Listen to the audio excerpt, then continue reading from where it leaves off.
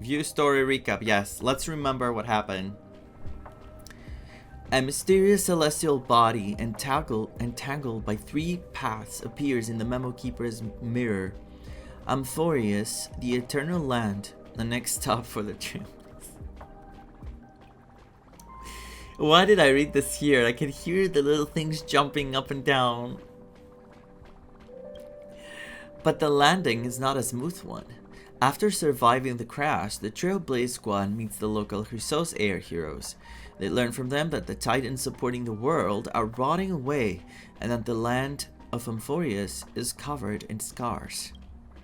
In Okhema, the final holy city, the 2 members of the squad undergo great trials and gain the trust of Aglaia, leader of the Chrysos heirs. Facing a threat from beyond the fog, everyone decides to band together to defeat the Strife titan Nikador.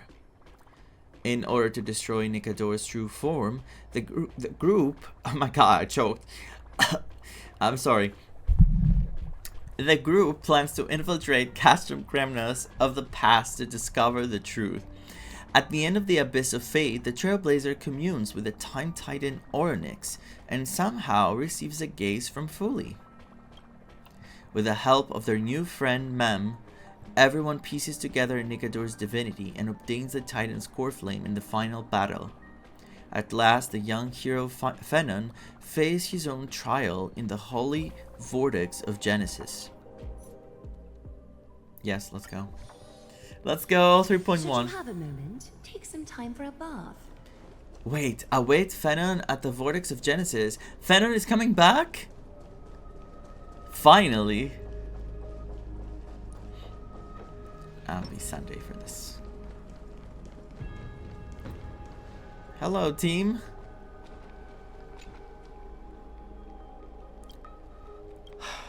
Aglaia, with all due respect, this trial is taking far too long.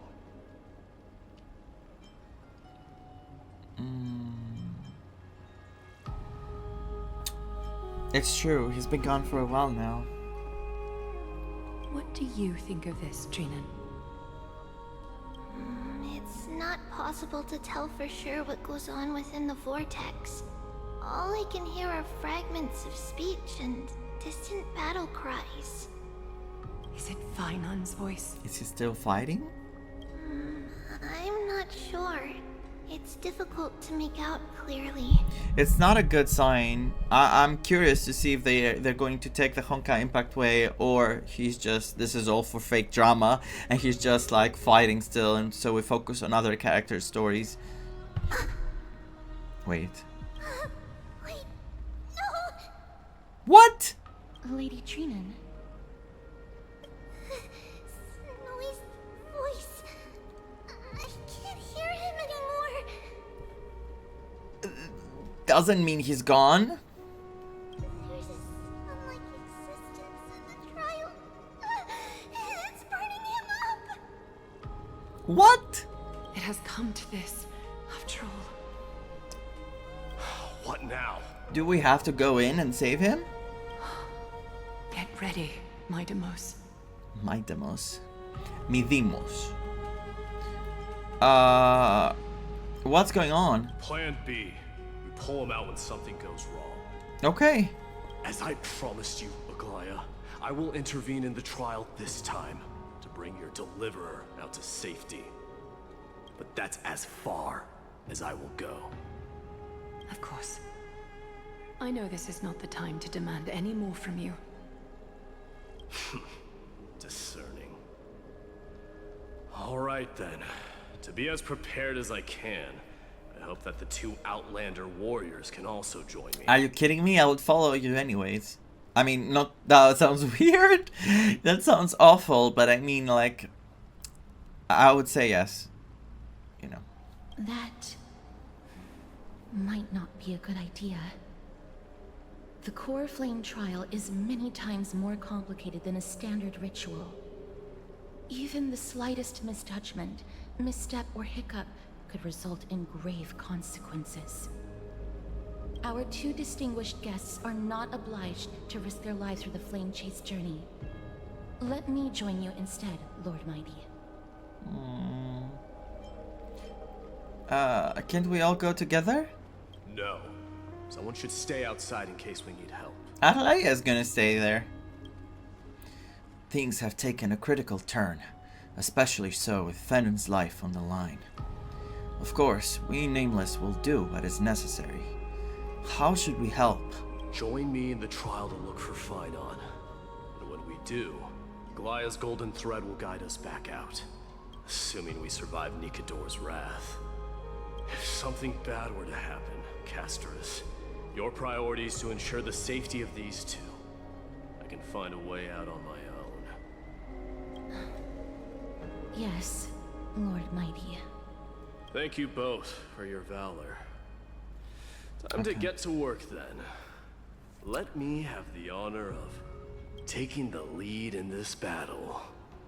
You can take the lead, yeah.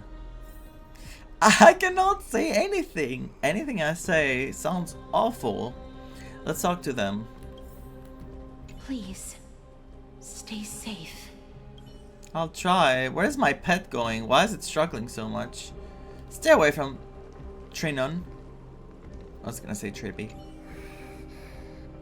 We can't get rid of all the noise. Voice acting is so good. Let's also make our way to the front of the Spirit Bastion when you're ready. Yeah, we will. May that warrior be safe from harm. When you are ready, I will preside over the ritual on Phainon's behalf. Oh my god, oh my god, oh my god, where are you? Where are you? Oh god, we're going. Team includes Mydeimos. I mean, Mydeimos. Mydeimos. Mydeimos.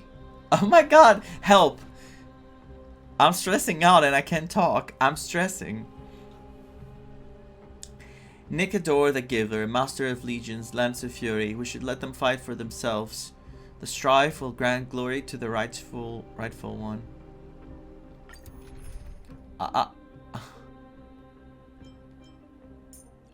Hello? Hello? Hi. Can I view him? No, I cannot view him. Of course I cannot view him. This is not the team to use for him. What team should I use for him though? I'm gonna do something like this. Let's try it. I mean, Jade works with everyone. She's fine. Let's go. Our reinforcements from beyond the sky. Warriors of high esteem. Please close your eyes and hold your breath. They once kept the fate of this world, and many other challengers safe from the devastating rage of strife. They now seek to venture deep into the trial of divinity, and prove their will to destroy our enemies, as foretold by the prophecy. When the hammer of strife strikes the anvil of the warrior, the heat and impact will leave behind scars, and between them, a demigod shall rise. The transition. Very well. Come forth then. Souls foreign to this realm, and warriors in the making. Follow me into the mist and flames, and come face to face with the greatest fear in the depths of a warrior's heart. And with thy strength, banish the darkness, and usher in sunlight. Let all lost souls find courage on a long journey back. I wonder if Mem or Siren or are going to pop up to help Phainon. I'm very curious about that. Because clearly they have a past, you know?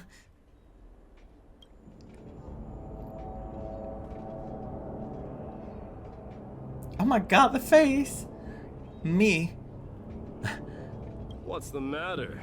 Surprised? What is that woman doing there? Is she begging for the gods to help? Where there's strife, there's carnage. It shouldn't come as a surprise to see such a sight in Nikador's trial. Let's go look for Phainon, please. Wait, where's that Hung? I don't see him around here. We should go first. Let's pray he stays safe. He's not with us. The greatest fear in the depths of a warrior's heart, huh? So, this is what he fears the most. What? Damn. There's no place for you in Amphoreus. A disaster for Akama. So much for the king of those outlanders. A disaster. This is this feels like it's his fear. You won't get away, Kremnoan vermin! Be on alert. Oh. The smell of rust is thick in the air. Are people fighting with each other here? Yes, they are. And here. Tell me your name, brute. Your demise shall be a tale I boast about at the feast table. My name is Perdiccas, and I am here to avenge my people. Perdiccas. Perdiki. There is a Greek word. Kremnoans and Akamans are at war? Perdiccas? Even the tragic cries of beasts at the slaughterhouse sound better than your name. Hello? Say whatever you like, despicable Akaman. Better to die in battle than return even in glory. May the Kremnoan spirit always watch over me. Jesus. Sorry. Foolish brute. I see you're eager to die. Very well then. I shall grant you just that.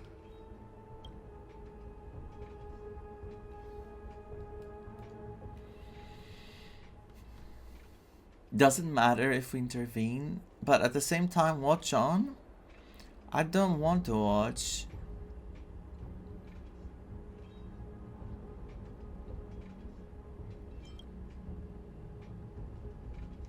You are... Oh. So the Alpha Brute has found his way here. Alpha Brute, my butt. It's a pity, though. You're too late. You will never stop the Holy City's army. Watch as I make this pathetic warrior of yours the first sacrifice. We didn't do anything. Mydeimos, my king, avenge me. My king. Is this? Your trial. You're next.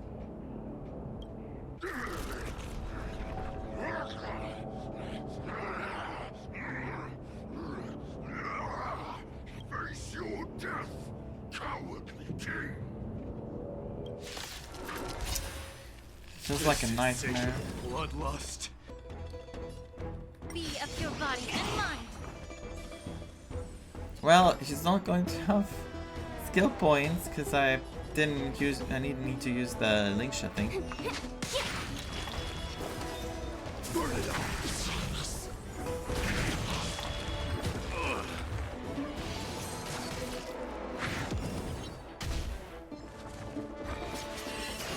Allow me to purge the root of the problem. Time to cleanse the filth. I'll go easy this time. Feeling spiffy? Can you find the answer?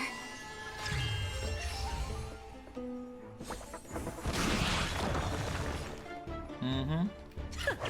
May The foul music is taste nice. quickly. Dun, dun, dun, dun, dun, dun, dun, dun. Be of your body and mind. Let's play for a while. Show me your courage. Forever Do it. Ah, no, I didn't see the follow-up. Absurd. I know this Akaman. Strife contorted an honorable warrior into this perverse and twisted being. And that horrible noise.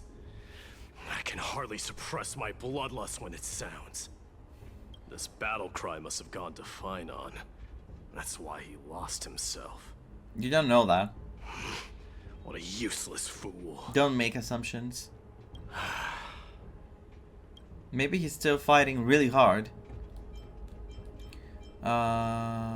Who is he? It's nothing. Let's go. Doesn't want to talk about it.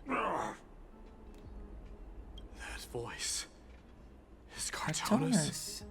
Well, it's not real. Not you too, Cartonis. Come on, it's not real. Don't let it mess you up.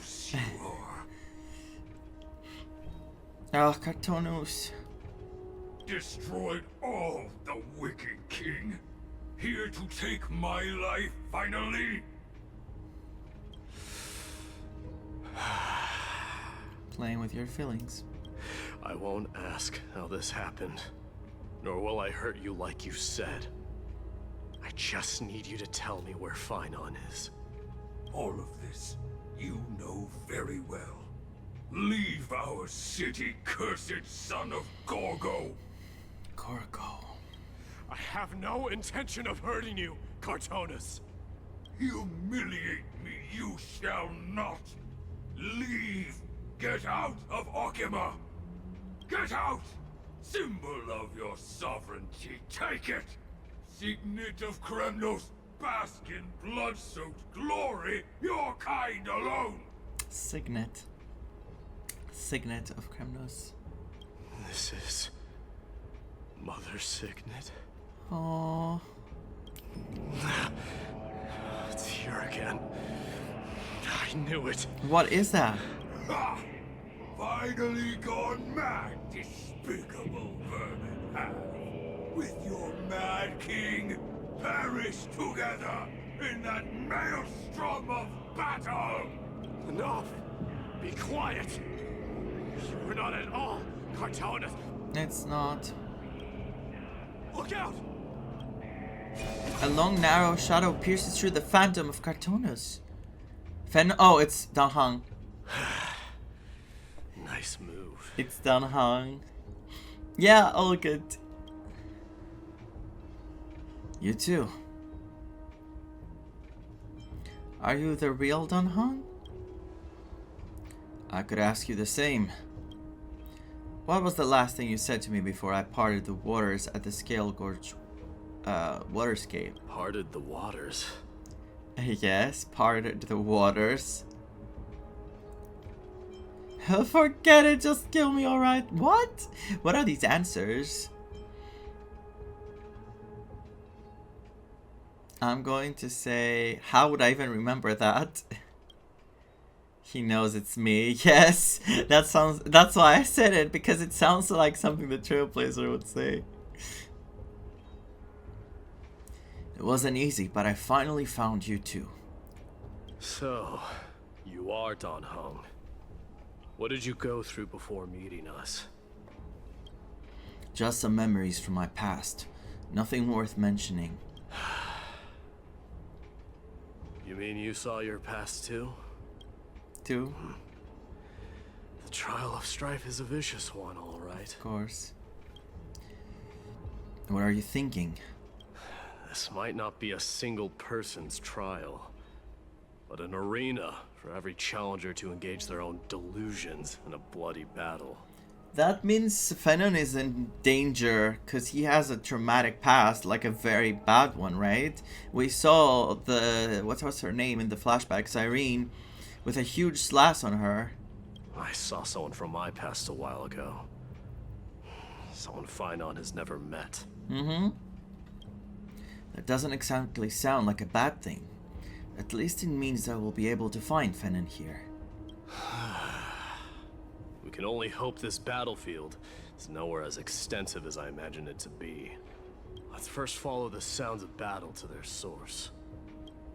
The battle cries seem to be getting a lot louder.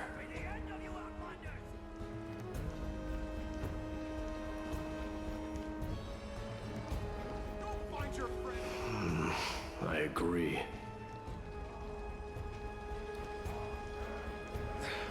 Cursed brutes. Just as I thought. This is where the battle came from. Jesus.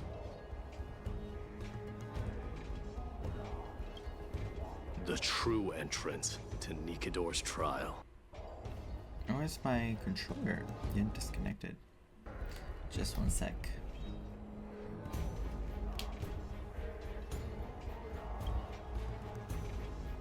This is the entrance? What's wrong with you two? It's Gnaos, an incarnation of Nikador. The one we had met with Kastariki.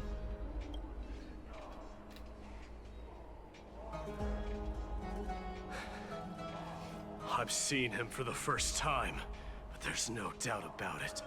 What I'm sensing can only be Strife's bloodlust. I mean, we saw him in the beginning of the trial, and I was about to say bad things about the NPCs all look the same. The one manipulating this battlefield is... It's Nikador themselves. Nikador themselves. Mydeimos, you are a king warrior indeed. You know me? The blasphemous prince. Of course I know you. And I happen to know that you're here for the soul of that white-haired warrior. Great. Let's cut to the chase then. Hand over that poor excuse for a sword master, so we can be done with this farce. He's trying to make Phainon look worse, like worthless, so that Nikador is not interested. No. Didn't work.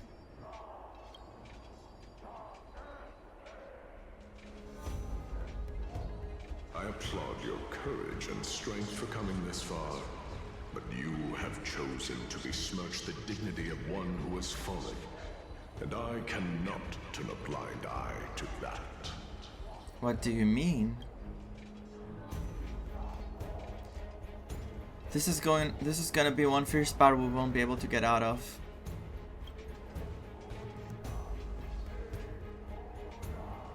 One who has fallen? Phainon felt the trial? He faced the greatest fear in the depths of his heart, and fought with exceptional valor, though he eventually succumbed to the brutal onslaughts. I have since brought him to the rear battleground, and granted him glory worthy of his courage, tenacity, and sacrifice. This is bad. This is really bad. What do you mean you granted him glory? What did you do? You wish to take him away? Sure. Pick up a spear and prove that your resolve can rival his. Of course. Cowards who hope to avoid bloodshed are better off disappearing from my sight this instant. Your opinions are of no interest to me, Mad King. Just let me take him down. Come on. If it's a fight you're looking for, then you will get one, Titan. I will put you to rest once more with my curse of immortality. Commendable. Your noble mother displayed the same spirit with a spear in her hands. Don't you dare speak of her. Why not? She challenged the former Krateros king to a duel, even knowing that it was a deadly trap, all to protect your... Really? Are you suggesting her efforts were for naught? She fought his father? For him? Her death was caused by you, the incarnation of Strife. How dare you talk about her past? Enough of this nonsense. You should be wielding your weapon at the god of Strife. Battle me and put a swift end to this! Let's go. Oh gosh. Your hatred is as clear as day, Mydeimos. My words must have stung you deeply. But thanks to them, I have also come to realize. This is why you killed your father for the throne, only to let your refusing to let the glory of Krateros live on. He took his father down. Isn't that why his father tried to kill him in the first place, to avoid that? And then he didn't want to keep this tradition going. Of course he did not. This is why you slew the Strife Titan, only to reject the core flame, letting Strife continue instead.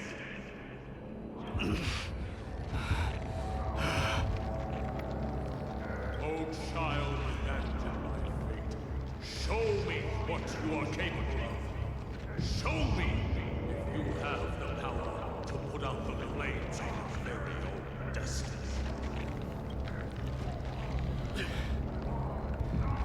I will rip your chest apart, Wow. Titan. The same way I ripped apart Wow. the former king. I see you wish to repeat this. Come at me then.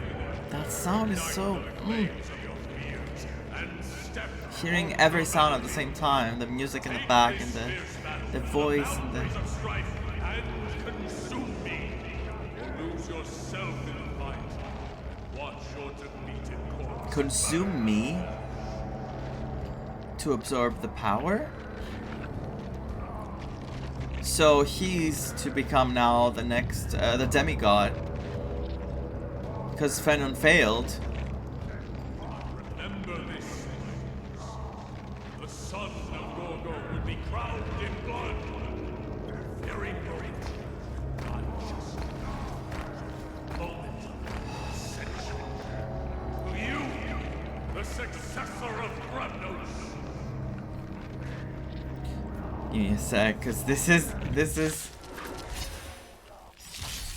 is crazy. Knew he was no match, yet he chose to fight till his very last breath. What about you, Mydeimos? Can your murderous intent... I like the angle, the camera.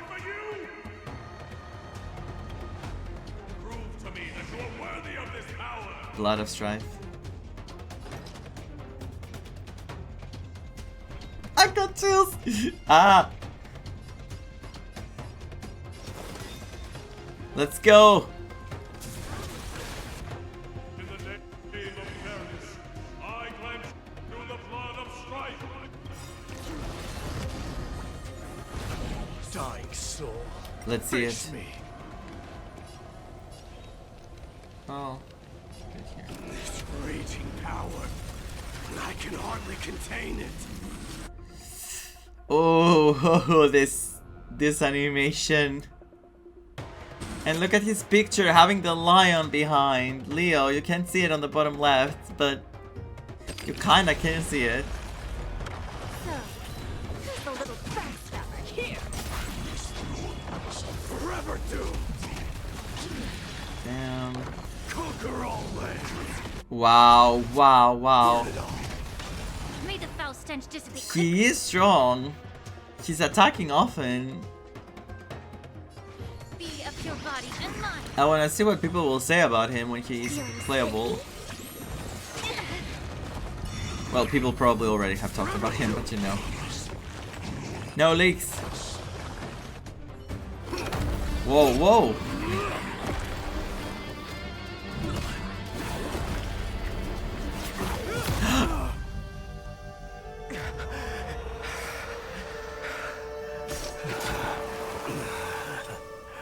Found you. Oh no, he's lost it. He's lost it. Sometime later.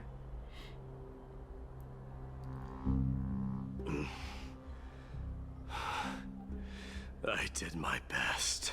Thank God it was Mydeimos that he pierced with a sword. Cause if it was someone else, bye. The core flame trial is indeed no place for the weak. I just hope that Phainon gets through this. There's no need to worry. His soul is in a stable condition. Really? With ample rest for both body and mind, he'll be up and about in no time. That's it? Really? Didn't you see his face? Well, you didn't, but we did. The greatest fear in the depths of his heart. Lord Phainon must have been forced to relive his past during the trial, and revisit his homeland that had fallen to the Black Tide. In all likelihood. It's only normal to be unable to overcome your inner demons. Is the Black Tide really that scary? I think Neos mentioned it before. That is correct. He was willing to entrust the core flame to the Krateros, because he was also pinning his hopes on us to succeed him in shouldering the responsibility of resisting the Black Tide. So Phainon just failed. Could you tell us more about this Black Tide? It is one of the culprits that drives the people of Amphoreus to madness. It was during the Era Bellica that this unspeakable thing first appeared, like a plague, alongside the 3 titans of calamity. Death, strife, and trickery. Nobody knows where it came from or Is it the how Stellaron it came again? to be.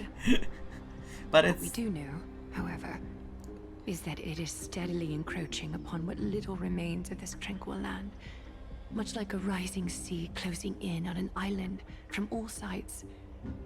It is for this very reason that it became known as the Black Tide.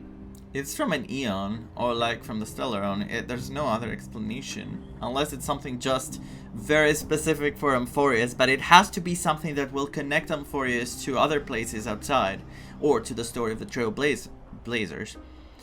It can't be like some very, very, very specific, unique thing that's only about Amphoreus, unless it's super important to Phainon and Cyrene, which is the case, because we've seen that something really awful happened in the past, so they might connect it to that instead. Those who succumb to it lose their reason and humanity, becoming vicious, mindless monsters. Mortals are not the only ones susceptible to its influence. We know. Even gods and titans cannot escape from it. It is known. According to Nias, Nikador, though one of the embodiments of calamity, also bears the responsibility of fending off the Black Tide. Yeah, we saw it. That went well. Perhaps that is also why Lord Phainon threw himself into the trial of Strife so readily. But now, we must look for alternative means of igniting the flames of strife. So, Aglaya, what should we do now? Pray, Mydeimos, pray. You know very well the decision doesn't lie with me.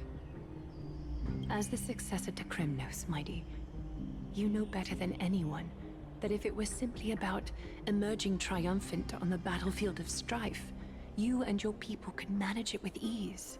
But ultimately, the heavy burden of divinity can only be borne by one.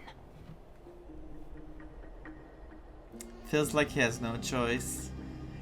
He's being forced into another situation. He always had a predetermined fate as the future king, but he denied it and he really got hurt for that. And now again he's forced into another decision, which is to become the demigod. It is foolhardiness and indecision, not the unclaimed seed of divinity, that pushes this world into the deathly fog.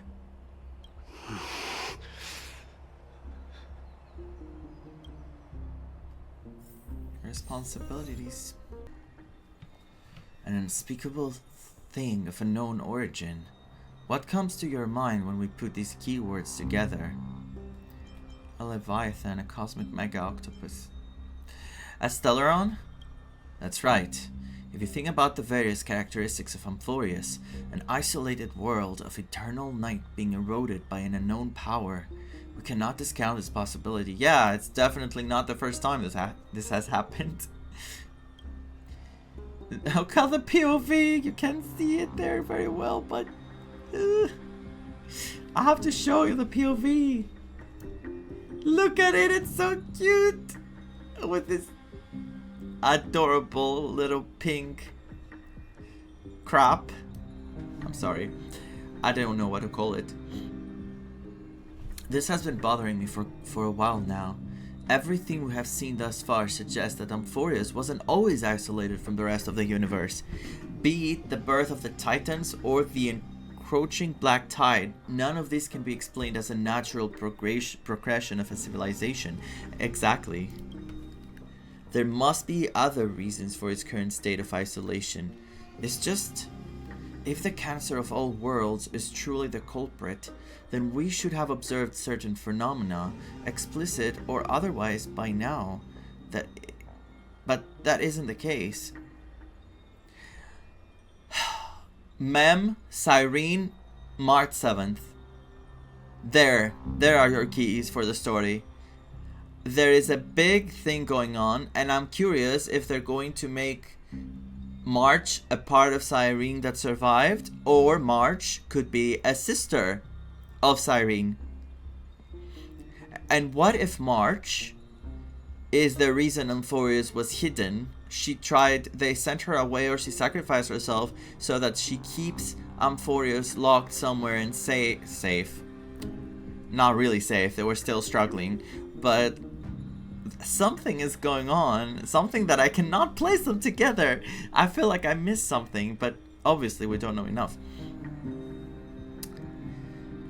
We should have observed other phenomena, like the voice of the Stellaron. That's what I was thinking too. From past experience, the Stellaron within you should be able to resonate with other Stellarons, but we haven't encountered anything like that here. Cyrene is talking to us, and only us. Well, not really only us. But I'm sorry, I keep saying Cyrene, but I mean Mem. It's just that in my head, Mem is Cyrene. There's no percentage, like, that it's not. No possibility. There are several other unanswered questions too. My gut feeling is that things here are not as simple as they seem. Furthermore, what happened in Penacony also proved that the appearance of a world may not necessarily be due to the influence of just one path. No sweat, the Trailblaze can tackle even 10 paths. It could be an all-star cast. Who knows, maybe Akivil is behind it all. I want to say that. You never know. Not even the history fictionologist would dare to spin a tale like that. You can never know where Akivili has been and what story he has left behind. For now, let's just take things as they come. The Black Tide could be a good starting point. Since Nikador has fallen, those who were suppressed by them will no doubt begin to counterattack now. It seems our trailblazing expedition is growing in significance. Let's go. Mydeimos POV, at the same time on the other side of Memorial Palace. Don't worry, Dee. This isn't the first time he's been like this. A long time ago? I'm not worrying about him. I knew he would say that, but that's not true. He worries about him too. Oh, alright. You're a little quiet though. I'm sorry. That was rude of me. What I meant was, I know that man can pull through for sure. It's alright. Being straightforward suits you better. Cute baby. Actually, Dee, there's something we're curious about. What did you see in Nikador's trial? Something that terrifies me. Isn't that ironic? There shouldn't even be a word for fear in the Kremnoan language. Please, don't call human emotions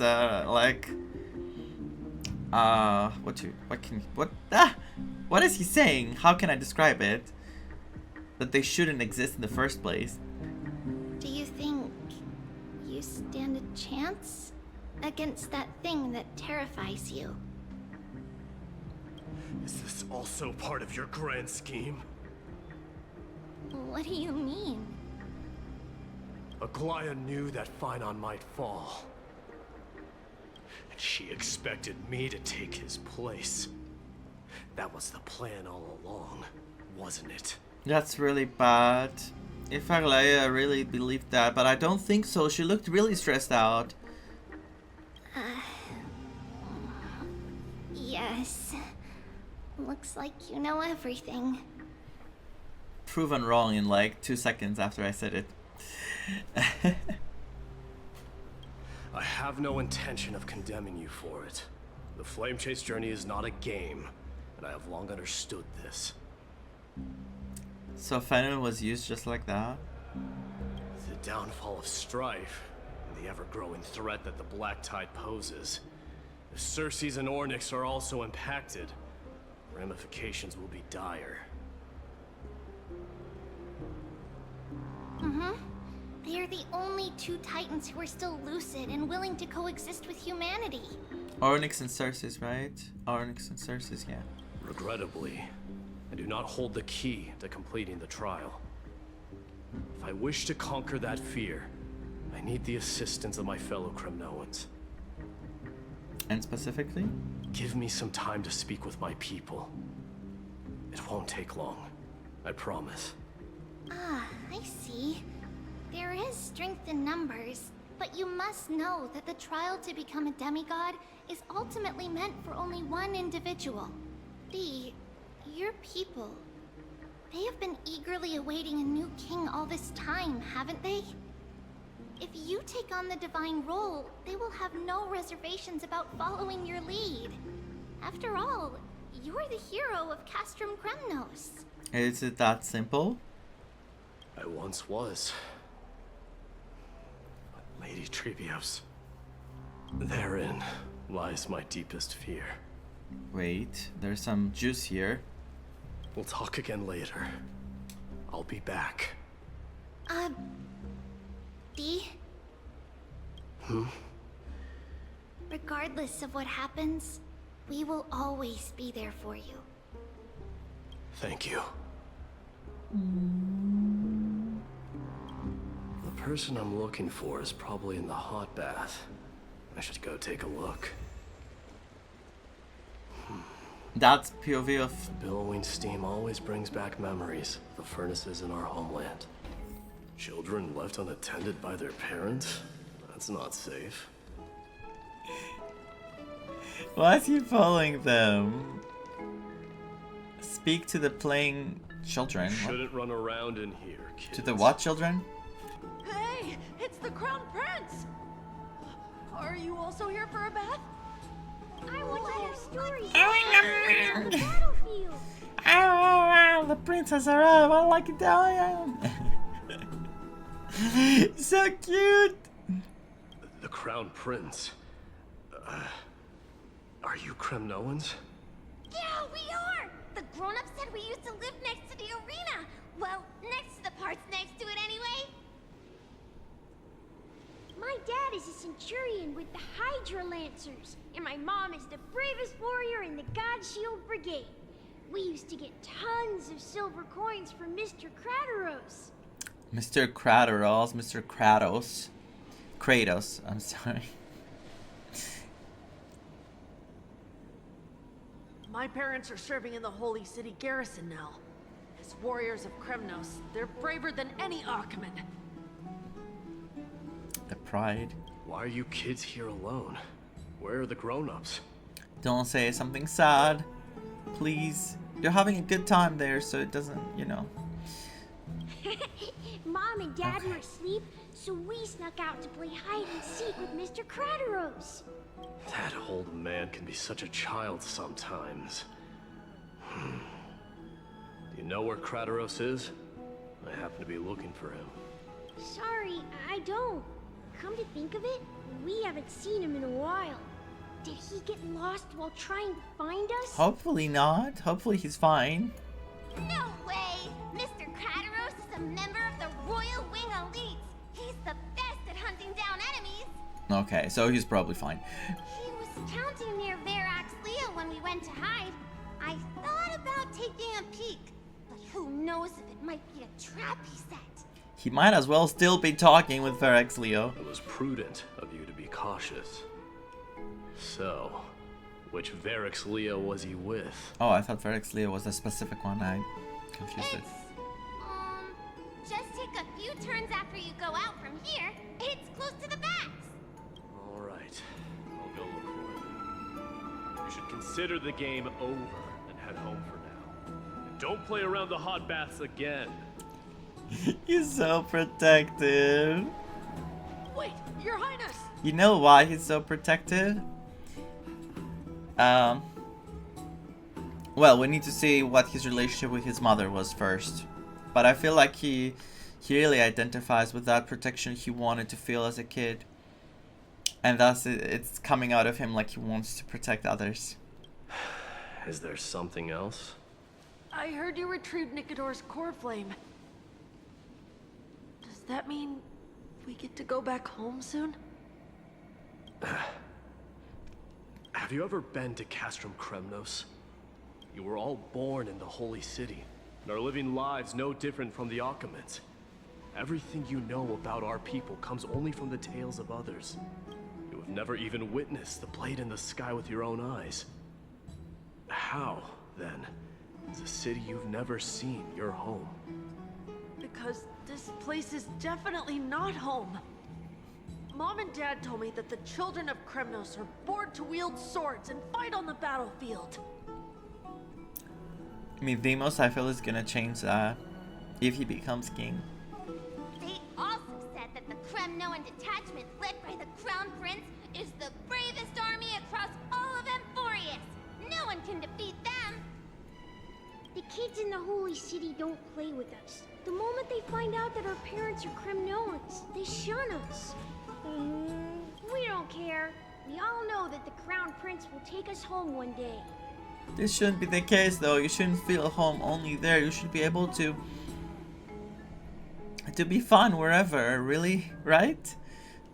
That time has not yet arrived. But, young men of Kremnos, heed my command. Return to your parents at once. From here on, you are to dedicate yourselves to rigorous training and a healthy diet. Never mind. You must not neglect these two aspects if you are to become a brave warrior of Kremnos. Today is not a good day for me to make assumptions of things in the story. Only by following this path can you be deemed worthy of returning home. Yes, Your Highness! The future of Kremnos. I should find Krateros. I'm sure he's around. Oh, there he is. He looks different than the others. There he is. Is he engaged in a debate with that foolish lion? Yes. It was obvious after they mentioned that. Rat! Oh, it's the Crown Prince of Castrum Kremnos. Get a grip. We're here by order of the Council of Elders. Even the Krateros heirs have to think twice before doing anything to us. Doing what? Out of my way, lackeys of the Council. Okay, he does sound kind of threatening. The Civil Guard of Akama is on official duty. Please keep out of this area. Calm down, my lord. Play nice. Don't make me repeat myself. I'll allow you to pass this time. But just this once. So terrified of him. So, you think yourself knowledgeable? Then here is a question for you. Do you know how Chrysius Leo in Castrum Kremnos came to be mounted on the wall? I don't know, my lord. How did it come to be? Let me enlighten you. A long time ago, the founder of Castrum Kremnos led a group of warriors to hunt down a lion on the outskirts of the city of Tritos. Tritos? Tritos in Greek means third. For example, what placement did you get in a tournament or a contest? Tritos, which means third. That vicious beast had been a menace for years, and the bones in its den were stacked even higher than the peaks around Akama. But do you know what happened? Nary a moment had passed after the beast's head peeked out of its den, when the Kremnoan warriors surged forward. What kind of beast? I'm curious. Within the blink of an eye, shattering its knees with a single strike. And then, why are you red-faced already? We haven't even gotten to the best part yet. Krateros is having fun there. It's your storytelling, my lord. You're weaving such a captivating tale that it got my blood pumping. Please, go on. Well, if it isn't Lord Mighty. It's been a while. Oh, what in Akama is happening? Now you realized? To what do I owe the pleasure, son of Gorgo? Look at the smile. Look at his smile. Krateros. My esteemed teacher. That's why the smile. Let's talk somewhere else, Mydeimos. Oh my, the eye. I'm tired of speaking with this silly lion. What about the council's informants? Those two hyenas are nothing but scavengers of rotten meat. They couldn't bite even if they tried. Damn. They are being exceptionally honest. And also, do you see my Candace, Krateros? They can follow us if they want to. Let's go. Oh wait, it's not different colors. He has a marking, like a what do you call it? A wound. A scar. Wait, so how in the world did Chrysius Leo get mounted on the wall? You'll find out in the next episode. Keep up with us, you hyena. Oh, sorry. I meant officers. Hey, old man, how dare you? Keep up with us, Calm down. plebs. Calm down. I mean, esteemed officers.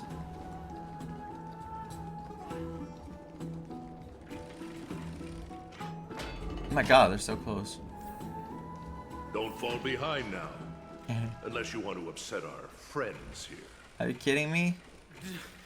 Don't you dare try any tricks with us. They were all walking next to each other, We're running. almost there. Oh, they followed me specifically. Why have you stopped? This is a nice spot for a private chat. What is this music? Why? Shall we, sir? Yes, take them out. Let's do it. Do what? What are you up to? Someone help me! What? Wait, there's more to that. Some privacy at last. This... what? So, tell me, why have you come to seek this old man's counsel? They really just solve things with violence, don't they? I came to discuss the future of the Kremnoans. Interesting. I heard the core flame of the Lance of Fury has been restored, though not by your hand. And you're even considering giving up Nikador's divine power. Is this true?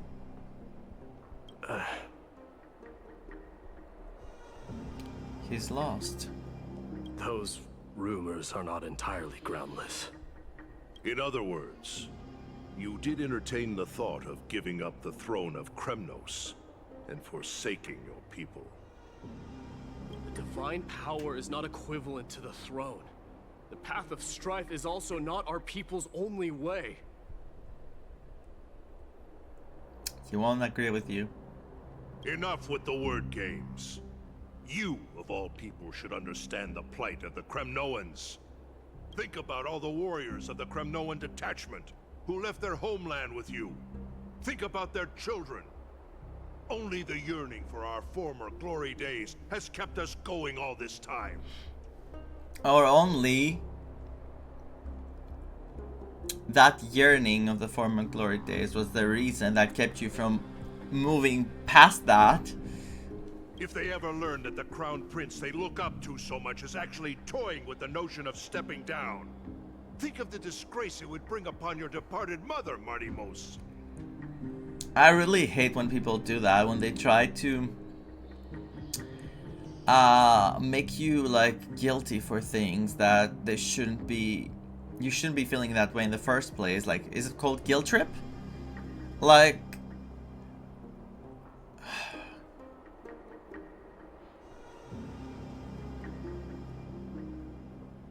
I don't know how to talk about it without cursing, so I'm just going to watch for now.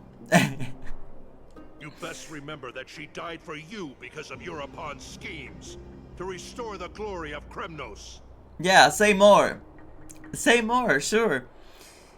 Mydeimos doesn't know that. He doesn't know that. He doesn't have, like, guilt already. He hasn't felt bad for it. He hasn't been through endless pain and suffering. No. He doesn't have empathy at all. He literally chased after 3 children because he was worried that they were alone without supervision next to the baths. And then you tell him, think of your dead mother who died for you. Stuck up loser. Since you've brought that up, tell me, who is responsible for my father's death? Who is it? Are you trying to shame me, Mydeimos? I may be old, but I haven't become so decrepit that I've Then forgotten shut up. it all. Of course I remember that Europon died when the Kremnoan detachment surrounded him. You drove the spear into his chest with your very own hand. And he said he ripped the heart out, which we don't know if it's 100% true, but... That was merely the final outcome. Do you still not see it? What led my parents and our people to their downfall is none other than the strife we speak of. The quest for glory. The tenet of valorous death before glorious return. I'm with Mighty all the way. This is the creed of every Kremnoan, no matter whether these beliefs are justified or not. Don't be ridiculous. No, I'm very The only thing that could slay a king is a spear. Even an infant knows that much. I swore to your How does that... what? that I would guard your crown with my life. I never foresaw that the son of Gorgo himself would be the first to turn his back on the Kremnoan spirit. Mydeimos, take the crown so that he does what he said and then give it away. I'm so angry. I'm fuming. By people like Krateros, I'm fuming. Always about tradition, always about the past. What we did back then, those are values. That's what we are known for. Move ahead. Just because something was happening in the past doesn't mean that was the right thing to happen. And also, things change. People move ahead. These are different times. You can't always be stuck up to your sorry butts. Gorgo. Your mother bore that name. The name of the great founder of Castrum Kremnos. And she upheld that name with honor. If you choose to turn your back on her legacy, like a wretched deserter, do not fault me for withholding my loyalty, Mydeimos. Where is your loyalty in? Because I feel like this is more about your sorry butt than the actual Castrum Kremnos and Mydeimos. I came to discuss the future of our people with you. But it appears this is not the right time yet. I don't think it will ever be the right time. I think you should do what you need to do. What you feel in your heart is the right thing to do. Because that's what kings do. Sometimes they have to take responsibility and do what they think is right. And I know this can be a double-edged sword. I know. But responsibilities are important, and you can't always try to find the answer or discuss it with someone else. Sometimes you just have to do what feels right. And this person is not helping anyways. Go, mighty. Yeah. Yeah. That's what those Chrysos heirs call you, isn't it? Go down the path you have deemed correct.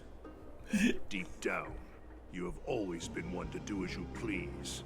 And I am well aware that no one can deter you once you've made up your mind. Yeah, exactly. Always doing what he pleases. Fudge off. But don't you ever dream of renouncing the traditions of Kremnos. We may reside in Akama now, but we remain eternally bound to strife by blood. Bloodlines no longer hold any significance in this era of destruction. My young lord. Yeah, my young lord. Always bear this in mind. Never reveal your vulnerabilities to anyone. A lion should never dwell amidst its prey.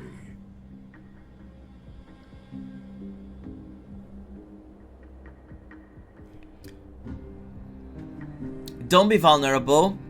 Don't confide your emotions to anyone, because you will be in danger. You will be prey. You will not. This is not good for you to be emotional and sensitive and show what you feel. It's not a good thing. This is dangerous for you. This is bad for you. It's all the wrong things. All the wrong things this person could say to Mydeimos, he said them. He's making everything so much more confusing and difficult for Mydeimos, and it's infuriating like crazy. Not the right person to talk to.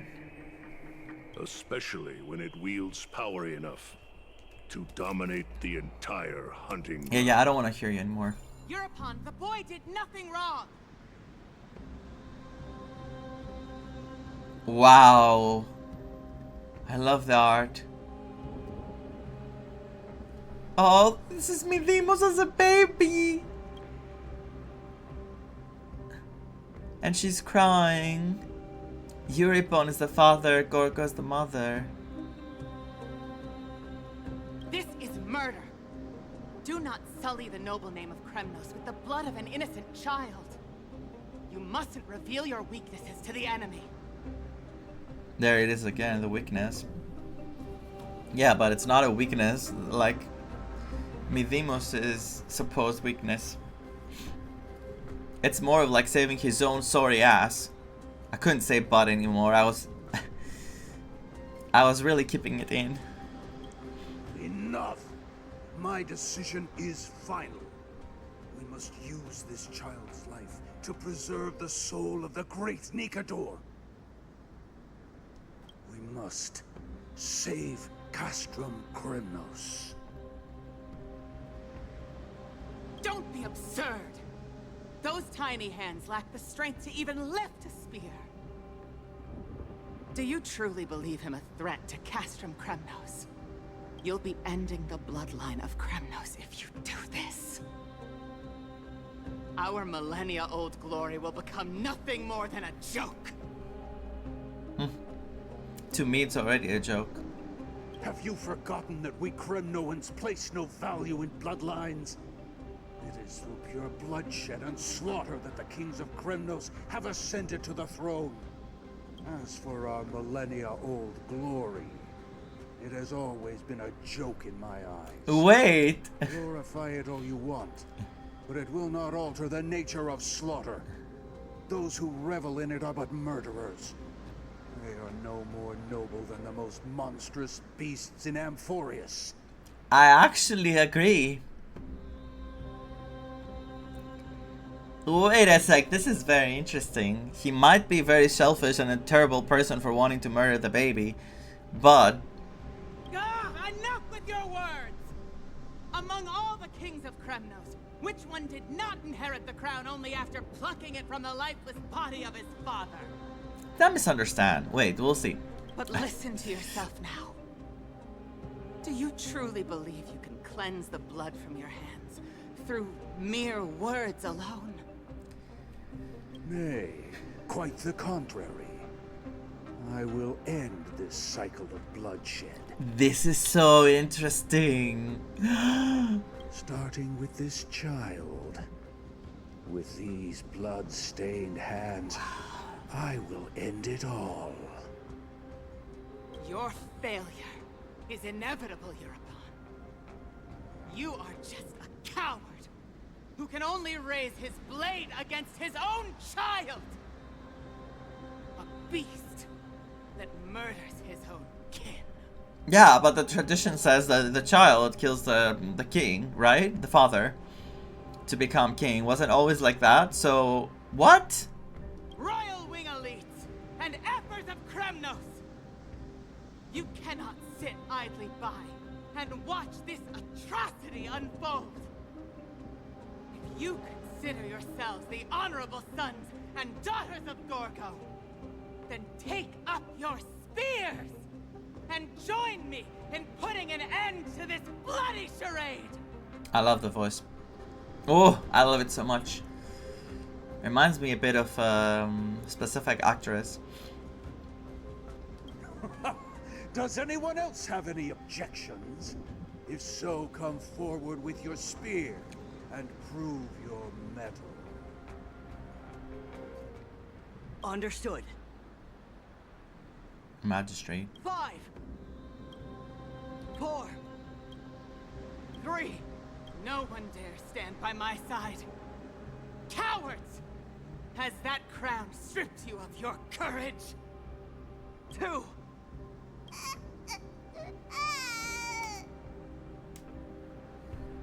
1.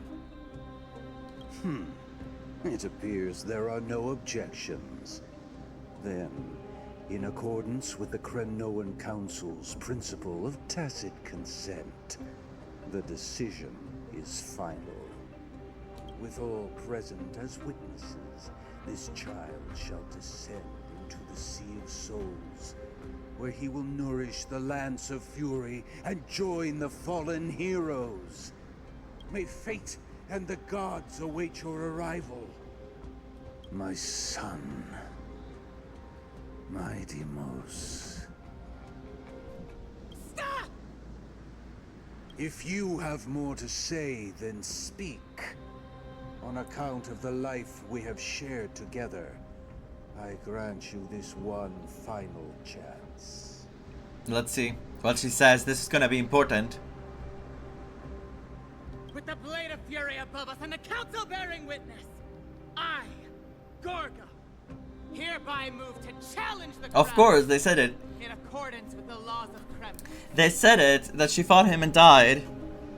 O unworthy king, in the name of the Council of Elders, I demand that you duel me!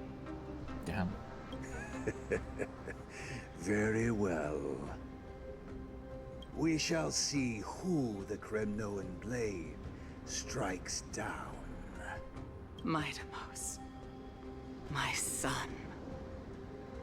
They all tell me to forget. But how could I ever? The son of Gorgo will be crowned in blood. If there is no Kremnos without the crown, then I shall seize the crown and smash it to pieces to bring the people to their senses. Mother ordering her. Wow. The armies remained in silence. Only the cries and the waves of the Sea of Souls echoed. Damn! Wow! The voice acting did everything. That was really strong. A very strong scene without any NPCs showing or like models or like just a static image. And I felt like I was there. I was literally just looking at this happening in front of my eyes. I feel like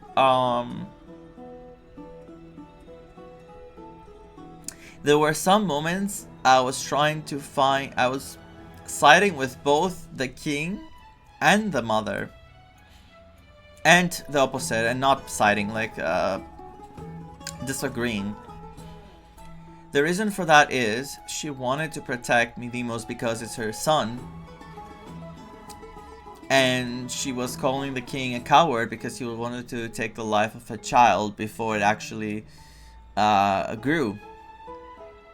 she was saying, this is a child, it can't hurt you, why are you saying this? And literally, what was happening was always like the child was killing the parent so that they become the next king. Unless, of course, I misunderstood anything, feel free to let me know whenever you watch this. But the father was like using the... I think he was being honest that the traditions were all like just pointless, and people that were so eager to uphold them actually enjoyed the blood and murder. Like they were actually, you know, they wanted it to happen, and that they were perfected or something. I don't know how he described them, but at the end of the day, he still was scared for himself. He wanted to save his own life to avoid the future bloodshed, but maybe he also wanted to avoid connection with Mydeimos. He didn't want to see Mydeimos grow up and love him and then struggle to end his life. He wanted to end everything before it actually happened, so maybe the cycle ended with him, which is a really brutal thing to do, but at the same time it could be just a sacrifice for the greater good, even though he didn't seem like that from the voice acting at least. But you can never know. Well, we're probably going to know from the story. And then the mother just, she wanted to protect her child, even though she used the traditions as an excuse. She did talk about how everything was as forever, like in the past. She was trying to use that as something to stop what was going to happen to Mydeimos. And then she sacrificed herself. She fought. It's a very complicated situation. I feel like everything was doomed to go this way unless Mydeimos was the king. I feel like Mydeimos is the one who's going to make the difference. And for that to happen, maybe Mydeimos has to be the king and then change everything, and also maybe not have an offspring. Just don't have a child, Mydeimos. Don't have a child. Change everything about the rules and the laws and everything, the traditions. It's not going to be easy, but it has to start with someone. And if you truly love your people, you have to make sacrifices. You have to do what you can, and it won't be easy, that's for sure. But he can prove his worth. I feel like if they keep going with if every patch is continuing the story of the characters in a way that everyone is having their own arc with their personal issues, because maybe Mydeimos' story specifically will conclude here, but he will keep fighting for Amphoreus. If his story regarding being the king or not concludes in this patch, he has to prove his worth. He has to prove why he deserves all that. And him becoming a demigod and showing people that they can coexist with the Okema people, and they don't have to be all about bloodlust and fighting. I think he can achieve that. I truly believe in him. And the fact with the children was there to show us what Mydeimos has in his heart, how he thinks, and his empathy and his sensitivity. I love him. I love him. I hope he proves to be like no, actually I just hope he has a good outcome with his story. We'll see. Let's continue. Now we go back to our own POV. Ever since the battle with Nikador, Strife Titan, you haven't slept so soundly in ages. Even if death itself came to rouse you, you'd proudly retort, "Why does life slumber? Because the bed is warm."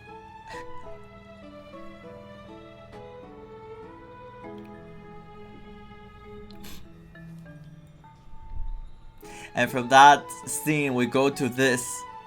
This is the transition. Yet a chill from the river of souls, wafted by a sensation hauntingly familiar.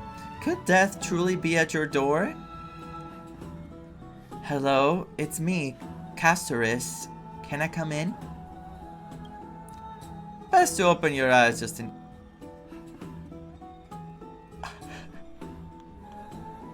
Mister, you're awake.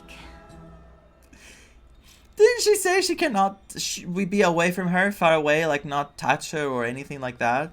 And she's literally standing above us like... Are you ready for the river of souls? Or for the... I don't know what? Castoris! Castoriki. Why does life slumber? That's a complicated question. I'm not sure I can answer that. That's nice. Okay, that's funny. I apologize for arriving uninvited. I saw that you were still asleep, so I took the liberty of waiting nearby. I bring a message from Lady Aglaya. She has prepared a gift for you and Dan Hong, and wishes to present it to you in person. It's getting harder and harder for me to trust Aglaya. I know she does everything for yes, okay, for Amphoreus. But a gift now, it feels... Unless she truly means it, you know. A gift? Gimme, gimme! I'm glad you're in good spirits. Alright, let's set off. Let's be all cute and funny. Because Castoris enjoys that. Castorikia will be saying. Nameless recollection, the Crown Prince of Kremnos revealed the past in the trial of Apotheosis. Apotheosis? The past gained through your travels. Head to the book and write it down. What does that mean, though?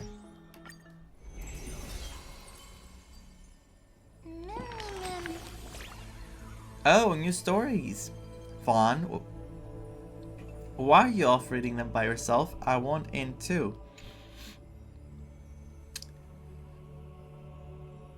Just so I can spoil it for you? No way, I'll bonk you on the head with my pink wand. Our new March is here. We treat Mem the same way we treat March. You can see the connections. Having witnessed the Kremnos Crown Prince's past, now drop in the strand of nameless recollection. So there's more story for Mydeimos.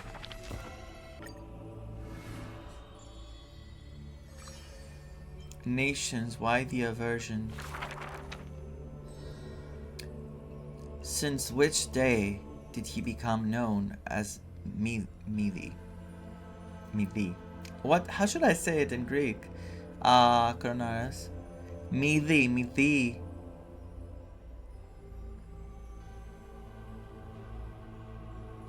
Midi, right? Mydeimos.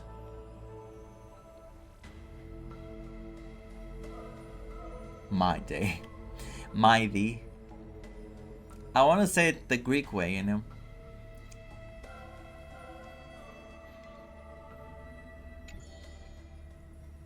His strength rivals all lands, but the man pays it no heed. For only the authority of a king can end another king, and only strife can end strife. I'll use my Greek accent, okay? The torrent of conquest crosses the barrens, yet with homeland's blood it is destined to be stained. None dare to shake his hand in greeting, for his hands burn as the blazing sun, soaked in the might of the flames. What a mighty feat it is, in the aftermath of defeat, the man digs graves for the deceased soldiers, burying thousands with his own hands. Really now? He did that? In that fight, he crushed all invading blades with his fists. A body immortal may never fall, but tears of pain his heart still flow. His years of drifting made him detest water's waves. Whose voice was that? They say that that is the reason he's so unwilling to weep. But in Idonia's blizzards he once did cry, a tear shed among the storm and frost that bloomed into a lily stained with blood. Like his undying body, the flower never wilts. In time, the entire world will turn to us. This haughty, this haughty man shall be the one to leave behind the world's final beauty, though none are willing to believe.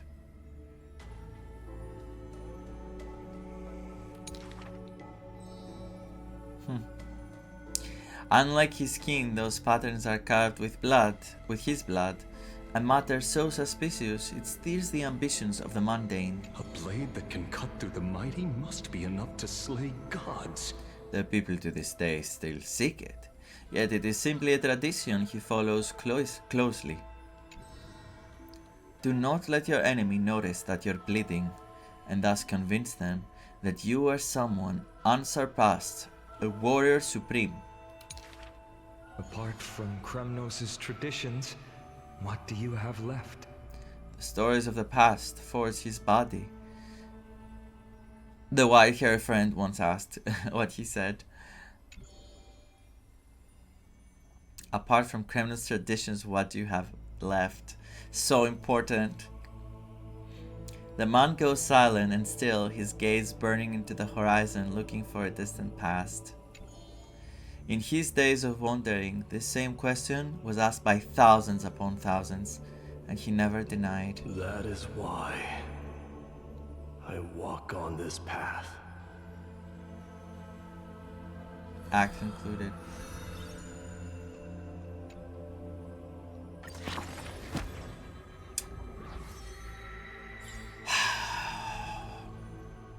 It has 1, 2, 3, 4, 5 different acts. This was the second act.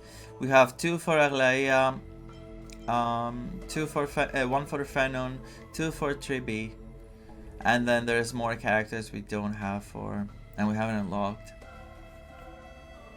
Very, very, very, very good and interesting, those chapters. It gives us an insight in a very nice way. I mean, we can tell he's really struggling to make the same choices that others did before him. It's not what he wants. He knows it's not the right way to move ahead and build good relationships with people as well and develop everything. And it's very tough times. Like Amphoreus is in a very bad place. It's nearly before destruction.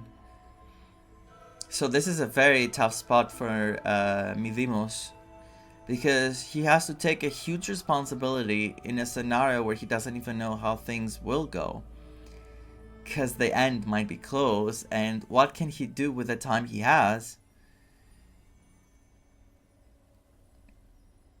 I think I really believe in him, and I believe that he needs to take control, not in that way, but he needs to be able to change, to make a change for his people.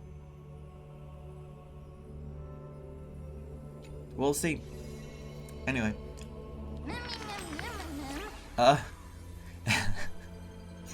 Did you know that Ohema is full of stories about Mydeimos? He's just bursting with tales. Are all princes like that? I'm really curious about the curse of immortality.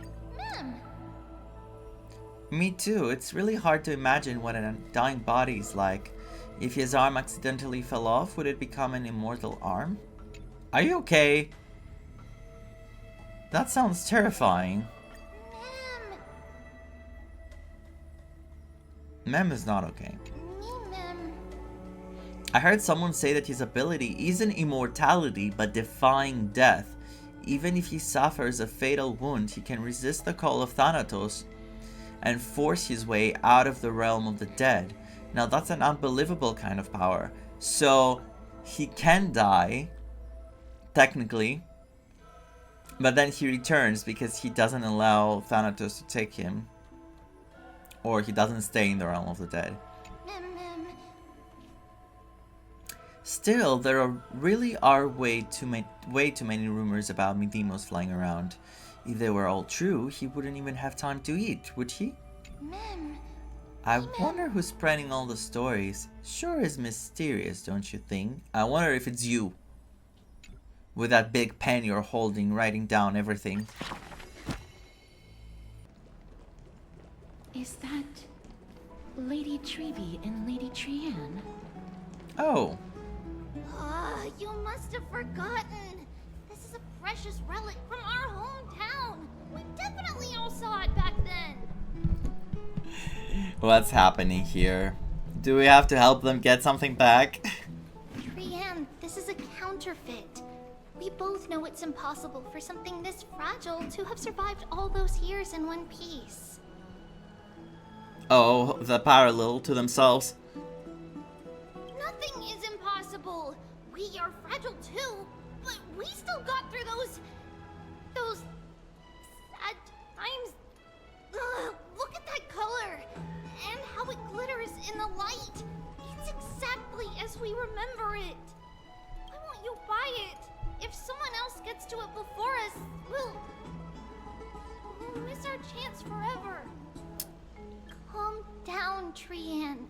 You need rest. Is this the seller? Is he trying to sell something to them? Please, there's no need to fret. If you need more time to make a decision, I can put this aside for you until tomorrow. So you started this. Until you're ready? No, it's alright. Trianne is just... She'll come to her senses tomorrow. We'll be off first. Trianne is just... what?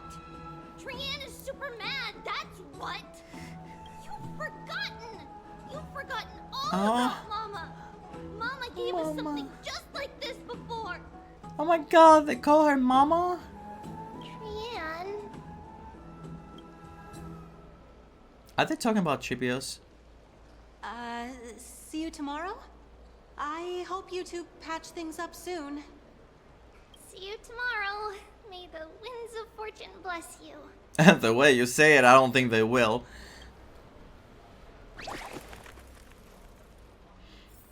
What's happening? It's so hard to understand what they're thinking sometimes. Really? Was it that hard? Because I understood what happened. I mean, I understood what was going on, at least. Excuse me, if you don't mind, could you tell me what Lady Treby and Lady Trianne were discussing just now? Oh, it's Miss Castoris. It's been a while. Well, honestly, I'm not quite sure myself. See, I have a little hobby of collecting handicrafts. Some time ago, I found this trinket being sold at the Marmorial Market, and bought it to use as decoration at my stall. When Lady Treby and Lady Trianne walked by earlier, Lady Trianne happened to catch sight of it, and promptly insisted that it was a precious memento from her hometown. But Lady Treby believed it to be a counterfeit. She said it couldn't possibly be from Yanisopolis. See, she got it. The likelihood of such fragile glassware surviving the Krateros War is simply too low. Okay. For some reason, Lady Trianne became awfully upset after hearing that. Because clearly she misses Yanisopolis and she thought it was actually from there, or she was trying to find something from there to hold on to. And she said Mama too, so she's in pain. I see. Madam, would you mind selling this trinket to me? Fine, Kastoriki, fine, I'll pull for you, fine. Fine, you convinced me. This was all I needed. Certainly, it's just... if it truly is a relic from Yanisopolis, it could be worth a small fortune. Miss Casterus, I'm running a business here after all, so... Touch her. Touch her, Kastoriki, touch her. I understand. I'm sorry. Feel free to name your price.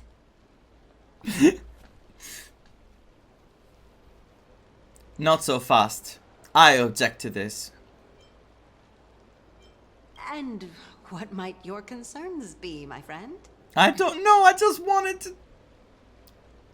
You know... to take part in this. You've got some nerve trying to rip off a Chrysos heir. I don't want to make it about the Chrysos heir though, it's about people in general. Don't rip them off. Trippy already called it a fake, are you trying to pull a fast one on us?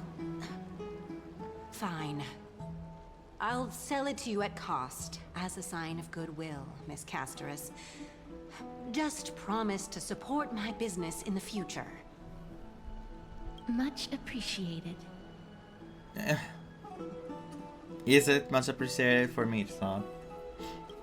Thanks for helping me out. I'm not one to venture out often, and while I have some savings, it takes a lot out of me to even talk to people, let alone haggle. Had you not been here, I would have been set back plenty. I love how it's like, we haven't seen much of her, so I still don't feel like a very strong connection. And then she just went and does this, and I'm like, take my everything. The authenticity of the piece isn't important.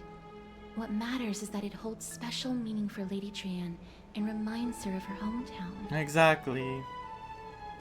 But it's still, I can understand Trippy as well. She doesn't want Trian to be stuck in the past and feel so bad. She wants her to move ahead. Oh, another parallel now to Mydeimos. I've long wished to show my gratitude for Lady Trian's care, but I haven't been able to come up with any ideas for a suitable gift. This chance encounter today feels like divine intervention. Perhaps this is the gift I've been searching for. Still, this trinket is admittedly rather fragile. I will have to make some adjustments and stitch it onto wool felt to protect it. That way, no matter how much Lady Trian runs around, it won't break easily. Alright, back to business after that little detour. I like that. Let's keep moving. Don't stray far now. We've already kept Lady Aglaya waiting long enough. And I can understand, probably Kastoriki needs to activate this aura around her. You know, the threatening, the Thanatos, the death, so that you feel that you can get affected by it. But she wasn't activating it when we woke up, so you know, we don't have to worry. Let's go. Oh my god. Ah! No! I'm not there! Hello? What did I do? Oh god. Ah!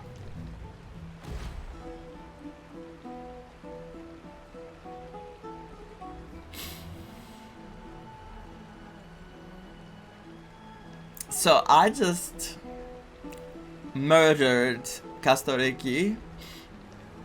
I thought the elevator was here, it was not even here. I'm so sorry.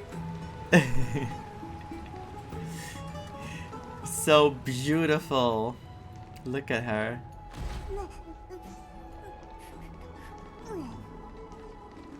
I hope she's a good character. No matter what she does, I hope she's strong. Okay. It seems your friend arrived before us. Of course he did. Look at the glowing behind them. It's like you're looking at a romantic scene. Wait, I have to find a good angle. Oh my god!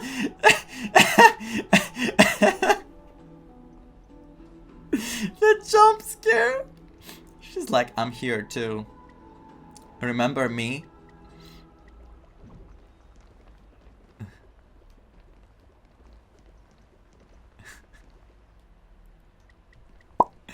Stop!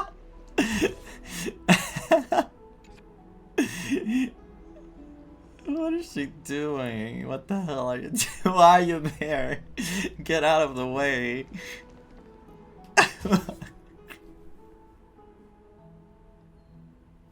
She really does not want me to take a picture of anyone else but her. I will take her picture, okay? I will. It's pretty. It's pretty. No. I can't. I'm panicking. You're finally here, Vaan. Welcome, Cass. And you as well, trailblazer from beyond the sky. The gift! Give me the gift! No, I'll say Dunhung. You're up so early, Dunhung. You would have been too, if you hadn't stayed up so late. What matters is that you got a good rest. For all that has happened, it was never our intention to drag you two into the battle against Nikador and jeopardize your safety. To express our gratitude for your kind trailblazing endeavors, we would like to present you with the highest honor of Akima. You are now flame chasers. Both of you. This is the dew of divine blood, brewed from crops nourished by the blood of the Titans. It is said that only 12 bottles existed. The last 3 bottles are now being kept in the treasure vault of Akima. Excuse me? Back in the days of prosperity, cities fortunate enough to acquire it regarded it as one of the greatest treasures ever. Unsealing it during a ceremony held in honor of 2 cities' diplomatic ties was the highest form of respect one could show the other. Thank you. And now, in keeping with tradition, Akima dedicates this drink to our esteemed guests from beyond the sky in appreciation of what you have done for us. Oh, that's very sweet. My hand is trembling under the weight of this gift. I'm not of drinking age yet. No, I'm not gonna say that. This precious gift isn't simply a token of gratitude, though, is it, Lady Aglaia? Very perceptive, Mr. Dunhung. Your heroic deeds have proven that you come in good faith. With the dew of divine blood as testament, we wish to forge an alliance with the Trailblazers. I mean, after everything we went through, it's, you know, with all due respect, won't forging an alliance with the Chrysos heirs embroil us in the conflicts within Okema? I'm sure you can understand where our misgivings come from, Lady Aglaia. Wow, my gift, my gift. Come on. Right, we need to think about this first. Having said that, Lady Aglaia, please don't misunderstand. We will still do what we can to assist you in the flame chase journey. It's just, I've heard of the friction between the Chrysos heirs and the Council of Okema. I think it's Okema, and I keep saying Okema. As outsiders, we are wary of getting caught up in this conflict. Wow! Gray and Danny have sharp eyes indeed. You'd make outstanding members of the Twilight Courtyard. Hello? No Is need it to worry, by trippy? the way. No. I can tell from Lady Aglaia's tone of voice and micro-expressions that she's being genuine. Iakini. Oh my god, she showed up out of nowhere.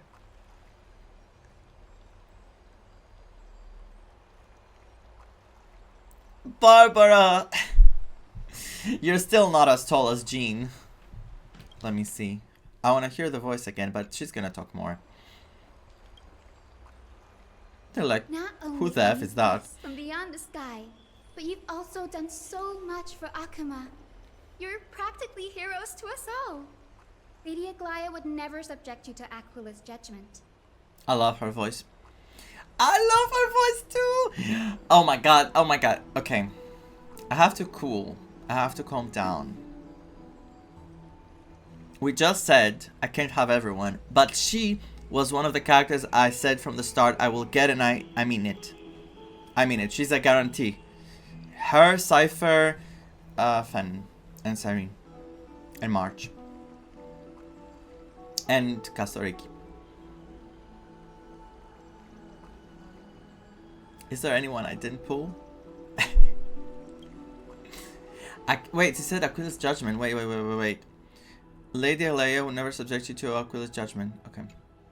You are? Hyacinth. Thank you for taking care of the wounded of the past few days. She's a healer here too.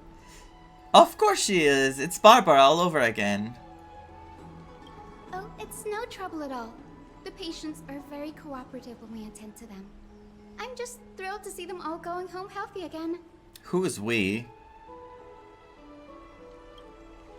Oh, it's Cassie. Oh, I've missed you.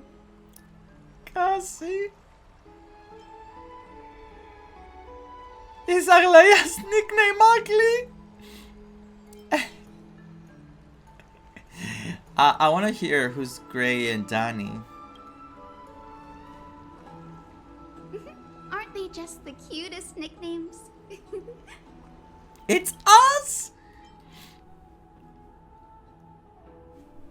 Are you kidding me? I didn't get that. Gray and Dan Hung. Oh my god. Oh no.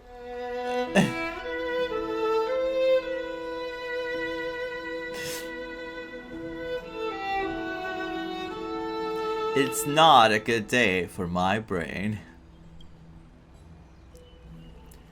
This girl, she's a natural at making friends. She reminds me of an old friend with pink hair. Old friend?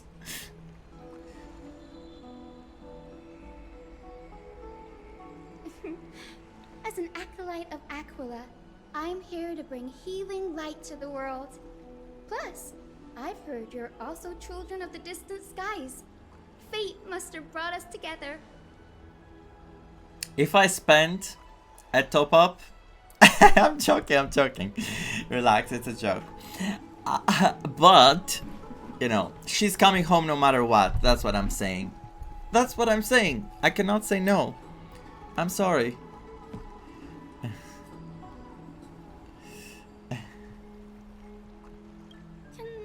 Can we be friends? I'd love to hear your tales of the sky. And oh, it's a rare occasion that Akama presents such an invaluable gift to guests. How could you? Lady Aglaya, may I have the honor of tasting it too? She's like, no, it's not worth for someone of your caliber. Get out of here now, child. Of course you may. Okay. Esteemed guests of Akama, please believe me when I say that this gift carries no hidden agendas. As for the matter of the Alliance, you need not give me an answer here and now. Oh, she's here to help Arlaya recruit us? Well, if you insist. No. No jokes now. Come on. I see. In that case, we will accept this gift from Akama. We welcome the chance to talk with you, Lady Hyacinth. Yakini. I will be saying the names in Greek. Okay. And you will have to hear them in Greek. Oh, yay! Then I'll get started on my questionnaire.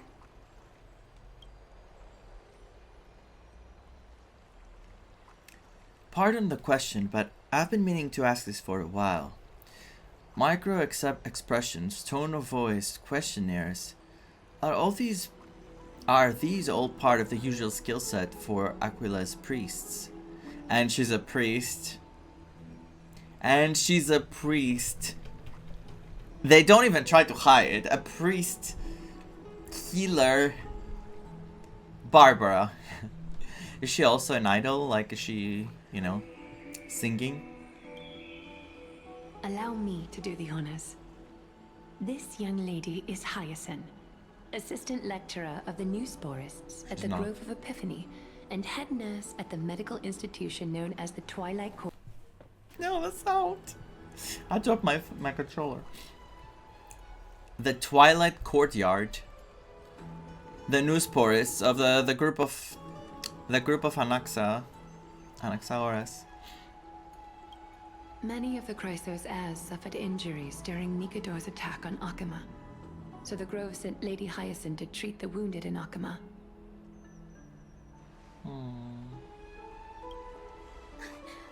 What I'm really good at is helping people sort out what ails their mind and spirit.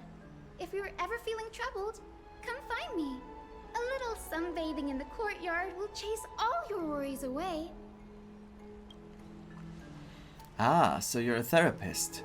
Thank you. We will keep that in mind. A therapist. Well, it looks like everything's sorted out now. The patients have also all recovered. I think it's time for me to head back, Lady Aglaia. I love her design. I know they say Pink Barbara, and I said it before too, but look at her. I love her clothes. I love the hat, the little ribbon, like wings, the eye color, the sparkle in the eyes. The ribbon color here, which it's not blue. I think it's Veramon, but I don't know if that's how it's in English too. I would love to keep you in Akama for a few more days, but I would hate to provoke the ire of the Grove. As it happens, Akama intends to send a messenger to the Grove for updates about the research on the Black Tide. We also want to communicate our desire to discuss the retrieval of Cersei's core flame at the earliest convenience. Oh, that sounds pretty serious. Lady Aglaia, you can't be asking me to... No need to fret. We won't put you on the spot. Trian will be going there as the diplomatic messenger of Akama, and Krateros will be accompanying her. Is Trian okay after what happened with that item she wanted? I happen to have a few questions for Professor Anexa as well, regarding the missing Titan Thanatos. Since this involves Okama's diplomatic affairs, we'll give you some privacy. Let's go out and play. Play if you're what? Not keen on just sitting around, Mr. Trailblazer, why not go with them? The Grove is a picturesque place, perfect for sightseeing. I wanna go. That's a wonderful suggestion. Come visit the Grove Grave. I'd be delighted to show you around. I'm coming. Sounds good. Gaining more insight into the customs and geography of different regions of Amphoreus is also part of trailblazing. In that case, do bring this spindle along with you. What's that? This tool, called the weft, is used to spin thread and has been passed down in my family through generations. Weft. Though it doesn't see much practical use nowadays, it's become a symbol of great significance. In this respect, it is the perfect token to represent my will. If you encounter trouble at the Grove, just take this out and show it to them. And why do I feel this is not all that he does? I feel like it's more than that. I think it's gonna be like, in a dangerous situation, it might do something to help us. Like maybe her web is going to extend through that and she's gonna like help us. While you're in the Grove, the golden thread of the weft can also render all things around you visible, regardless of whether they're corporeal or not, allowing you to see things as I would. Krateros knows this too. Important. Make good use of it. Trian is already waiting for you at the outskirts of Akama, so I won't keep you any longer. May your journey be smooth. Thank you. The Dew of Divine Blood. Okay. And the weft. Welt. A golden spindle that belongs to Gold Weaver Aglaia, a legendary treasure. Follow the golden thread, the love that contains all like the gods. I'm glad to be in your company again, mister. I'm glad you're in my company too. You better join my party as well. Tell me about the Titan known as Thanatos. She is searching for the Titan, so we have to know what's happening now. Thanatos controls my fate, in a sense. The curse I bear came from them. And they have something of mine. Something of great importance that I must get back from them. Is it the dragon? Because she hasn't done anything so far to know that she has a dragon. Maybe it's the dragon. Maybe that's how she's going to be playable. Because in that ultimate she was... I'm guessing it's the ultimate, no way it's a skill. Unless it's like Aglaia, she's summoning with her skill a dragon. That's what she had taken from her, and she's gonna unite with it when she becomes playable.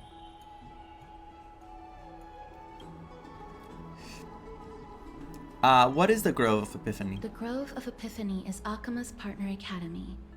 They look after the core flame of Cersei's and are the organization at the forefront of researching phenomena such as the Black Tide and the Titans. They also provide academic research support for the Flame Chase journey. Several Krateros heirs are based in the Grove, including Miss Hyacinth and Professor Anexa. Who is Professor Anexa? We don't know. When I was studying at the Grove alongside Phainon and the others, Professor Anexa was responsible for teaching us about the Krateros heirs and the Titans. That's also when I met Miss Hyacinth. She was Anexa's teaching assistant then. I don't have any more questions. Let's go. Oh, I came here with a colleague from the Twilight Courtyard. I've asked her to pack her luggage in advance, so she's already waiting for us by the city gates. Let's go meet up with her. Another character? Or an NPC? Meet up with Hyacinth's friend. Look, there she is. And Lady Trianne. Okay. But who's that they're looking at? Why is someone on the ground? Ah, Clementine! Not the Walking Dead. Clementine? Oh, that's a serious injury. A zombie beat him.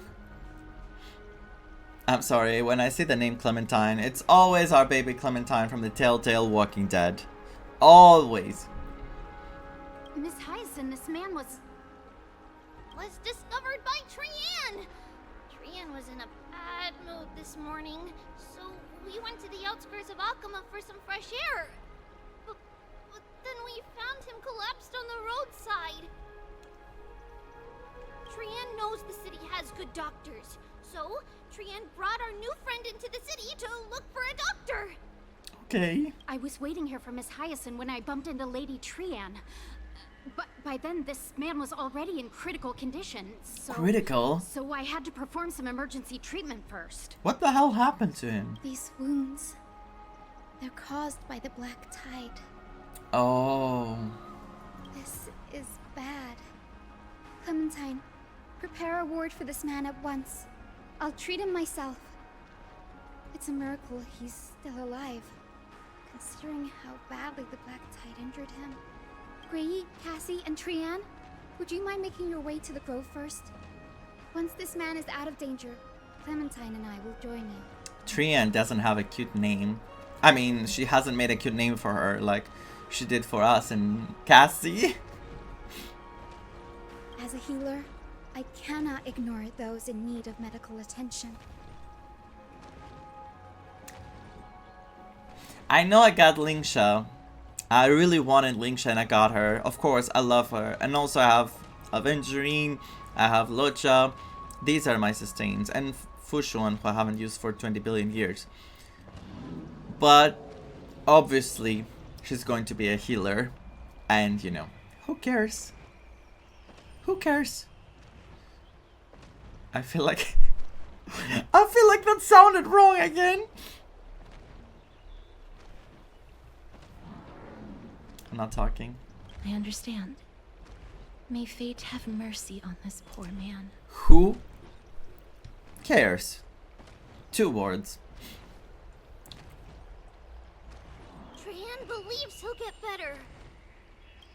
Everybody, follow Trianne! Fly, fly, fly away from Akama! Wait. Fly away. Speak with Trianne and prepare to depart, yes. Down this road we go, to the skies we fly, leaving Akama behind! Little Cass, little Grey, are you ready? Are we not using the Century Gate? You might not be aware of this, but using the Sentry Gate Yeah, I remember that. significant toll on Lady Trianne. Trianne promised Treeby that we wouldn't open the gate unless we had no other choice. Let's go. I'm ready too. Okie dokie. Everybody, let's hold hands. To the grove we go! Let's hold hands.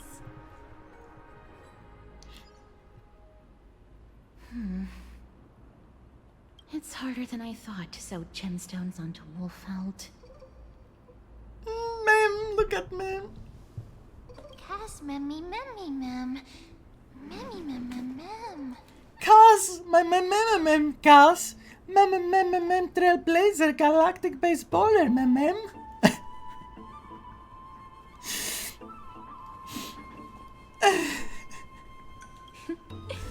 Mem wants to try sewing. Here, why don't you give it a go? How are you two so close already?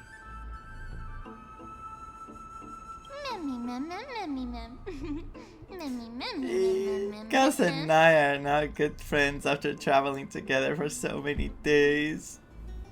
Ah! Look at the cute hair on Mem! Look at the... Ah. It's hard not to like Mem when they're so adorable. Very. And so are you. Oh, this is amazing. It seems as if their voice has become more intelligible after the battle with Nikador.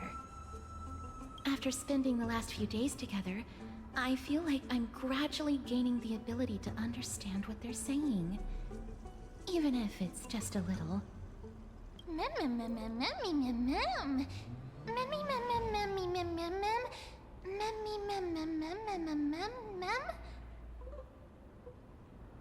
Scary, don't teach her how to sew, Cass. That just sounds weird.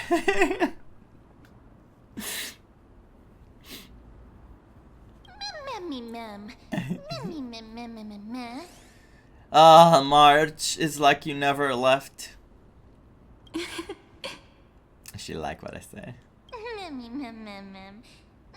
I was just kidding. Anyway, I believe that this trip to the Grove of Epiphany will definitely be a fruitful one. I wonder what changes I'll experience next. She's gonna grow March 7th's head. It's gonna be like this body with March 7th's head. You'll learn a powerful new ability. Transform into a cute girl? No! You might become fluffier. I don't want to sound like that. The third option seems like the funniest. It's really funny, but I don't want to sound like that. It sounds weird, you know? It sounds borderline creepy. Turn into a cute girl now. Like, what the hell? You learn a powerful new ability.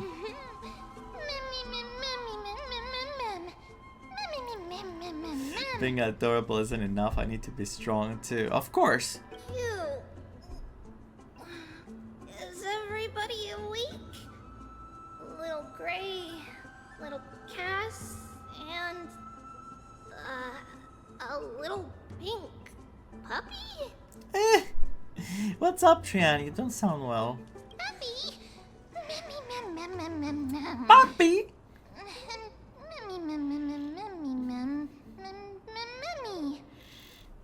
The fact that Mem says a word and the rest is mem is so funny because it's like puppy mem fudge you mem.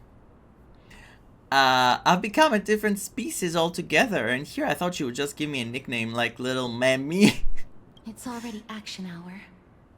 Lady Trian, I hope you're well rested. She was resting, okay. You were talking in your sleep. Did you dream of many things?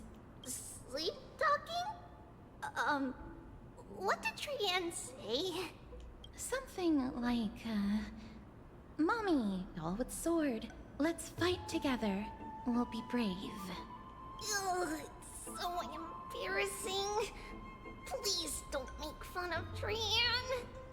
Of course not. Of course not. Wasn't Lady Trian's mother also the Holy Maiden of Yanisopolis? Uh-huh. Mama was the strongest holy maiden in all of our history. She also gave us the prophecy of deliverance. And she had red hair that looked like a cute red mushroom. But Trian can't remember what Mama looked like anymore. Not even in the dream, just... Doesn't sound like the hair of Tripius, but...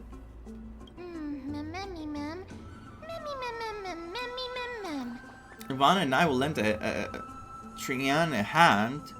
So what's your superpower? There are so many memories scattered all over this world. Surely at least one contains an image of Trian's mama. I'll keep a lookout for it while searching for memories along our journey. Boom!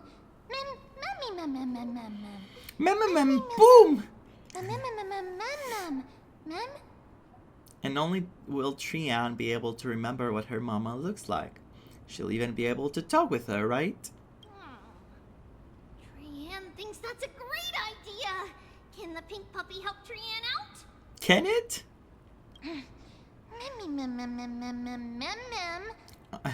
Olivier's promised to stop calling me a pink puppy. Then I'll call you Little Memmy from now on. So cute. They all bond now with Mem. That's much better. Still, I'd like to know what exactly I am. That was just a name I came up with on a whim.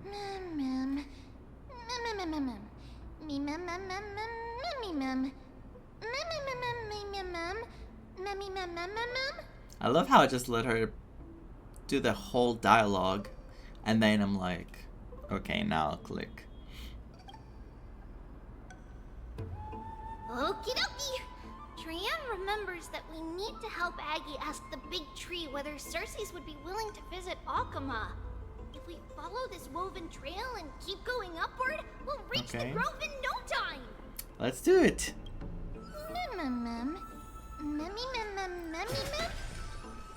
Legend has it that whenever they requested an audience with Cersei's, Nestia would always come to the meeting in a long white dress. As the warps and wefts of the dress came into contact with the ground, they turned into paths and stairs. Look, a huge tree. Nestia lore. Huge. Where is it? Oh, that. I was like, where is the huge tree? I don't see anything. And I was like, this was my vision. The tunnel vision. And there's light up there.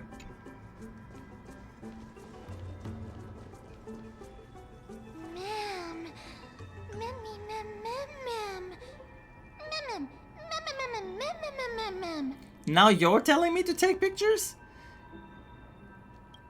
A giant tree bowed slightly in the silent forest, tilting and falling into the wilting green waves. A passing breeze rustled through the leaves, as if it was sighing, softly fading into the lightless ocean above on high. Would March 7th appreciate the sublime scene? You're uncertain? Don Hung, perhaps? Never mind. Every time he encounters a tree as big as this one, it would be a deeply troubling situation. This is a good picture. I never fail to impress. This photo deserves an award. Seriously? What is this huge tree, though? It's the Bough of Rift, the divine body of Cersei's. Really? Flora began to grow where they planted their roots, and this flatland basin upon which we stand gradually became a large, verdant forest. A long time ago, Thalesis, the first scholar, led the masses to build a garden and courtyard in the forest, naming the site the Grove of Epiphany. There, people sought mental clarity, knowledge, and enlightenment. Trian knows this. Everybody says that was how this big academy came to be.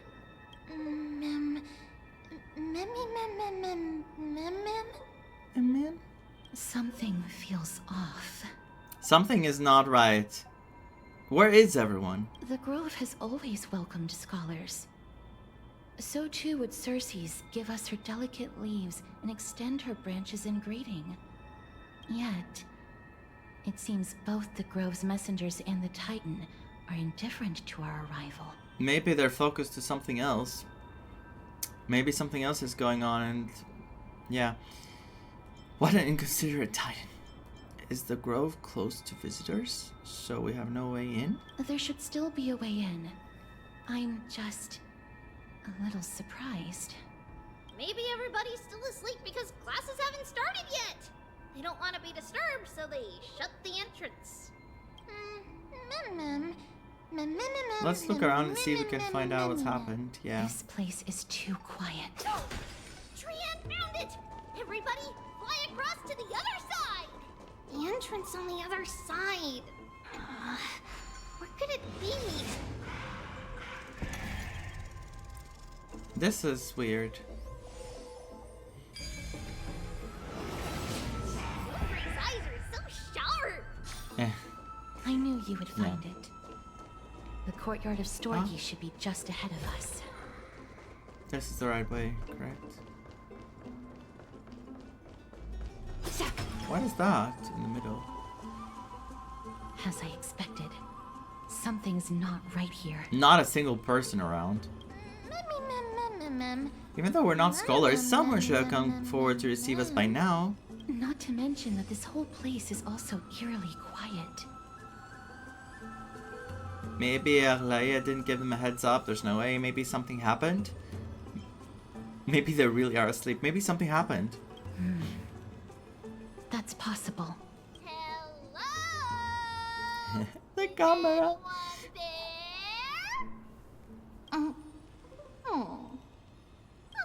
No one's here. That's not a good thing. What should we do now? I have an idea. Lady Trian, could you lend me that golden spindle? Now we use it. I thought we would use it in a dire situation, but this feels kind of dire. Do you remember? Lady Aglaia said this. While you're in the grove, the golden thread of the weft can also render all things around you visible, regardless of whether they're corporeal or not. This is achievable because the grove is not only where the roots of Cersei's are, but also where the chrysalis of gold manifests. Oh, Nestia, with the weft as my vow, I beseech you, entwine my body with your golden thread and affection. Is this some kind of ritualistic prayer? That scared me too. Who came up with this? How unique. Well, these lines are documented in the Handbook of Nestia's Priests. So... No, you can say it. I'm not judging you. I'm just curious. If I'm not mistaken, we should be able to draw power out of this butterfly exuvia with the golden thread. There isn't a reaction. Did it not work?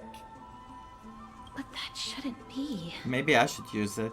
Maybe it's my turn to be the center of attention. Oh, never mind. That looks like the Reaper from Overwatch. Is it? Oh god, we're going to see that boss they showed in the live stream, aren't we? Are they the special program? White dryad flowers? With the hoodie, this creature. Dryad flowers? Where? This reminds me of the masked guy.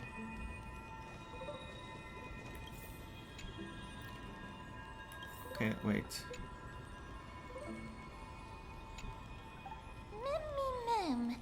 White Dryad, what a cute name. No, these aren't white dryads. These are shadows of dead white dryads. Flowers are like this? Dead mem? Shadow? Strictly speaking, these white dryads are still plants. They only gained sentience as a result of Cersei's blessing of equality. But their sentience is minimal when compared to that of humans. Oh. These flowers have already died. What you see here are just faint afterimages of their souls. Oh, never mind. However, this also means that the golden thread has definitely connected with the Titan's presence. Without the golden thread's outlines, we would not have been able to see them at all. So we are acknowledged by the Titan. But what happened to them? Why are there only tiny shadows of them left? Let's keep walking. Mem, can you read their memories? Let me try. Let me try.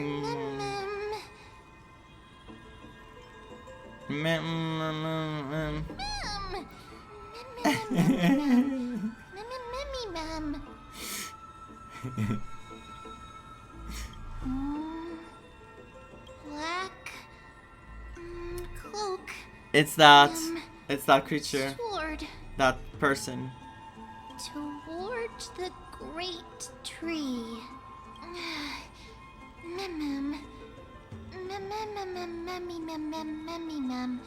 I have to hurry. Feeling about this. Let's go. The deathly fog of Thanatos is fast approaching. Let's go. Anexa, please be okay. Where am I going? The smell of death is becoming more and more intense. There, on the steps. What is this corruption? I'm doing it. A day of peaceful repose. Feeling lucky. Just in case. This looks really scary.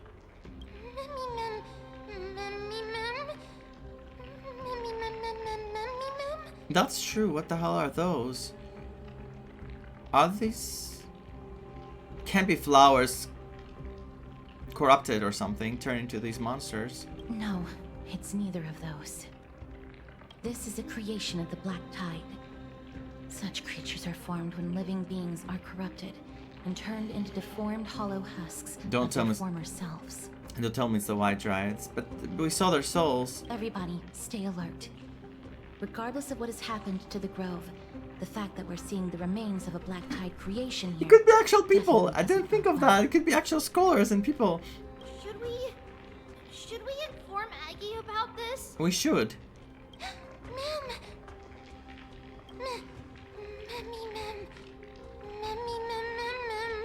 No.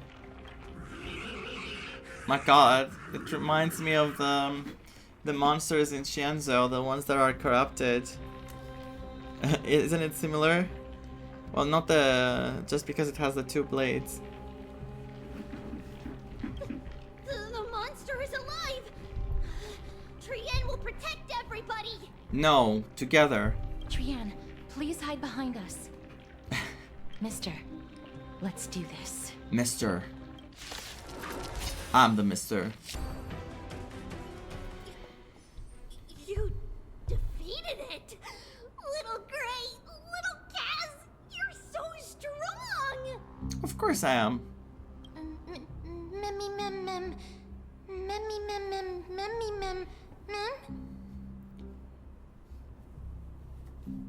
To think the Black Tide has spread this quickly to the Grove despite its remote location. I'm afraid a world where Strife has fallen is far more dangerous than we ever imagined. Oh no! Does this mean that Akuma is also in danger? Of course. Looking at this mess, it seems the scholars at least succeeded in fending off the first wave of attacks. But at what price? We'll see. We'll find out. At the same time in Okima. Oh, we're changing POV. Lady Aglaya, after a few days of surgeries, both major and minor, we were able to save the life of that patient found on the outskirts of Akama.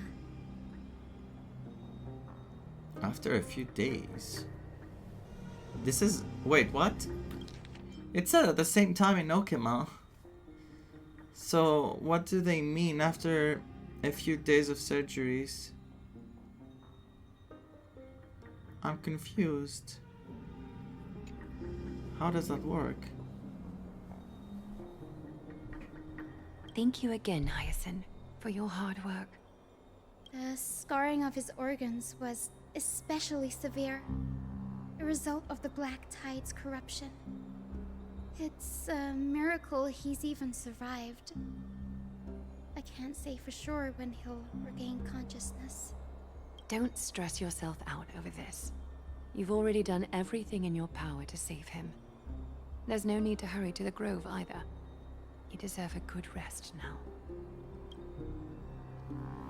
Tribi, I have some things to tell you as well. There's something strange about where that patient came from. Did he come from the Grove where we are? He is not Ackerman. The way the stitches on his clothes are hidden is quite unique. So Such they know. craftsmanship is undeniably from the Grove. Now they know. The Grove? You mean... Now that I think about it, Castrus and the rest should have arrived at the Grove by now. Trian just got in contact. Okay. The Black Tide has invaded the Grove. We haven't detected any survivors, even with the help of the Golden Thread. What should we do, Aggie? The Black Tide is posing an even greater risk to us now. I did not expect the Grove to be the first to be impacted, though. Can they tell where the core flame is right now? We see it. The core flame is still there, but... But danger is still there as well. But what? But they can't see for sure whether the Titan has also been corrupted by the Black Tide. I did not think of that! I did not think of that! This is bad! The one Titan that did not want to... Well, one of the two that did not want to go against us. Please let them know that for now, the most pressing task is to identify the core flame and transfer it to a safe place as quickly as possible. We must also search for survivors and find out exactly what happened to the Grove. Oh, and find Anexa. Unless something went terribly wrong, he should still be alive. They've set off. Please, stay safe, everyone. I pray for their safety too. Aggie, how do you know that Anexa is still alive? I know that man all too well. If that blasphemous performer knew that he was not long for this world, Blasphemous he would performer. most certainly try to seize the core flame and drag the Titan down with him. Ballsy. Is this a joke as well? No. No, I'm being serious this time. We're facing threats from both within and without Akima. The merciless carnage may have ceased, but Akima's nemesis continues to sharpen their blades even now. They may have even prepared the gallows from which to hang us already. You mean... Things are in a critical condition right now, critical state. We need to be very careful with our moves. Even if the divine authority of Strife is as yet unclaimed, the Black Tide is advancing more rapidly than I expected. I fear this tragedy is more than a mere natural disaster. Alas, it's too late. The Council will likely take this opportunity to do something... I will try to keep this under wraps for now. But you must also take care and be prepared for anything that may happen. All right. Should I inform Hyacinth about this? Is she gonna say no? Not for now. She must be exhausted after performing surgeries non-stop for so many days. I don't want to overwhelm her with this bad news. She's probably gonna want to go back to the Grove. She's gonna run there. We can only hope that the Grove weathers this crisis with as many survivors as possible. That being said, based on the condition of this patient, Tribi, we should prepare for the worst. It's likely he is the only one who managed to escape from the Grove against all odds. What if he's not a survivor? What if he's a decoy? Like, it's actually like he's gonna explode or something and bring the Black Tide to everyone. Like he's like a, you know, like a Black Tide bomb or something. Not a real person, or a person with something that's gonna cause things to them. Everything will be fine. The people at the Grove are really smart. they'll definitely be able to chase away the black tide.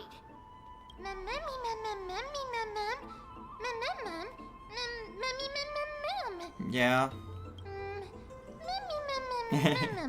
Who is this Anexa anyway? Why does everybody seem to have some kind of trust in him? How should I put it? Lady Aglaya doesn't trust Anexa at all, I'm afraid. I realized. That makes complete sense. Were you in a similar situation before, Phainon? Believe me, she is far nicer to the two of you than she is to Anexa. The blasphemous. Despite being a Chrysosaur, Anexa resolutely believes that Titans and prophecies are a load of nonsense. During our regular citizens' assemblies, he always votes to oppose the flame chase journey. Oh, so that's how his arc starts. I can see where this is going.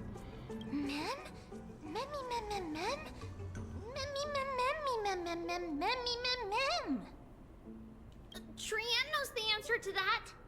Everybody says that Cersei's, who symbolizes reason, is the most tolerant of novel ideas. Apart from Kefali, they're the Titan who treats us the best. Please don't be corrupted.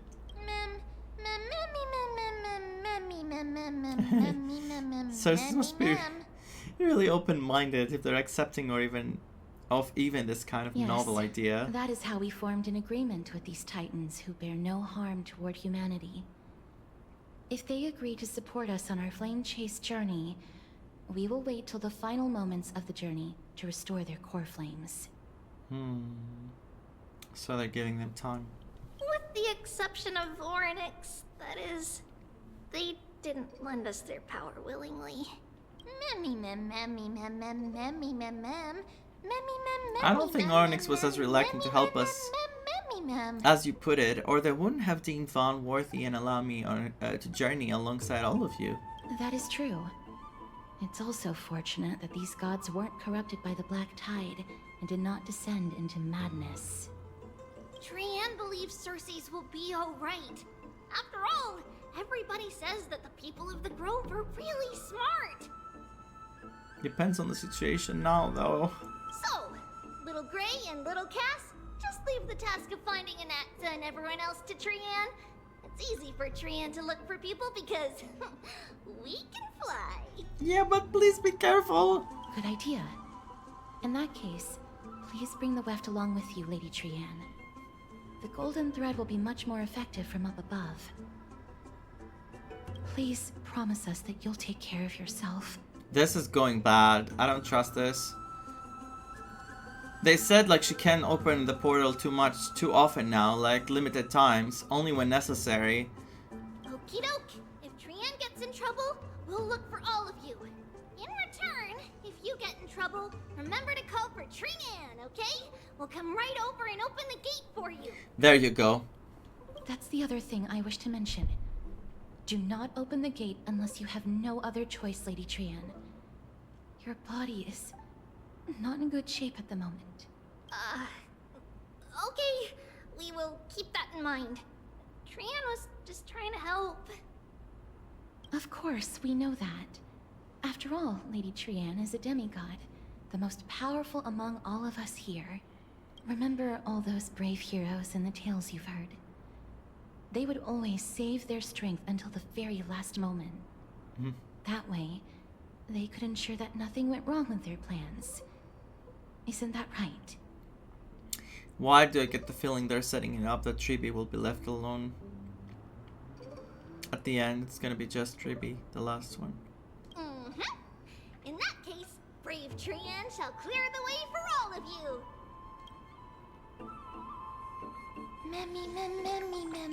The little Trian is so motivated, I mustn't fall behind. Use something to help all of my friends that only I have. Orynyx's power. I wonder if I'll find any monsters.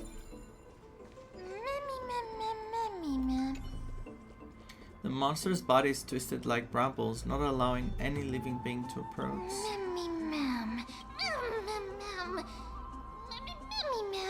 And what happened to you? That hurt. Oh no. Oh my god, the eyes are open. The head is... What the hell? No. Oof. Terrible. There's one. The black-colored monster has fallen like a toppled statue. Within its body lie golden ashes, perhaps the same substance as the golden blood that is commonly seen in Amphoreus. Ma'am. It's not good. I didn't see anything. Is there another memory here? A despicable, twisted life form. It was once a living soul that could mourn pain, but now it can only turn its head at others until its soul drifts silently out of its shell. Nothing is giving you memories. I shouldn't have gotten my hopes up. Why couldn't I even...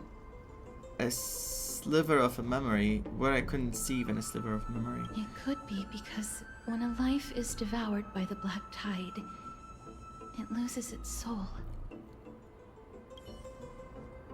Oh, that's so terrible. It's locked. I can't open it. It was probably sealed in order to ward off the black tide. So maybe we shouldn't open it. There's no keyhole in this door. Flaming lance, charge! No, I'm not gonna be a joke now. I wanna be serious. Yes. Most of the doors in Amphoreus are sealed using the power of Yanis. Okay. Trian? Oh my god. Ma'am. Mem really wants to help, but can they? Are you serious? Just a mere door, and your first instinct is to call on the gods?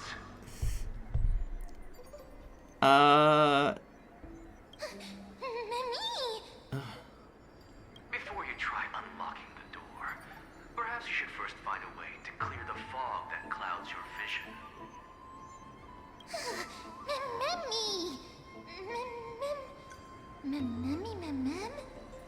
My name is Anexa.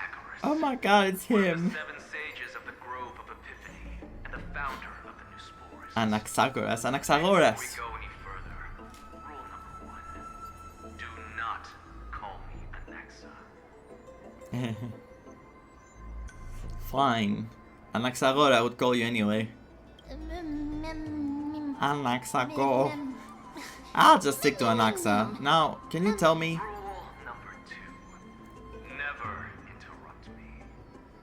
Silence is golden. I get so much I hate them from him. The person standing here and conversing with you right now isn't the vestiges of a memory. Rather, it is the culmination of the greatness of science and the pure, irrefutable, and undeniable exalted truth. Through the wonders of alchemy, I have shattered my soul and transmuted it into gold before burying it in this spot. I have recorded these words so that visitors may learn where their next destination lies. Alchemy can do that? Nothing is impossible. Having said that, alchemy is not omnipotent.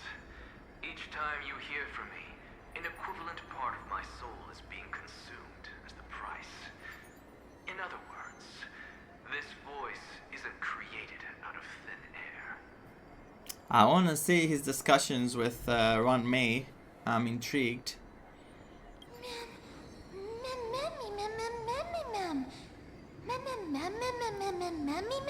How is it that you can respond to me? Are you really the echoes of a memory? That's because my precise calculations account for every possibility. I also know that you have already discovered the cause of the calamity at the Grove, the Black Tide, and that you mistakenly believe that the scholars have been wiped. Mistakenly, okay, good. But that is where you're wrong. While the Black Tide was still approaching the Grove, the sages found a way to evacuate the vast majority of the scholars. They are heading toward the holy city of Akama as we speak.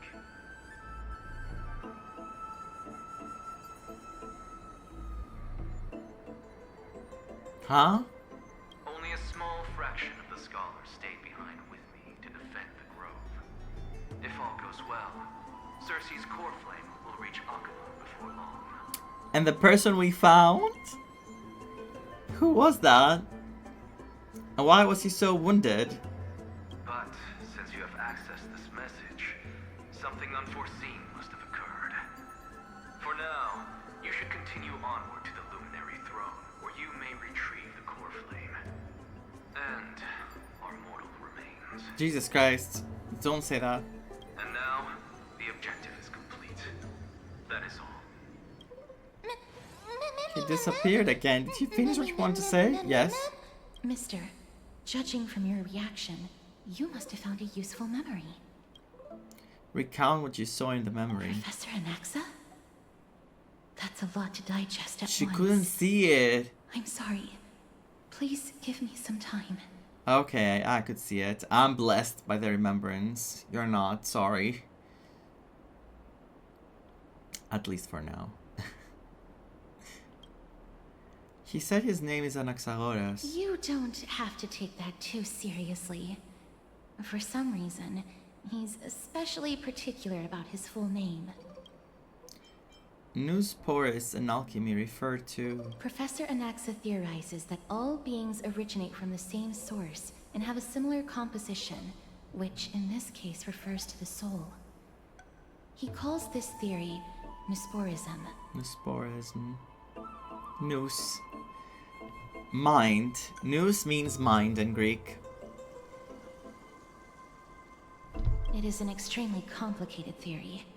You should get him to explain it himself if you're interested. I would like to. Provided that he is still alive. He is alive, come on. Everyone seems to have been evacuated. Yes, that seems like the only good news so far. We can just focus on retrieving the core flame then. Perhaps Anexa did not manage to survive. I do not wish to consider this possibility. I don't think so. Perhaps they were just He's unable playable, to transfer the core flame, but managed to escape.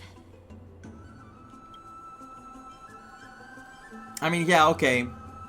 Misha. Gallagher. Okay, but this feels different. Not feels different, but you know. Maybe everyone is already dead. And this is all like a loop of the past. We have to go to the Luminary Throne.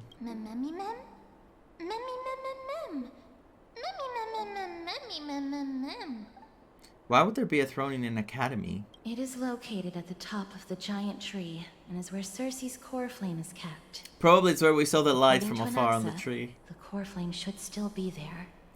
But making our way there won't be as simple as the professor made it sound.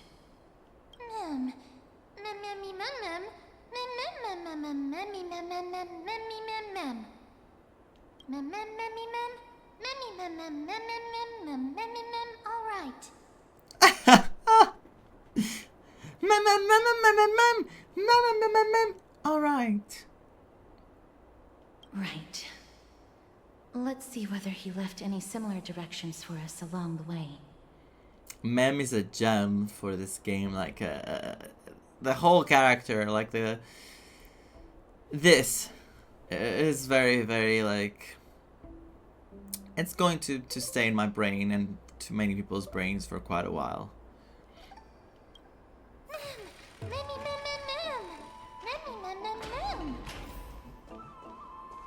Alchemy is truly incredible. Helcothism Star Fitness Guide. Is this going to help me with my journey? Because I'm trying. Not very hard though. Happiness of Cersei is talking. Cersei.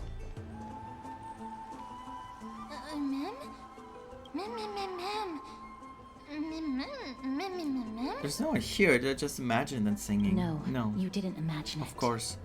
I heard it as well. I'm afraid that someone's probably nearby. As we are unable to ascertain whether they are friend or foe, we better remain cautious. The voice was like a titan, so it must be Cersei's voice somehow.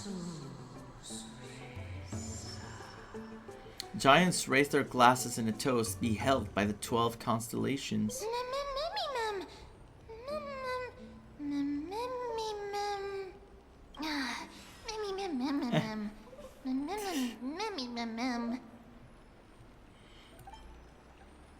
That's why you're supposed to keep quiet in a library. Don't be afraid, I have experience in ghost hunting. Oh, I've been through stuff. Found it. Oh. The voice is coming from over there. Over there. The heart.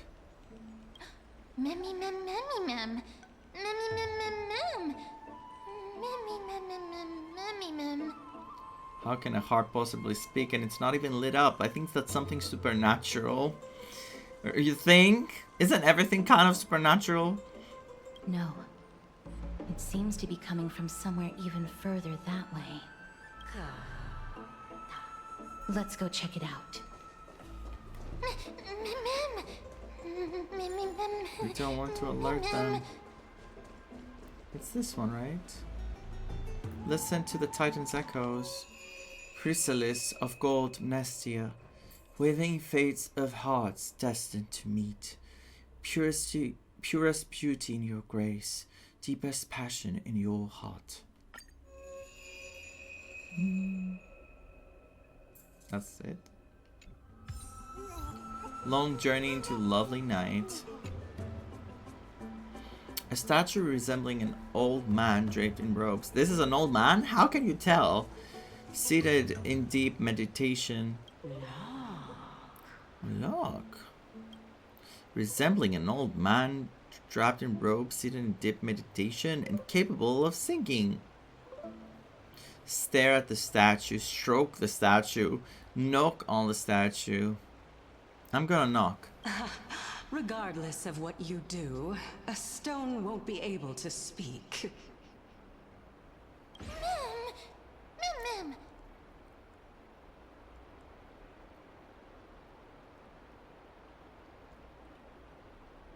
That's an NPC? Or a character? Cause it gives me NPC vibes, but at the same time it gives me amazing godlike vibes. She looks so good.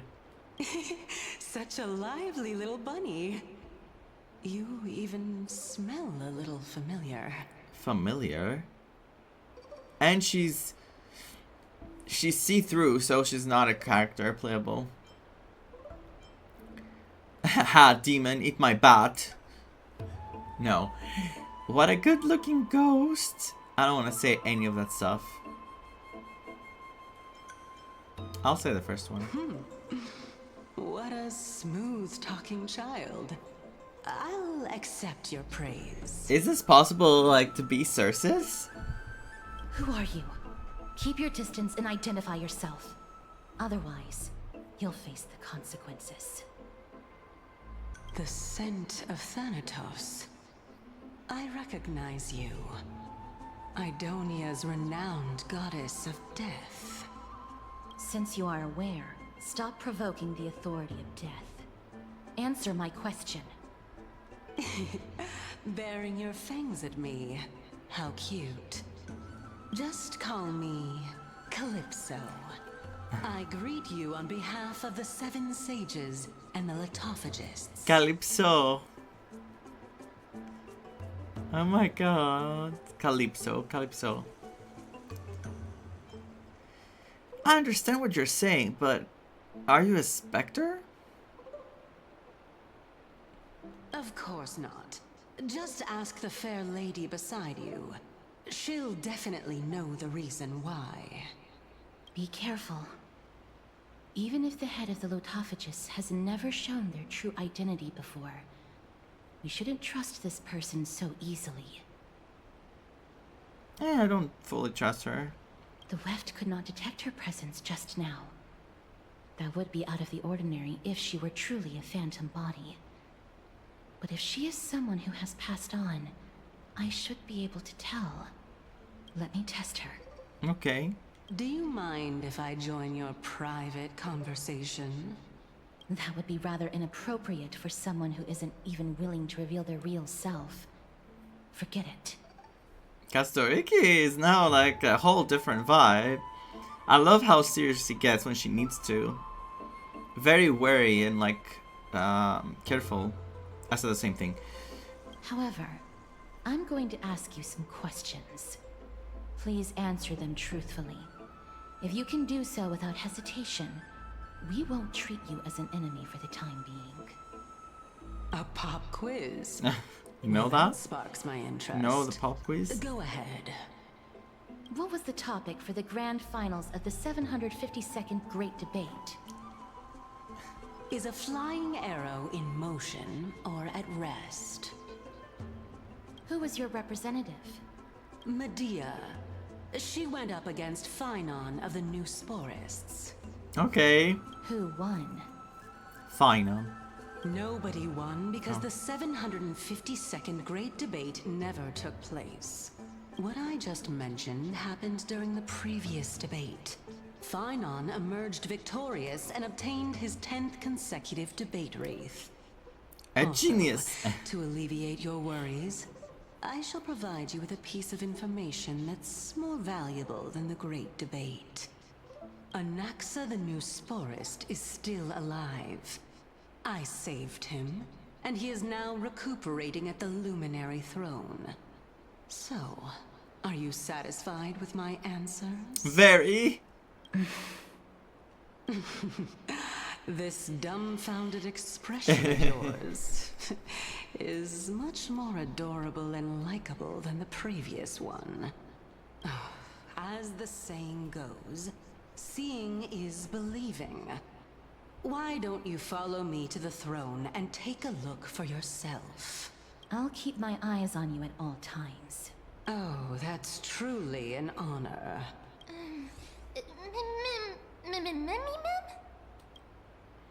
Yes. As long as we can get the water wheel turning, we'll be able to use it to ascend. So, the solution is to awaken this heart. Puzzle time. Follow Calypso's guidance and find a way to keep going forward. I'm not going to be gathering things, like only if treasures are showing up in my face. Is that the Chamber of Purifying Tears? You have a good memory. Why exactly did you bring us here? To test us. My intention should be obvious. See that shallow pond over there? Water lilies grow there. Initially, Cersei's watered them with their tears, while Nestia nurtured them with affectionate love. They are a token of the eternal companionship between the two gods. All the two of you have to do is to cross the deep well and retrieve the golden bough of vows for me. Gal, the nickname. All you want us to do is to retrieve the flower, right? Is this how you're going to test the nameless? Indeed. Could it be that you actually do not know how to proceed? Ah, come on. I'll figure it out. I'm good with puzzles. We can retrieve it, but I advise you not to waste your time on any schemes. Oh my. I'm helping you to eliminate your worries and obstacles, and yet I receive nothing in return. Besides, the bow is essential for awakening the heart. Okay, and drawing I'll do it. water out of the source. Are you planning to keep us here forever? You're overthinking things. We're all in the same boat. Still, who are you? You don't look human at all. Although, it would be absurd to say that I have no other motives. Since you've brought it up, I might as well take this chance to explain. I'm simply making use of this opportunity to see what you two are made of. So, Is that truthful enough for you? But why? Mem. Could you have phrased that any more directly? Now is not the time for me to elaborate further. So please proceed. As a student of Anexa, equivalent exchange should be something that you are familiar with. I cannot deny that. Mister, since our interests are aligned right now, it's better for us to do as she says. Besides, she knows about my past. Even though I'm not able to elaborate much, I can tell you that she has reasons to fear me. She has reasons to fear her, so maybe she's indeed someone who has passed, but has not been taken to the river, well, wherever they're taken. The River of Souls? Or are they taken elsewhere? So yeah. That's why she's afraid of her. If you unfortunately turn out to be her ultimate target, please don't worry. I will promptly intervene. Sorry, I'm starting to have Cass around. I should put my brain to use too then. Your what?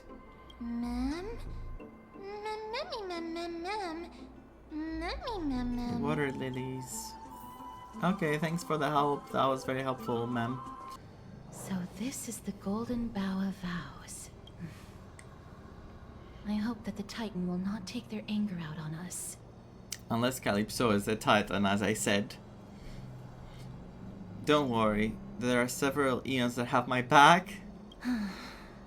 If only they could interfere in the affairs of the Titans. I'm so curious to see what's happening with Eons and Titans and March 7th. So lustrous and beautiful. It's even more magnificent than before. Mem Cal.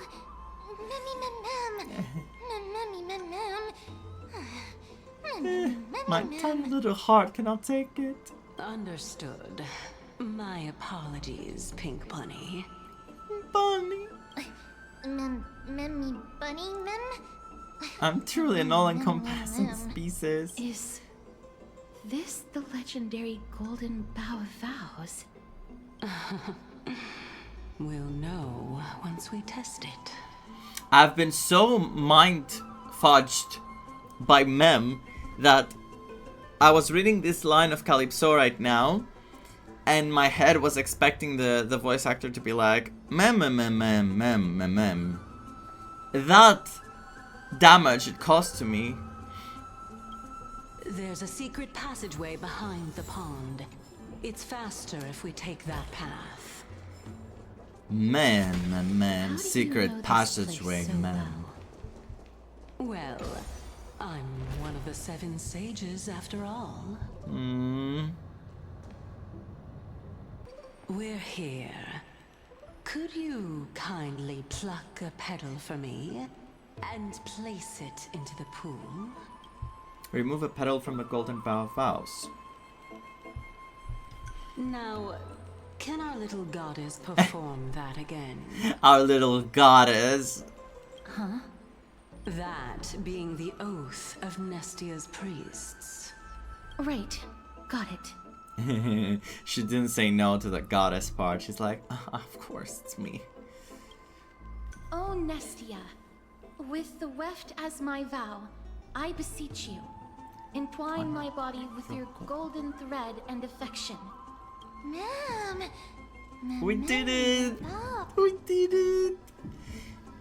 What is the principle behind this? How dazzling!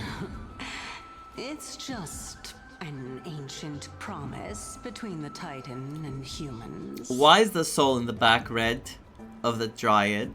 What's happening? So, what do you think? It really is the Golden Bough of Vows. And I did not set any traps for you, right? Yet.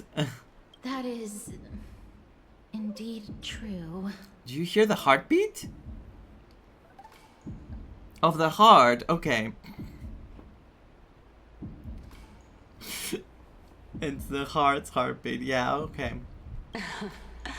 You look like a sad, lost puppy. Even if this is indeed Get a room, you two, all this time. to lower your guard, you don't have any other choice but to play along, do you? Therefore, why don't we just put everything aside and work together? We can always determine who's right and who's wrong once we overcome this. Yes, I agree. Great. Then let's ride the water wheel. However, giving us half-truths is not the right attitude for cooperation. Stand your ground, yes. Speak. Furthermore, according to the principle of equivalent exchange, since we have passed your so-called trial, isn't it time for you to make your intentions clear to us? Mm-hmm. I really can't bear to look at your sad expressions. You look at me? Because your eyes are closed. You only cleared a simple trial. I'm willing to make an exception. My dentro gaucho. Sincerity. I'll allow each of you to ask a question. But not the little bunny. Why? So, ask away. Why not the little bunny? What's wrong with her? Yes, what's with this unfair treatment? Is it because I'm too smart and you're afraid that the question I will ask will turn Amphoreus upside down? Well, in that case, mister... Oh god, no. Go ahead. Not my expression like this. I don't trust this. What is your true identity? Why didn't you show us your true appearance? What is your purpose in testing us? Why do you say that our fates are intertwined? Me first, but why? That's my question! Me first? Why? I'm going to say, what is your true identity? Though the best question to ask is, what is your purpose in testing us? But I'll say the first one, because I'm, you know. As I've previously mentioned, I'm one of the 7 sages of the Grove of Epiphany. If you think that this answer is insufficient, then I'll add to it. Not a good answer. I'm the leader of the 7 sages. Okay, yeah, that's interesting, but... You know, I'm scared still. Well, it's your turn now, little goddess of death. Little goddess of death. My question is, was your previous answer the whole truth and nothing but the truth? Her answer to me, because even if she say yes, you know, she can still have bad intentions. There's no point in making this unnecessarily complicated. That applies to you as well. However, we do not harbor any hostility. Why they keep doing that to each other? We merely want to avoid any potential harm to us. Lady Calypso, if you want us to work together more effectively, I advise you to answer my question honestly. Clearly, there's something more to her. Clearly, she has something else in her mind. It's not just helping us. All right. I was completely truthful in my response just now. I have not deceived you, nor will I. She still can say, like, she can play around with words very easily. With all due respect, omitting facts can also be considered deceit. It is true. Is that so? Regardless, I still stand by my previous response. But the more they push it like this, that there's like fun interactions with her and Castoriki, I think she's not the target, like the true, like she doesn't want to take advantage of us in a bad way. Then please lead the way. After all, facts speak for themselves. The truth will come to light once we arrive at the Luminary Throne. And we arrive at the throne, and Anaxagoras is there, and he sees Calypso, and he's like, Lady Cersei, you're here. Thank you for helping me earlier. And we're like, this is the Titan? All right, all right. I originally thought that you were just a beautiful flower planted in the mortal realm by the hand of shadow. But now, I see you have some prickly thorns, too. I'll just consider that a compliment. Indeed. I'm complimenting your charming naivete. All right, go ride the water wheel. Throbbing hard. I'll wait for you up there. She's just gonna fly. How do we write this? So you don't actually have to take... What? Wait. Ah. Okay. I was panicking for no reason. Speaking of which, don't you also have a red-haired companion? Oh, right! Where is Trian? Not too much. It's just that I seem to hear the sound of a bee buzzing around. My dog stepped on a bee. Lady, your metaphors are not worthy of praise at all. Castor King, no. Oh, Trian! Whoa! It's little Gray, little Cass, and the pink puppy! Puppy. Forget it, I'll just be a puppy. Be forgiving, be forgiving. Lady Trian, are you alright? Were you hurt? No, Trian flew high up into the air so the monsters couldn't reach us. Trian is very capable. All that matters is you're alright. Oh, also, the spindle that Aggie gave us is so powerful that Trian seems to have found Nax. Oh, He's Nax. near the treetop.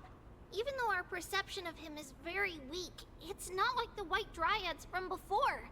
But since Trian was alone and afraid that it might be dangerous, we did not fly there to take a look. My baby. It seems like Lady Trian did not forget our promise. Anexa is indeed still alive, and he's at the Luminary Throne right now. It seems like Lady Calypso did not lie regarding this. Regarding this. Huh? Calypso? Who's that? Spirit wandering around the grove. She seems to be the head of the Lotophagists. Oh, so you found a survivor! But the golden thread doesn't seem to be able to sense the person you're talking about. Cal, come and meet our other companion. Coming and going without a trace. She's such a strange person. Oh! Actually, Trian also found this. What the Could hell? this be related to the person you're talking about? Is that from Anaxagoras' outfit? Like a part torn?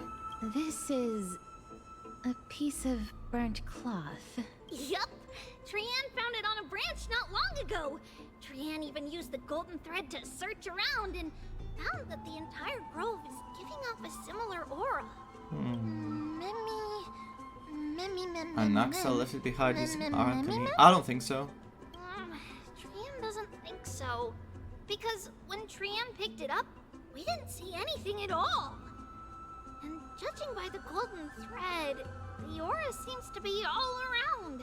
Lady Trian, where is the aura gathered at right now? It seems to be...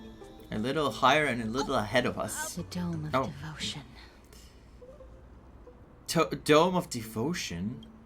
Calypso, Where are those names? Just what are you hiding? I hope it doesn't turn out Calypso was a traitor. Calypso is working with the Black Tide, whatever it's causing the Black Tide.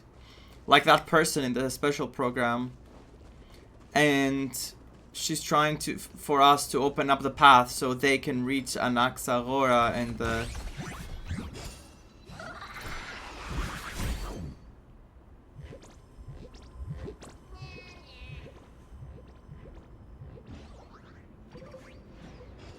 Oh, I'm so grabbing you and bringing you back here. Ah!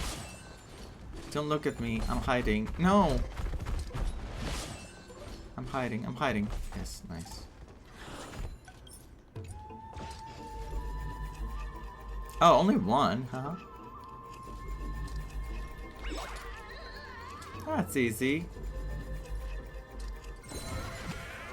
Want to take my sweet, sweet rewards. Indeed, as I said, the tricks are under the Titan's nose. However, tricks must involve surprise attacks. The foretold trial draws nearer. Let me be. Don't look at me. I'm hiding. I'm hiding. I changed to Robin to use my skill, and she just watch over you and guide you on your path. Fine skills and agility. The treasure chest stolen from under the Titan's nose is yours. Admitting defeat so easily? Of course, it's all part of the game. Tricks that go outside the game would be a problem. And the cheeks! I love it. So cute. Even Ancestor Zagreus once said the ultimate meaning lies within the game. Only the game can make its meaning point back to itself. That tone doesn't sound like Zagreus. Zagreus? That's profound of them. Of course, the Trickery Titan is a Titan, right? If they're all just talking nonsense, then how do Titans maintain their dignity? Alright, we're all friends now. Take your treasure and devote yourself to your own game. We'll meet again. You cute little crap. I really like those stages though. Very, very well made. Like so pretty and so different from the others we had so far. Despite having puzzles, of course. Look how unique they are. They put a lot of work in this. There's no one... Hold on. The butterfly of divine mind is gone? Oh, now we have to find that. But if Calypso wants us to restore all these parts, it has to be good. The black tide. For good... Or perhaps... For a good reason. Unless Anaxagoras took all those things away. Because... to try to keep them safe so they don't get corrupted by the black tide. And now Calypso is making us restore them again somehow so they become corrupted. What exactly is this butterfly of the divine mind? Is it a very powerful guardian monster? No. How should I put it? It's considered a safeguard for the Titan's core flame. This butterfly is created from Nestia's remaining divine mind and bears the responsibility of guarding the core flame. Legend has it that someone can only pass the trial of the butterfly by proving they possess pure and unselfish love within their heart. Only then can they awaken the great tree to open up the path to meet Cersei's. But how are we going to prove it? We just saw you. We put you there in the front and they know that you have the purest heart. Well, telling the Titan I love your work. Mem is good at doing that. Okay, can we focus our attention away from Mem? Take our attention away from Mem. Sorry, but even I don't know how. After all, this is a secret among secrets that only a select few in the entire grove and even Amphoreus know. Rather than worry about this, Lady Trian, did the golden thread react to anything around here? No. That unknown thing seems to be even farther ahead and higher up.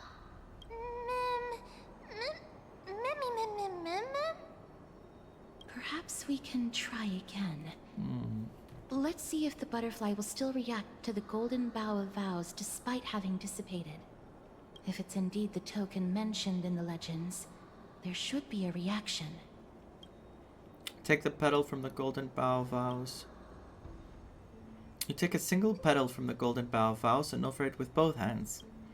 The butterfly didn't even move 1 inch. Chew on the petal with a highly provocative expression?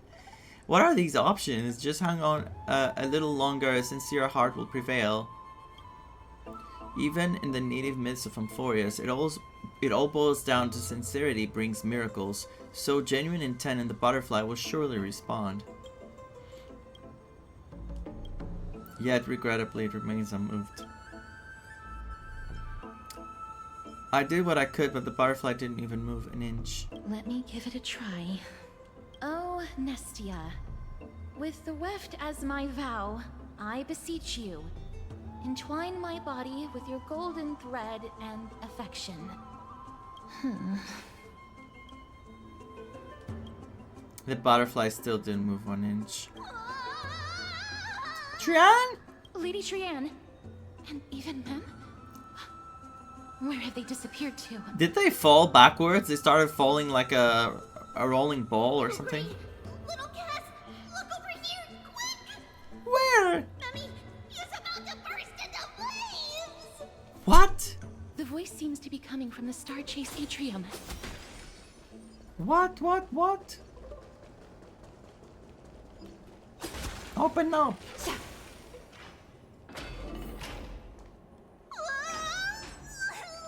Little Gray, little Cass, it's bad. It's very bad. Okay, that's the item we need to activate the other one, I guess. I'm fine. I'm fine.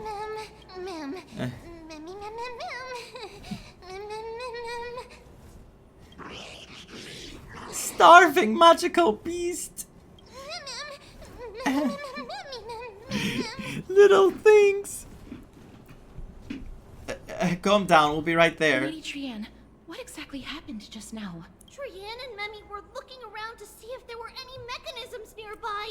They left together. But just as they went to take a closer look at that big piece of amber, they were surrounded. I see. Let's get a move on. The orbs belonging to Ornyx's priests should be nearby. I can make it work. But I'm cooked. Let me first think about how to apologize. Oh, ma'am. Oh, God. Okay, I need to think, right? I don't know how. Bloop, bloop, bloop. Bloop, bloop, bloop. No, is it? Oh, God! No! I was drowning, ma'am! And bloop, bloop, bloop! Awful! But I have to do it, I think. No. Oh God, she almost fell. Oh no. I'm starting to smell something delicious. Don't say that! Irresistible charm. Come on. Let's surround them. It's time to give this bunch of ungentlemanly fools a taste of my fiery and fatal allure. Please. It feels like I've reached me too well. No! Perhaps I'm on the verge of becoming well done! No, not the steak being cooked. It's okay. My it sucks. It's so sad you need U1 and S1 to actually be like a fully strong character. I mean, my RLA sucks. Maybe others are easier are fine.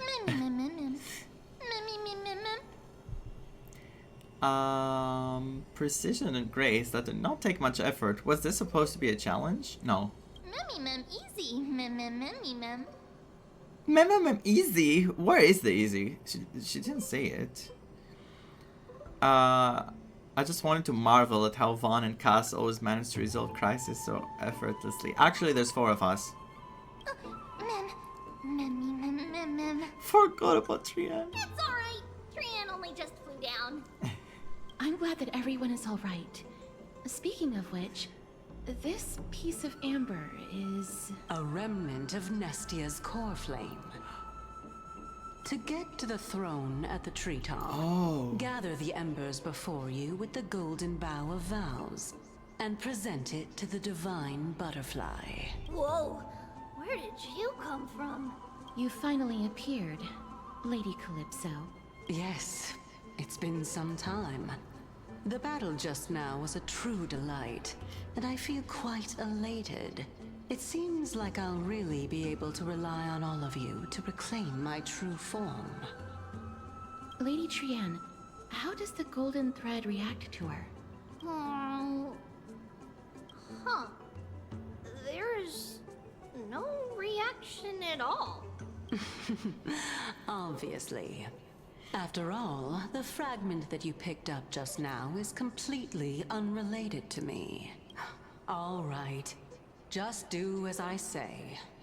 If you're able to pass the trial, I will tell you everything truthfully. Fine. Fine. Another trial. Ma'am. I hate people who don't finish their thoughts. But we have to go to the treetop to find Nax anyway, right? We do. I've got a hunch. Come, let's collect the embers and go confront her. Let's go.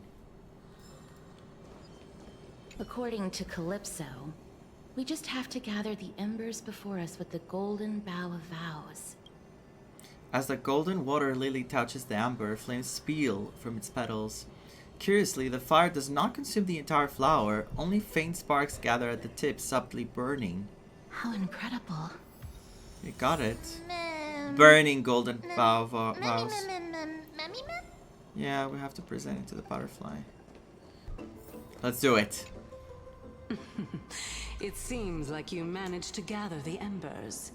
In that case, just offer it to the divine butterfly. It'll be fine. Let's just do as she says. I think Astoriki knows who Calypso is. She has figured it out completely. It's just keeping it in for the drama. Wow. Gorgeous. It's a success! The path has appeared. So beautiful. All of you have indeed passed the trial. We did it. Oh, Nessie sounds. The sound of a butterfly's wings. What? I'll be back shortly. Of course, our promise still stands. But now, it's time for me to sacrifice myself. No. Cersei's. And it's the amnesia sounds, like the illusion, listening to the old things Amnesia was saying, because Cersei's amnesia had a thing going on. So Titan Sud cries. No. If the West Wind ever ends, let that be the place where we reunite. No. Farewell. My love. My love. Oh. Lady Calypso, this is... Oh, I got chills. It's nothing much. Thank you so much for your help. No. Now, it's time for me to fulfill my part of the promise. Well, in that case, I can start. You're actually Cersei's, right? Ma'am? Yes. Oh my. The children of humanity have passed the final trial at last. I was wondering when you were planning to expose me. How did you know? The riddle-like trials. Your distrustful yet sincere character, referring to Nestia as your love, and... the head of the Litophagus is actually called Medea, and not Calypso. Since you knew from the start that I was not who I said I was, why did you wait until now to expose me? Because I did not believe that Cersei's would walk this world in a human form. I was also afraid that the Titans were under the control of the Black Tide, and would do us harm. Also, to make a claim, one must have evidence. True. This is the precious knowledge that I acquired during my time at the Grove.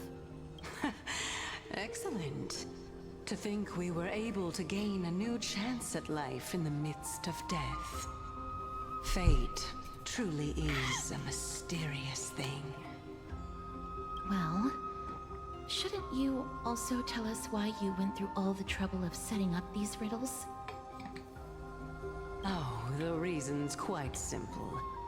I needed your help, and just like how you were wary of me, I had to ensure that you were not villains who were trying to get their hands on the core flame. I also had to ascertain that you were capable of dealing with the threat at hand. Is this threat related to the Black Tide? Indeed. And it's even more related to that lost item from before. Its owner is a quiet and paranoid hunter who seems to have been reborn from the Black Tide and is attacking along with it.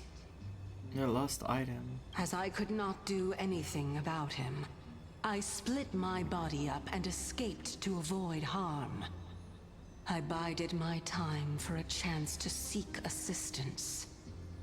Unfortunately, this was not a sustainable long-term plan.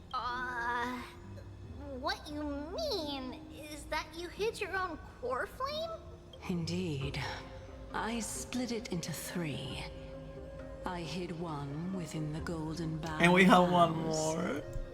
and sealed another in the amber, along with Nestia's remaining embers. As for the last one, Anexa's body. Okay, of course. it's currently in Anexa's body, which is in dire need of repair. What? Do you mean that you're using such a method? After all, what do you call it? Hersers. Been willing to lay down their lives to defend With the my core flame.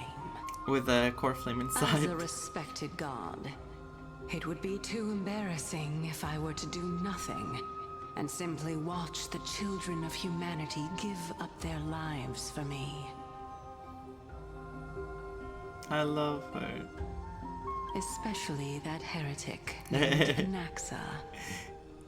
He did not even hesitate to tear his soul apart and use it to perform a miracle. He trapped all the creations of the Black Tide within the grove so that they would not be able to harm others. His way So of cool. thinking was so out of the ordinary that I felt it would be a waste for him to meet his demise in the Black Tide. And so, I decided to save his life. A heretic, but do you see? Not selfish at all. Of course, this also meant that I was able to conceal myself and remain hidden. That is an equivalent exchange, yes. That's also an equivalent exchange, right? Ma'am. You want us to lend a hand into piecing your core flame together. Ma'am. Yes. What a smart little bunny. This way, I'll be able to regain my true form, and you will be able to bring the core flame and your teacher back to Alchema. We'll also take down the black-robed swordmaster at the throne, together in one go. But, Cersei's, aren't you the reason Titan? Even if I do not have the authority of Strife, I'm still a god. I just need you to buy me some time against the warrior's blade. Once the core flame is reformed, I'll be able to show my hand. We'll do it. Anything you need. Let's take him down in one go. Excellent. Then just continue climbing to reach my throne. Turn the golden bow of vows into firewood to reignite the core flame of reason. Let's do it. Let's do it. I leave it to you, children of humanity. May you be blessed with good fortune. It was a good revelation. A fierce battle will be inevitable. Don't worry, Trian will protect everyone. Oh, Trian, you're so confident. I wish I was too.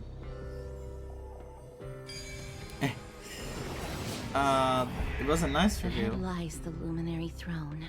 I mean, it wasn't, you know, like a huge plot twist, but it was the things Cersei were saying were very heartfelt and very good from the perspective of a Titan. It felt realistic that a Titan like this would do well with humans, that they cared for humans, and in exchange humans cared for them.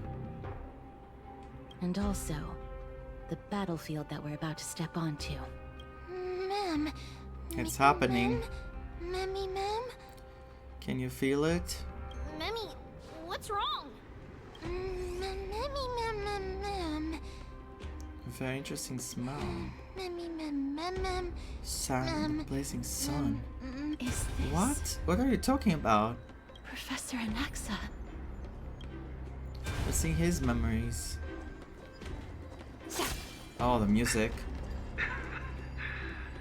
My eyes can no longer see. Sue! Just like Sue from Honkai Impact, he cannot see anymore. No matter. All I have to do is to place this body at the core of the array. I wonder if it's temporary or it's done. It's the same. Oh gosh. Die with me, Titan. He's taking down the Titan as well. That's what he wanted. There he is. Where is Amphoreus' body though?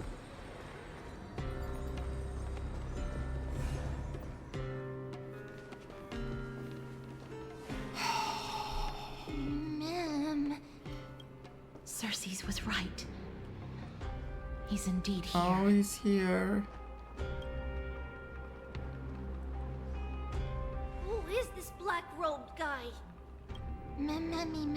This person is the source of the smell and the memory.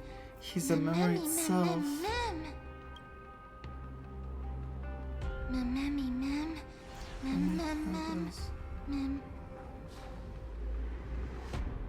Cyrene!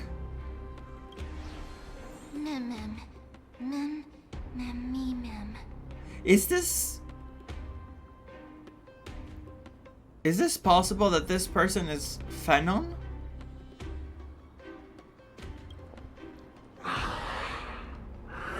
Or someone who was where Phainon, from Phainon's place? Everyone, brace yourself. This must be the hunter reborn from the black tide that Cersei was talking about. Oh, give me 1 sec. Okay, sorry. This must be the hunter reborn from the black tide. A hunter reborn. It might as well be whoever did that to Cyrene in the past. The black sword and cloak. The owner of the piece of cloth. The north wind that sent over the deathly fog of Thanatos. You're not demigods. Stand down or die. Giving us the option to stand down.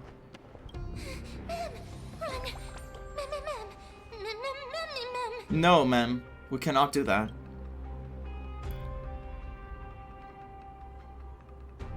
Don't worry, I'll protect everyone.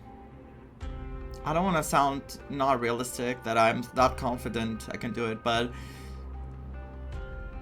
I don't want to say the second one either, because I feel like they're gonna hear it. Don't worry, I'll protect everyone. Together we will. Trian will also protect everyone. Trian is brave. You better be careful, you little crap. No, I don't want to call them that, but I'm so stressed. Only this time, may death protect us. Okay, that was cool.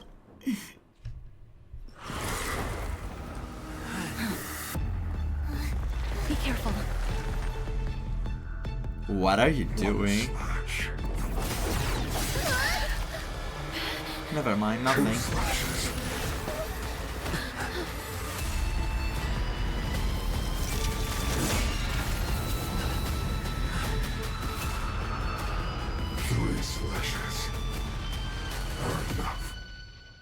Is that Phainon? Who exactly are you? Dangerous thoughts. Is that freaking Phainon? I don't remember if Phainon was holding the sword on the left hand or the right. Maybe I'm being stupid now. I'm just... The harmony will soon play in unison. Listen to the music. It's okay. It's okay. No dirty tricks. Watch your head. It said something about defeating the shadows or something, but I didn't see it. Okay. I'll overcome the thorn. Farewell. We need you, Lady Aglaya. Watch over you. You better be able to do this. Time for resolution. I hope for an end to strife in the world. I'm gonna use it because she doesn't have enough. So powerful. Cersei was right. Where is she? The courtroom's still not pieced together yet. All lies should be revealed with perfect clarity.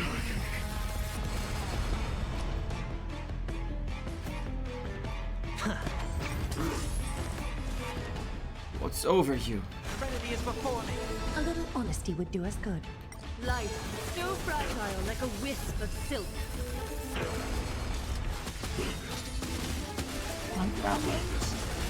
So... Wait, let's do this. All lies should be revealed. I'm putting in a faster speed now. Hedge your bets. Though I do want to see the animations of It's on me. the boss. The dice have bust. Or maybe I'll take it off. Oh, it's kind of pointless. Nice speed tuning, I never did. Farewell. So fragile, like a wisp of silk. Let's see the animations. Underworld's grief. The way is fraught with difficulties. They gained health back. This mortal form. Watch over you and guide you on your path. Offer your souls To the fire. Not good. To the fire. be reduced. It's Firefly. I'm joking. In that case. What is that?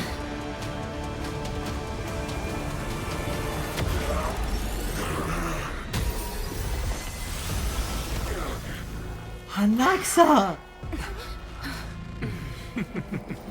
Can't be killed in a single blow. You are indeed no ordinary human.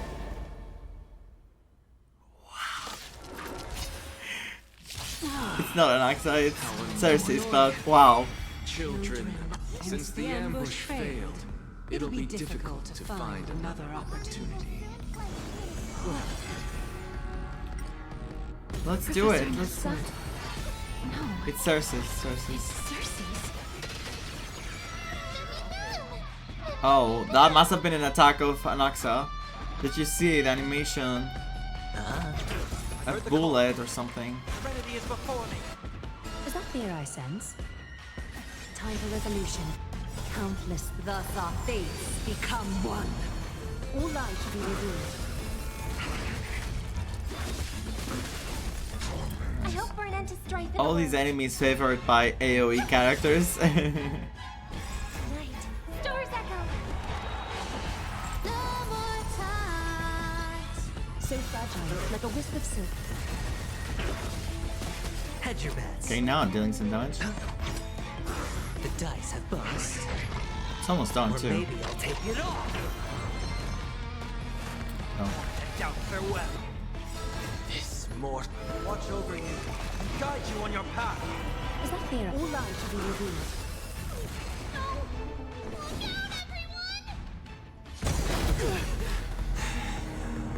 This is bad. No, no!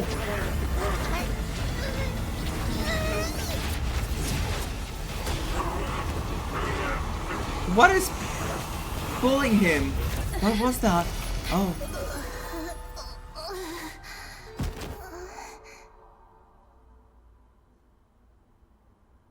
Oh my god, Trian. Shortly after Inokima. Phew. That was a close call. Thank goodness that we returned to Akama unharmed. Are we unharmed? Trian, are you okay? I never want to leave the Holy City again. Little Cass, my head, it still hurts.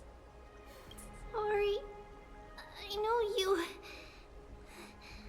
told me not to open the gate.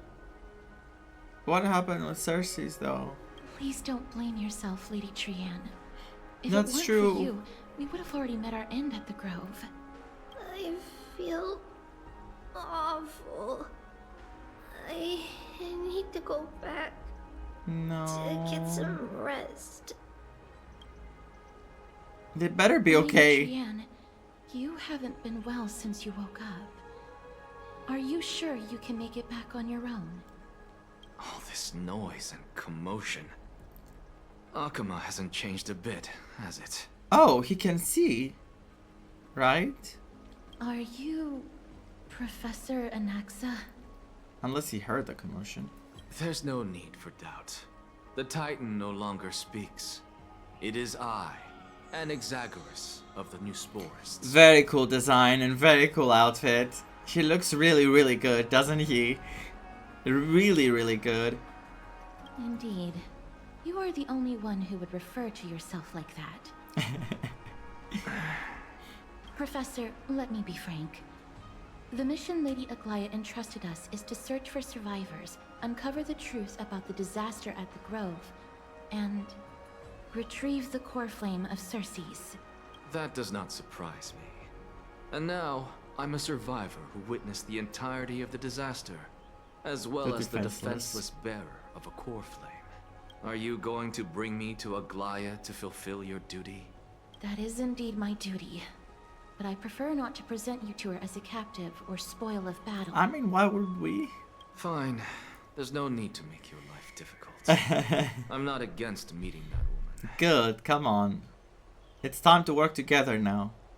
But I have some things to take care of first. The families of some of my fellow Grove scholars live in the Holy City. Before we meet Aglaya, I want to visit them. That's fine. That's fair. Why do you have to do it before meeting Aglaya? Because Lady Aglaya will probably be against it. Oh. Let me guess. Oh? That woman will not only prevent me from visiting the families of the deceased, but will also suppress any information about the Grove. She's always been okay, I see. My fellows at the Grove gave their lives defending the core flame and fighting the Black Tide alongside me. That's true, he has Their to. families deserve to know the truth. Of course they do. You intend to do it without her knowledge? Yes. Do you really think that woman would treat me well, even if I behaved and proved my loyalty? I wouldn't mind seeing a bit more anger on her face. I like Anexa. Are you going to stop me, Castoris? No, she's not. I will accompany you, but please understand that Lady Aglaya has her own considerations. You truly have the makings of a fine scholar, putting yourself in other people's shoes like that. Let's go. I won't go overboard. I like this. I like how she's helping him. After all these years, you and Lady Aglaya are still... Neither of us is narrow-minded. You should know the root cause of our conflict. Okay, I mean, it kind of makes sense that their relationship is like that, because he is indeed going against, like he is going with his own flow, like whatever he wants to do, he does it, even though it goes against principles or like prophecies or anything. He doesn't even believe on in the prophecies, and Aglaya is all about the prophecy and everything. Anaxagoras wants us to go talk to the victims. Not the victims, the families of the victims. And say what happened to them. And so far I really like the way Anaxagoras thinks. Even though he's been called a heretic, he genuinely cares for people. And that's what he does now is very thoughtful. Woman with gentle expression. Hello. And you are? Hello. If I'm not mistaken, you are Kallinicus' wife, right? Yes. Oh, are you a messenger? No wonder I haven't heard any news for so long. There's been a change in personnel, hasn't there? Ma'am. Kallinicus passed away a few days ago, defending the Grove against the Black Tide.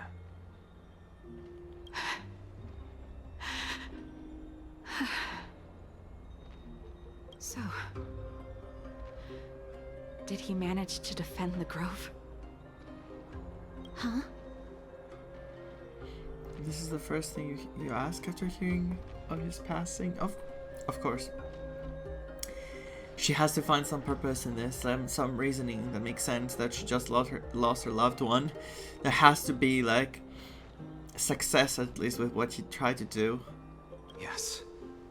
He managed to protect Cersei's core flame at the cost of his life. I see.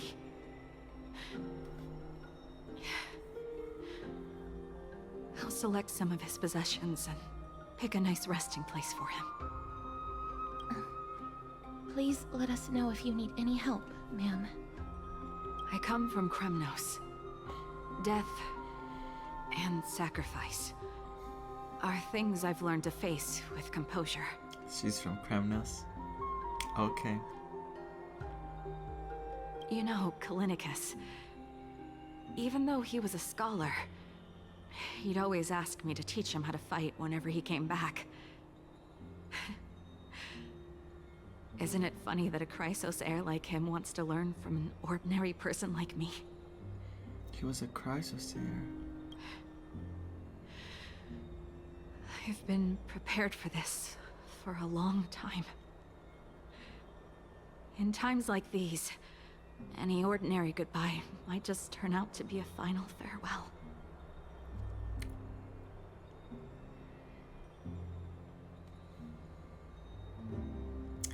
That's a very strong sentence. I'm really sorry. There's nothing to be sorry for. I was once a warrior, and I'll find my way back to the battlefield someday. A very... Her mindset is very...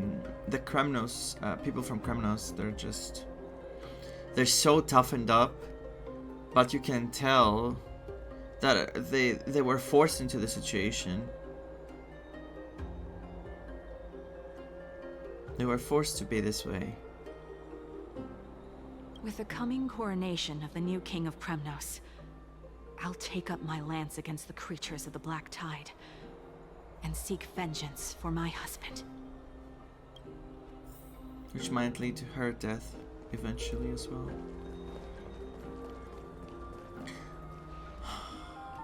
Please don't talk about the child too. Don't let this be the grandpa and the child. Oh, hello, young ones. Is there anything I can help you with? Are you the father of Kenani and Artakama?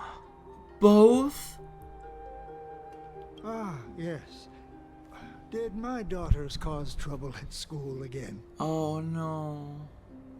Alas, forgive this old brain of mine. Both of my daughters graduated long ago, and they are now scholars at the Grove. As I get older, memories from years past tend to blend together. What's the matter, young one? Why so quiet?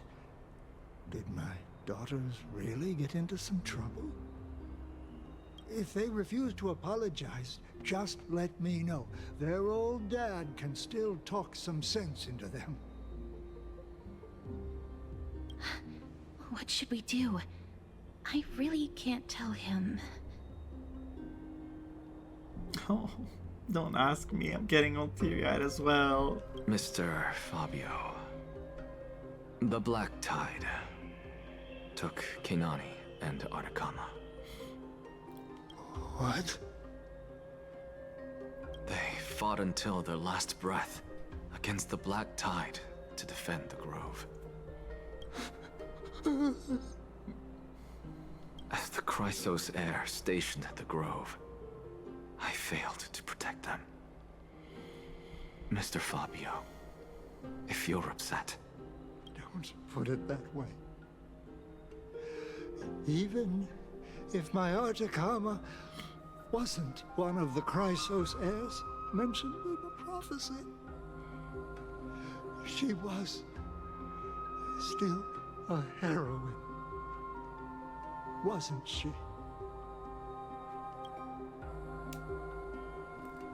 Why are they doing this? Why did I stop here last time? Couldn't I have done this before so I would be done with this? I don't want this sadness right now. What's Dad talking about? What's wrong? I'm busy. There's a lot going on in the city and I've got my hands full. Mister, we're sorry to bother you, but... Don't be for another child, please. It doesn't, like, I mean, whoever it is, it's still brutal. But please. No, wait, Lady Castors, did Lady Aglaia send you because of some mistake I made at work? Keep your cool, Titus. I'm Anaxagoras from the Grove of Epiphany. And father. And a colleague of your father, Old Titus. Old Titus. A few days ago, your father passed away. Wait, what? My old man died?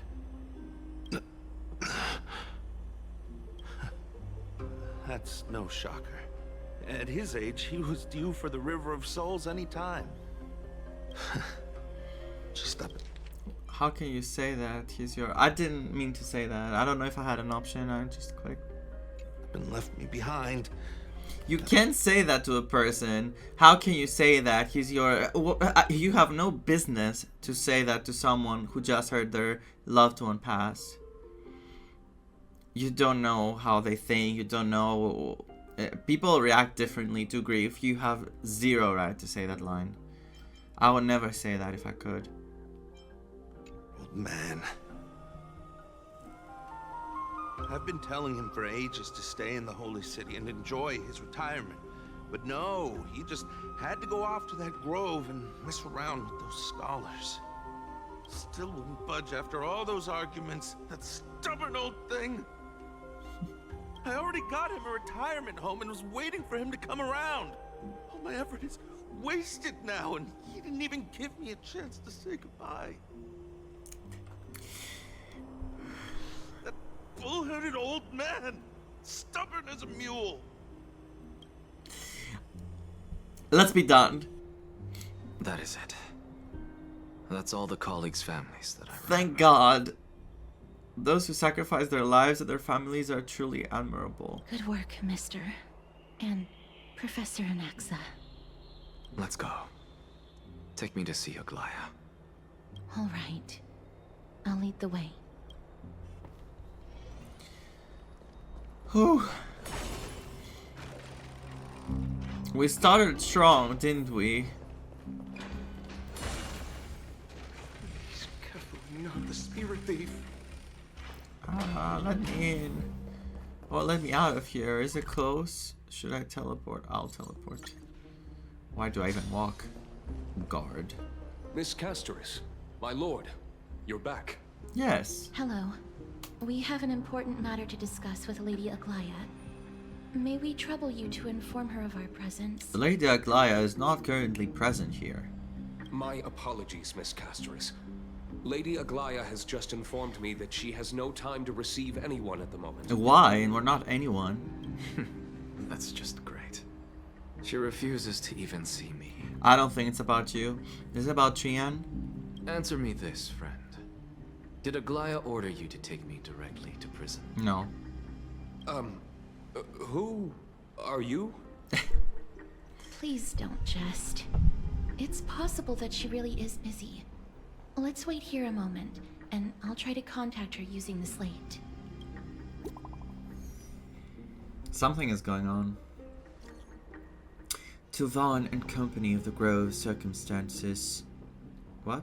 To Vaan and company of the Grove's circumstances, we are now fully cognizant, and for thy most diligent efforts we harbor the deepest gratitude. Indeed, no words could adequately convey the depth of our appreciation. Alas, the holy city presently faces sundry complications, and manifold duties command our attention, precluding us from extending proper welcome. For this oversight we express sincere regret. Furthermore, following thy arduous voyage, rest must be prioritized. The particulars of recent events shall be deliberated upon the morrow, so it is written. You're writing literature? No, got it. Let's not mock her. That elegant style must be the garment maker's. Dear garment maker, please inform Lady Alaya thus. Message received. We will take our rest today. We will send her our regards. Very well. It's fortunate we don't have to confront that woman while I'm hauling around this sick body. He's glad. Castoris, and this friend I haven't gotten the chance to know. I'll take my leave for today. Oh, you'll take the chance to know, and trust me, I'm important here. That Titan made a myriad of adjustments on their own. My head still aches from that. I don't want to stay a second longer in this noisy city if I can. Please be careful. Akama isn't the Grove. This place is covered by her golden threads. I know. That woman is extremely confident I won't escape her grasp. Don't worry. As I said before, I'll mind my behavior. I trust him. Unless something goes really bad, he's not going to really divert from what must be done. He won't follow his own, how should I say it, heretic way. Mister, so many unexpected things happened on our journey to the Grove. We truly had no intention of putting you in danger, let alone face the Black Tide head-on. We made it back alive, so much for the Black Tide. Trouble is my old friend by now, I'll say this. The Black Tide is not just an enemy of Akama, but all of Amphoreus. Even back when the forces of Strife coveted the Holy City, their warriors still undeniably halted the Black Tide outside Castrum Krymnos. Her mouth when she talks moves weird. It's not synchronized at all. It's like, halted the Black Tide outside Castrum Krymnos. Nikador's core flame now sits vacant, and the Black Tide has returned. The Grove is an academic city with the best understanding of the Black Tide. There's some bug with her mouth. It shouldn't have fallen so easily, and yet it was taken overnight, leaving the city in blood and tears, haunted by the spirits of departed heroes. Yep. The trial of Strife is imminent. I pray Mighty will be able to steel his resolve soon. And that black-robed swordmaster. Lady Trebe once traveled across thousands of cities in Amphoreus to repel the Black Tide. But even they have no recollection of this powerful enemy in all their journeys. Perhaps the fall of Strife has triggered even more terrifying events in unseen places. I'm so curious to see if the hooded person is actually Phainon. I don't know how it would work though, because Phainon is supposed to be in the room, unless it's a different Phainon. As for me, I detected a strong stench of death from that entity. But it wasn't because it had a connection with Thanatos. I'm afraid it's purely because it has sent countless others to their deaths. Speaking of Thanatos, Mister, there is something else I wish to verify with you. You must have an idea of the curse I bear by now. Shadow of Death. I was born as the Shadow of Death, a poison shunned by all living beings. Yet when you caught me in the grove, I'm curious why you weren't affected by my power, Mister. We are not affected by her. Now that you mention it, I think the same thing happened in the Vortex. I'm used to it. I'm just special like that. Huh. My apologies for the abrupt question. For all my life, I've always wondered, what is my connection to death? And why am I inextricably linked to Thanatos? Are you their daughter? Mister, you must be tired after being on the move these past few days. Please set aside the tragedy at the Grove for now, and rest for the day. The scholar manifested in the grove and doused the radiant blaze. The crisis experience through your travels. Head to the book and write it down. We got another one. I wonder how Dan Heng has been holding up these past few days. We'll go see Dan Heng, but we have to read this, right? We might get important information we need to know. Ma'am, read this book for me, ma'am. What is that? Is that for... Oh, it's an Amphoreus upside down.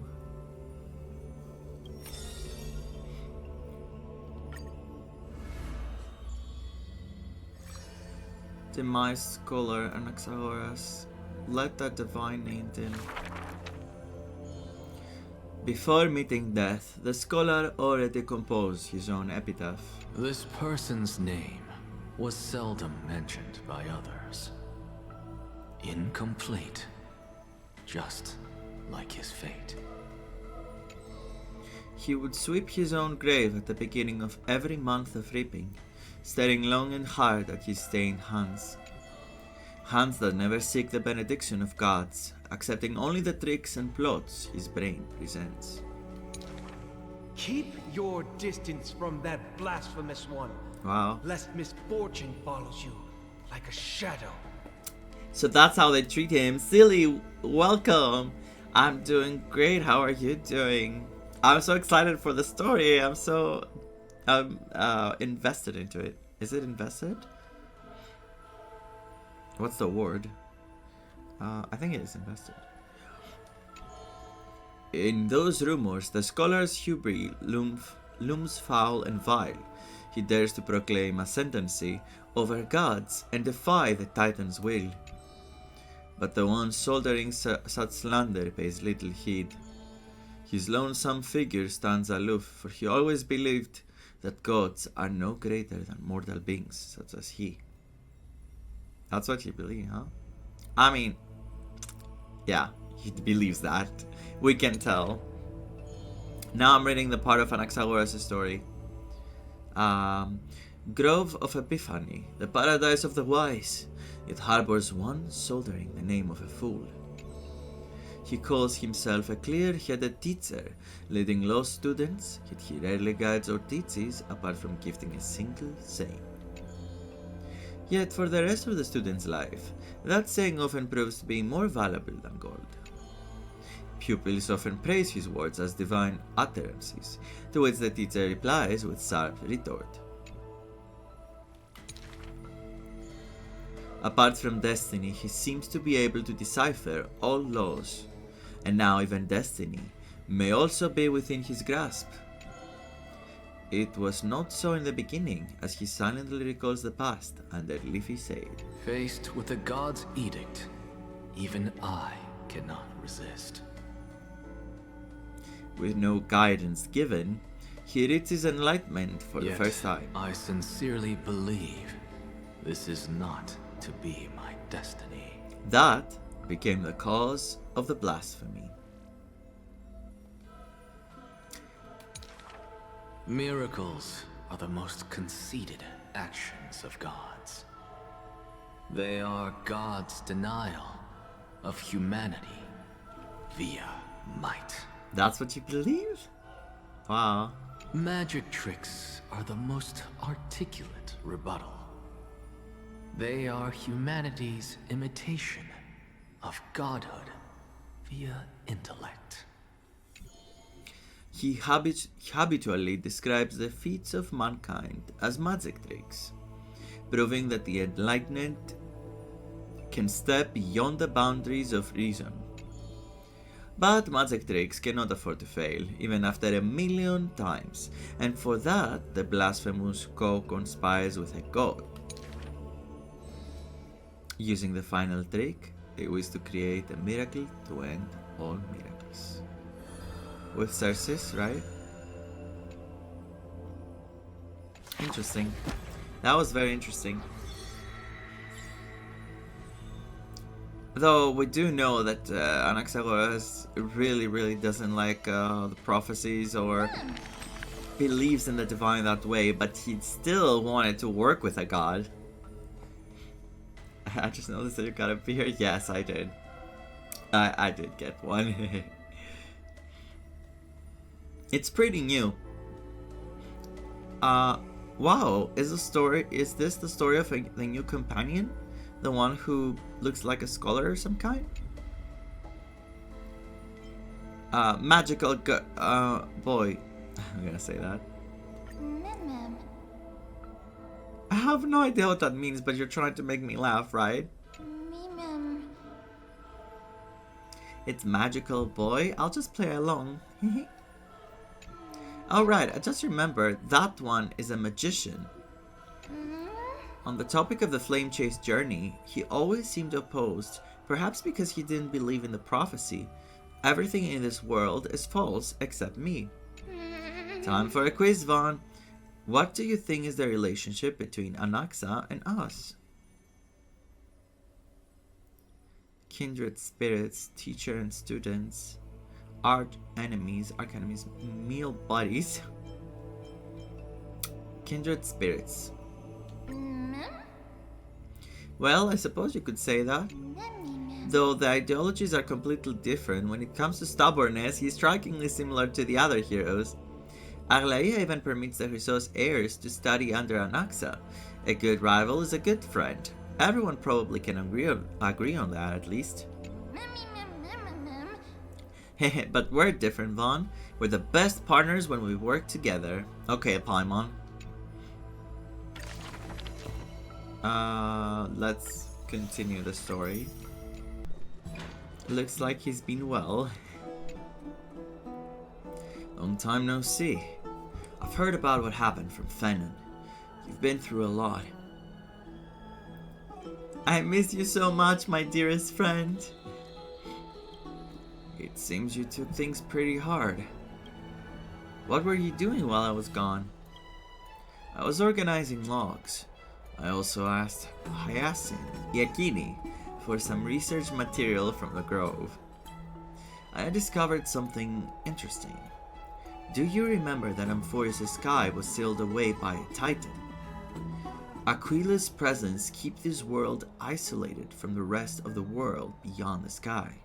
So Aquila is the one who's doing that. Okay. It seems the Yakini's ancestors were the sky priests who worshipped Aquila. Perhaps you can give us more clues to find a way back to the Astral Express. Nothing out of the ordinary happened in the Holy City in the past few days. I didn't have to talk to anyone either.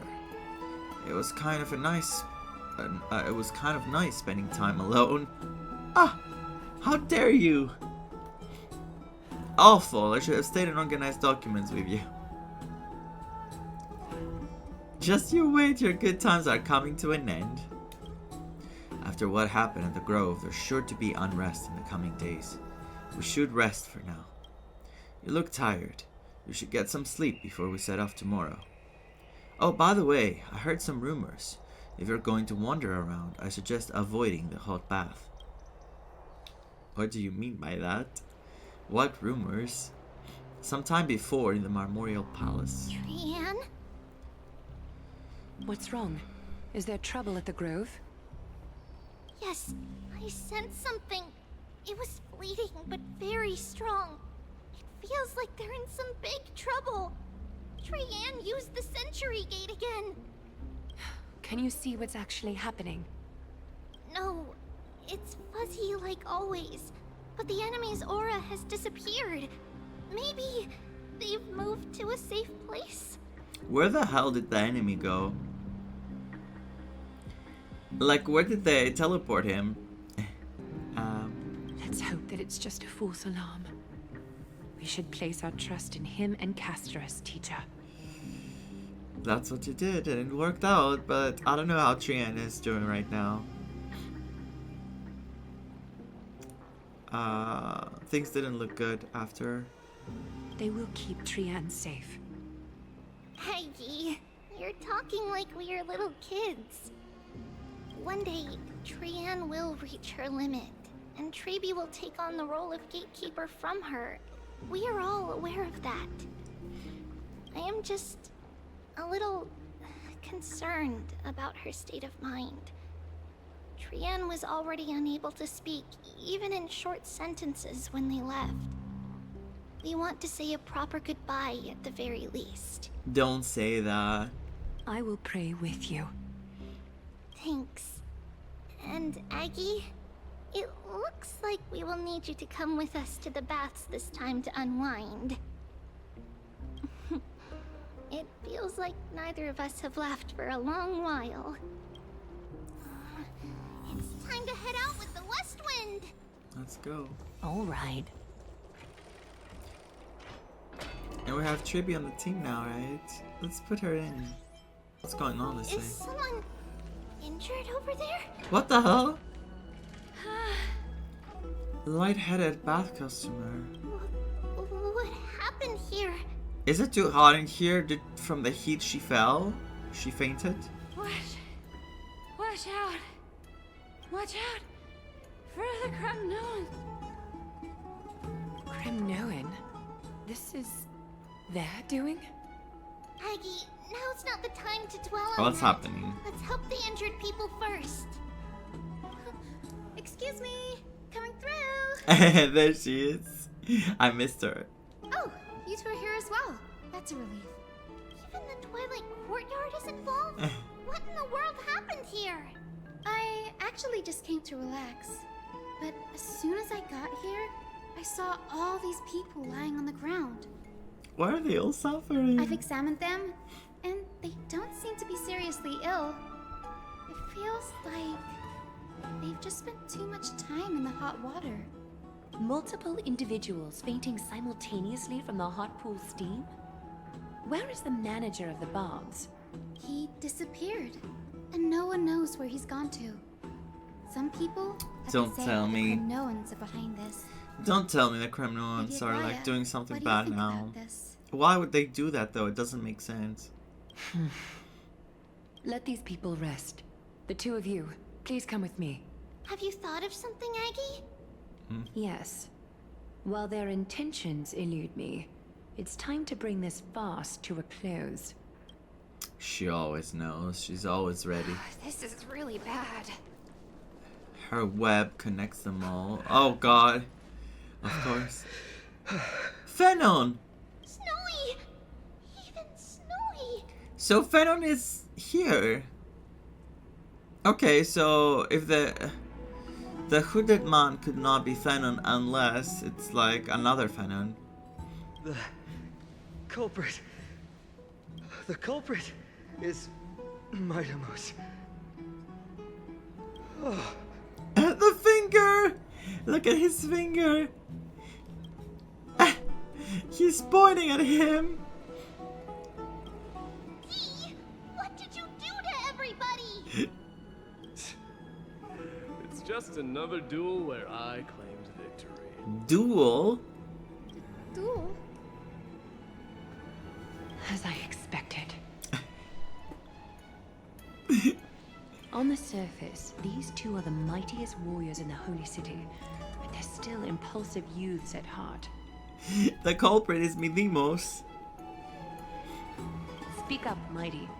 Tell us exactly what kind of foolishness you and Phainon indulged in this time. Some time ago. Oh, we're getting the flashback?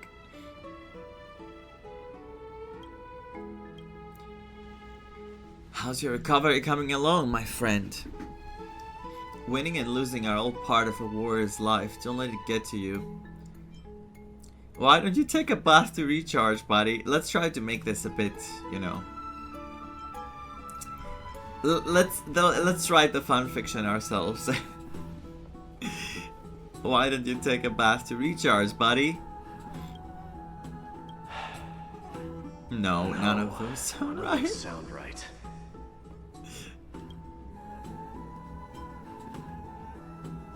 Keep your chin up. You have greater things to achieve. Want to grab a drink with me, pal? If you're up for it, let's have a talk. Want to grab a drink with me, pal? Forget it.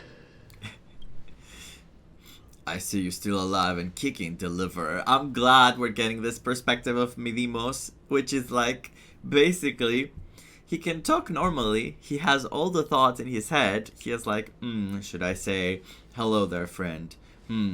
Should I say, how are you doing today? And the third one, do you want to hang out?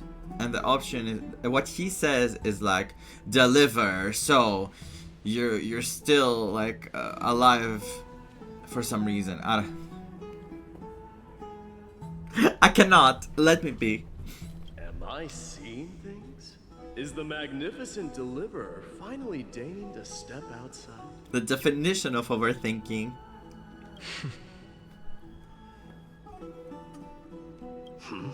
Huh?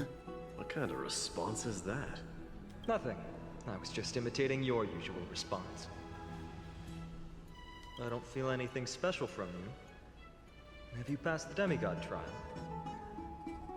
The ritual hasn't even done it. In case you forgot, it hasn't been that long since I pulled you out of the trial. I didn't forget. Is he salty? Then, you're welcome. In twilight's last gleam, Makima stands bold. Her walls sturdy, tales untold. Dreaming of her fruitful gardens, pilgrims arrive from distant lands. Figs and olives, so grand. What is he saying? Yet little do they know that they will step into flames, fuel to the fire, a burning brand. What are you playing at this time? I just felt like reciting a few lines of poetry. Surely the Crown Prince of Kremnos knows how to appreciate poetry, right? Phainon is being weird, and also, I read Clown Prince, and I was like, wow, he's attacking him. Kremnoans steer clear of such weak literature. But my library doesn't lack collections of this kind. Garbaniforo Grand Library. These lines express the poet's yearning for their home, just as Akama is distant from many people's homes. I know how to interpret poetry, Haikis. Oh, Haikis is translation to scoundrel. Must be the Kremnon language. There's no point in pretending to be profound, my friend. Thank you for helping me out when I was in a tight spot, but it seems to me that you aren't prepared for the trial either. Don't compare your situation with mine. My people are still relying on me. I can't ascend to godhood on my own without first resolving their issues. So, are you suggesting that you, the mighty Mydeimos, and the heir to the throne of Kremnos, wish to defy tradition that has endured among your people for millennia? He better be. He's saying it's a trap. I'm still thinking about what I should do. Never mind. It's probably not my place to offer you counsel. An idea does strike me, though. Go ahead. Let's see what terrible ideas you've come up with. Let's see. I'm pretty sure this idea is what led to everything.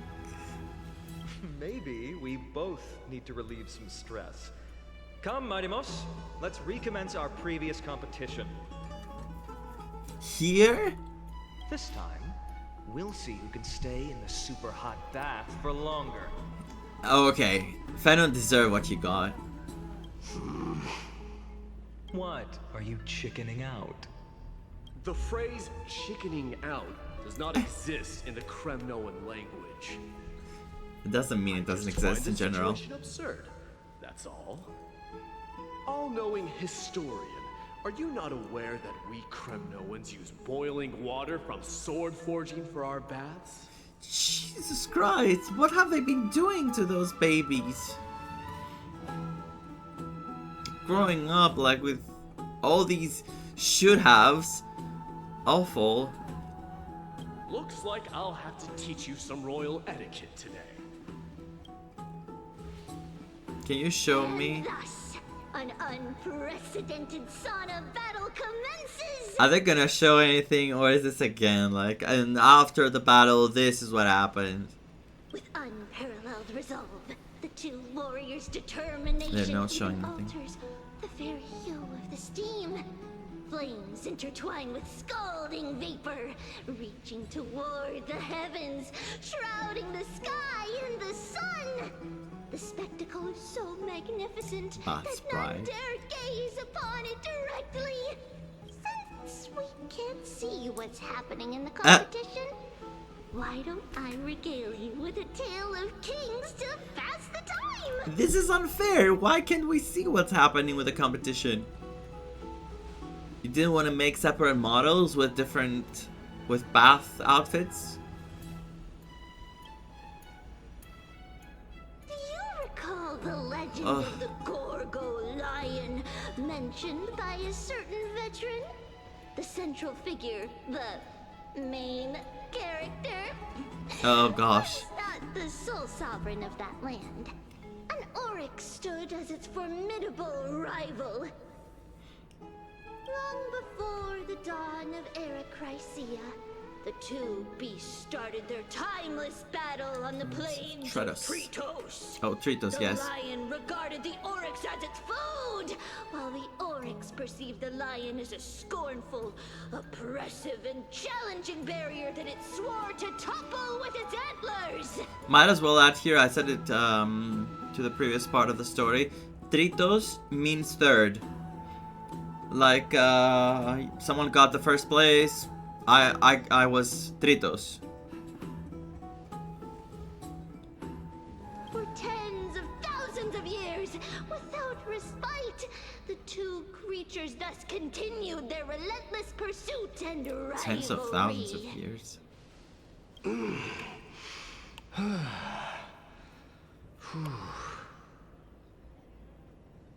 It fixated on its rival's fleeing form in the chase. I cannot concentrate this story right now.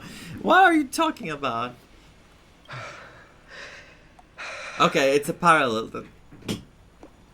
That one story is like now the lion and the... What did it call it? Onyx? Onyx is the Pokemon, isn't it? What am I saying? Oryx, I'm sorry. Onyx. What am I saying? Okay, listen. It set its sights on the other's neck, nearly within reach. I have to behave. This is a serious stream. And respectful. What? It set its sights on the other's neck?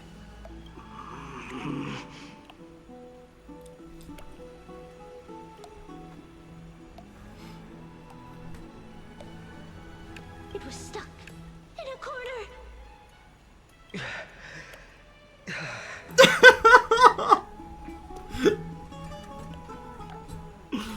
Help! Help!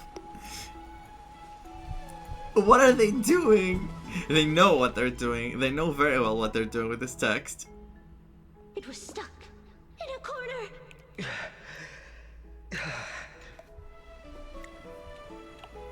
I cannot. I cannot. It had nowhere to escape. On the land of Amphoreus, some lives meet their end at dusk, some at dawn, and yet others are fated to perish under the blistering sun at noon. And at last, the most scorching moment of the day descended upon them. The formidable hand of fate heeded their call and arrived! Please don't make the sound I'm guessing it will make. I'm expecting. My lords, would you like me to reduce the temperature a little? This is what they were doing?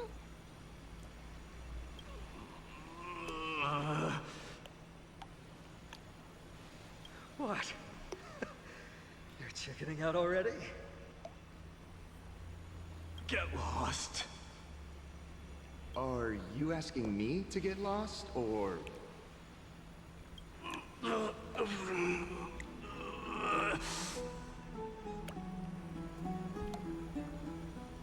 All of that for that, literally.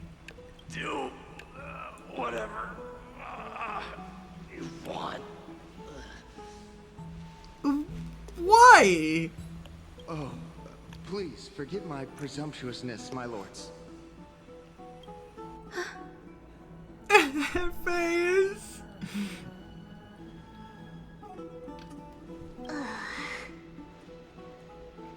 What a spectacle of folly.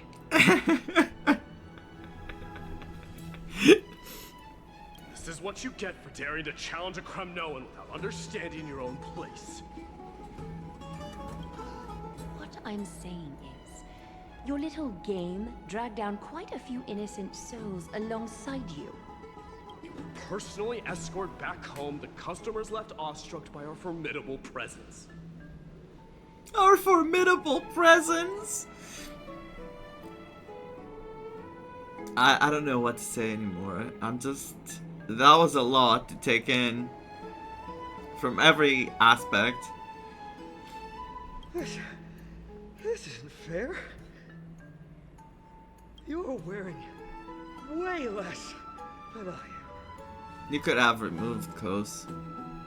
To be fair, it's a bath. What are they doing? Doesn't make sense. Is this the latest trend now? Getting into the baths while dressed in full armor? No. There's another reason for that. Don't look at me like that. It was he who challenged me. There is no word for flee in the Kremnoan language. Very well. Let us bring this farce to a close, shall we?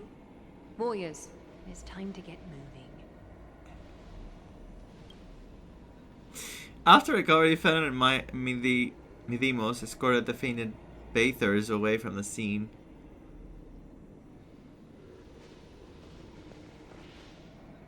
This time, Phainon narrowly triumphant with a stunning 27-25 victory in terms of numbers. If the numbers of troops.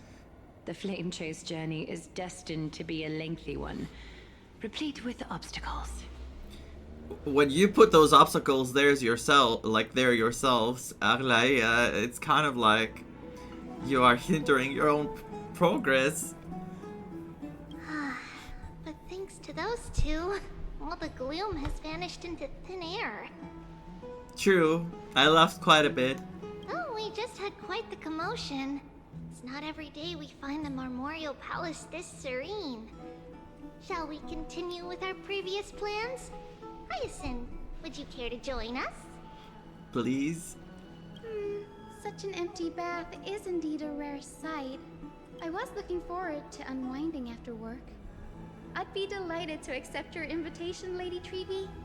How about we go to the biggest bath? No, it is the biggest bath.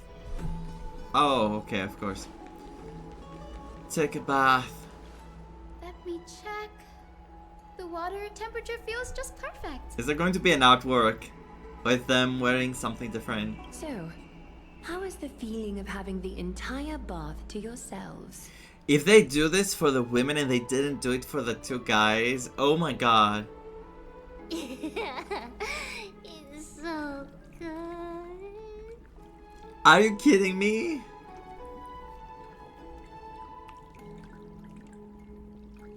Why? Why did you do this with them and not Mydeimos and Phainon? Of course I'll take a screenshot because it's a very good artwork, but still.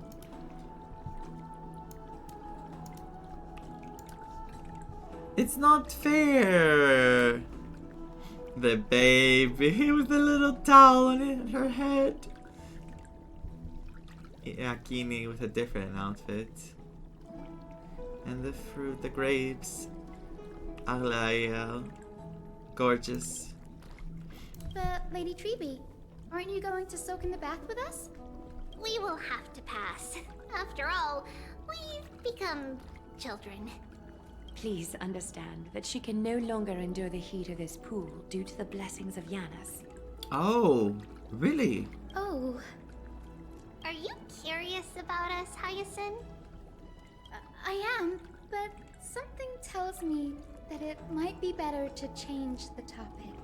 Don't get all nervous. It's not something we can't discuss. The truth is, a long, long time ago, oh, we've seen this. You were a mature adult just like Aggie. Oh, I know. Then, because of reasons, we inherited Yanis' divinity and gained the power of passage. Then somehow, Palpatine returned. And in return, the price we had to pay was the splitting of our soul. Each opening of the Century Gate intensifies the strain on Treby and the others. They are gradually regressing towards infancy, both in body and mind. So it's like they age backwards because of that. We don't know what awaits us at the end either, but anyway, that's why we've turned into children. In that case, when you opened that giant sentry gate above Akama during the battle against Nikador... Well, there's no way around it. We all know that the flame chase journey won't be a smooth ride. Maybe we can find a way to fix it. The primary research focus of Noosporists is the soul. I hope they can help. We explore its depletion and methods to restore dispersed souls. As long as research continues, there might be a breakthrough that can help. We will do everything we can. I hope they can do it before any of them disappear, though. So your first reaction is in fact denial. You're indeed an Access student. I look forward to your good news, Hyacinth. Now there's another reason to look forward to tomorrow. No. Lady Treby, what's wrong? Something's off. It's that strong feeling again. Is it Trian? Wait, no. It's not Trian this time. Who? It's Trinan. What? Trinan is in danger. How? How this? What? I win this round of escorting the bathers home. How does one contender alone make a valid competition? From that, they take me here? Offering a compliment or two wouldn't be the end of you, you know. Haikas. Haikas. What is that word? Is that your native tongue? It means hyena. I'm likening you to a weak hyena. By the way, you emphasize the completely wrong syllable. These two are like very close, aren't they? Though we've been acquainted for some time, I have rarely heard you talk in the ancient tongue of Kremnos.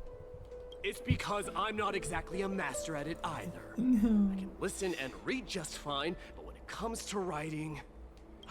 You can write? Oh. You speak as if you don't have a brain. That was in jest.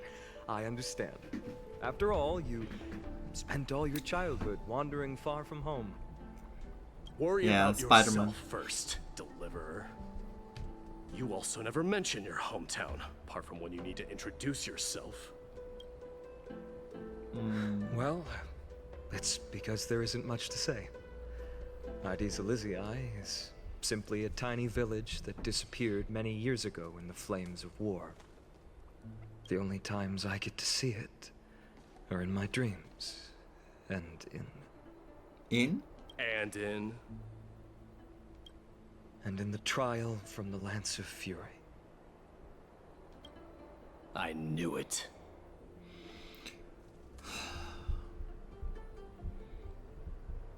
I have a theory that the person we saw with the hood is the one who killed Cyrene. And this person might as well be Phainon.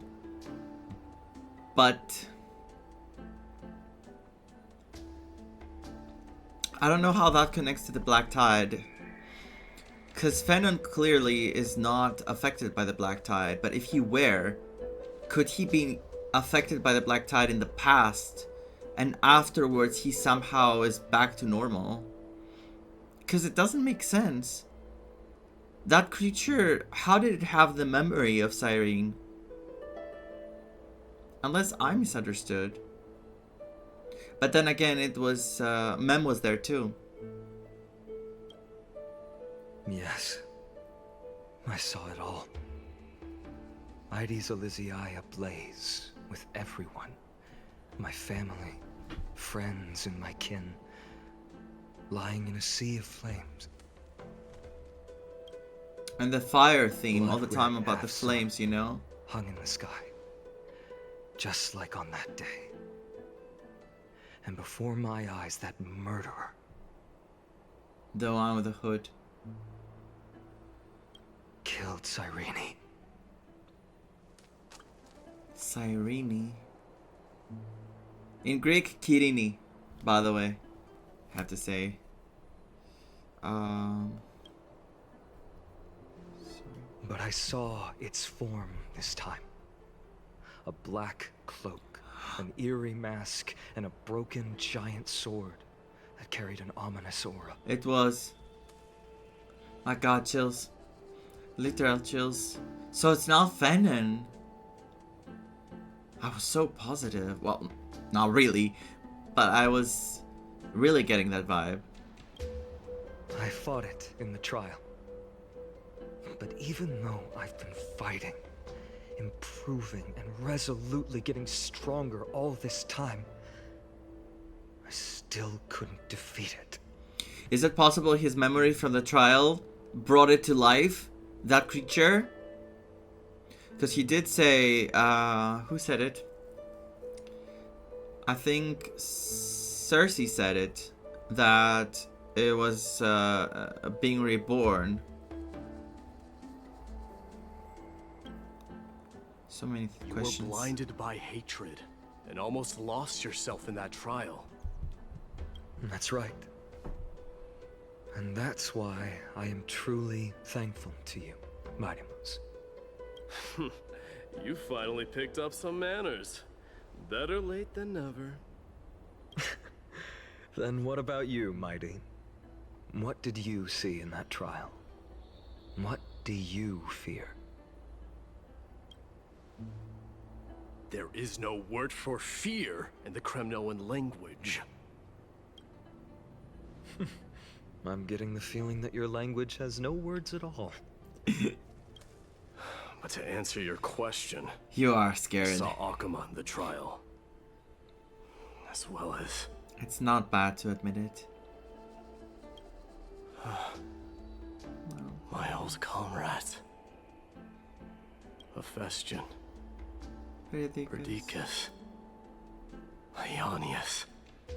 Ptolemy. And Hephaestus. Ever since I returned from the Sea of Souls, these five have been by my side. We faced life and death together during our days in exile. What happened? Those 10 years were arduous, yet filled with moments worth treasuring. Each night, we would gather by the campfire, savoring honey brews and singing our hearts out. The wind in the wilds of Amphoreus smelled like rust. Hephaestion would always tease me about adding goat milk to the honey brew, claiming I ruined the blood-red color of the drink. He had a scrawny figure, but was a relentless force on the battlefield, dispatching foes without so much as a blink. Perdiccas was an expert in concocting medicines, delving into all those strange folk remedies. Ionius was a swift runner, and our most reliable messenger. Ptolemy was a real bookworm, always spouting off in chapters and verses. When we left Kremnos, he made off with a stack of ancient tomes from the Grand Library. Not like it mattered, as my family owns the library. And then there was Possesta. He was the silent type, but a truly masterful musician. I wonder if he's going to feel the same way now with the Flame Chasers. Eventually, if he's going to be as close and grow to feel like that close to them. This is the first time I've heard you mention these 5. And their names. They died on the battlefield before the Kremnoan detachment managed to join Akuma. Perdiccas was the first to go.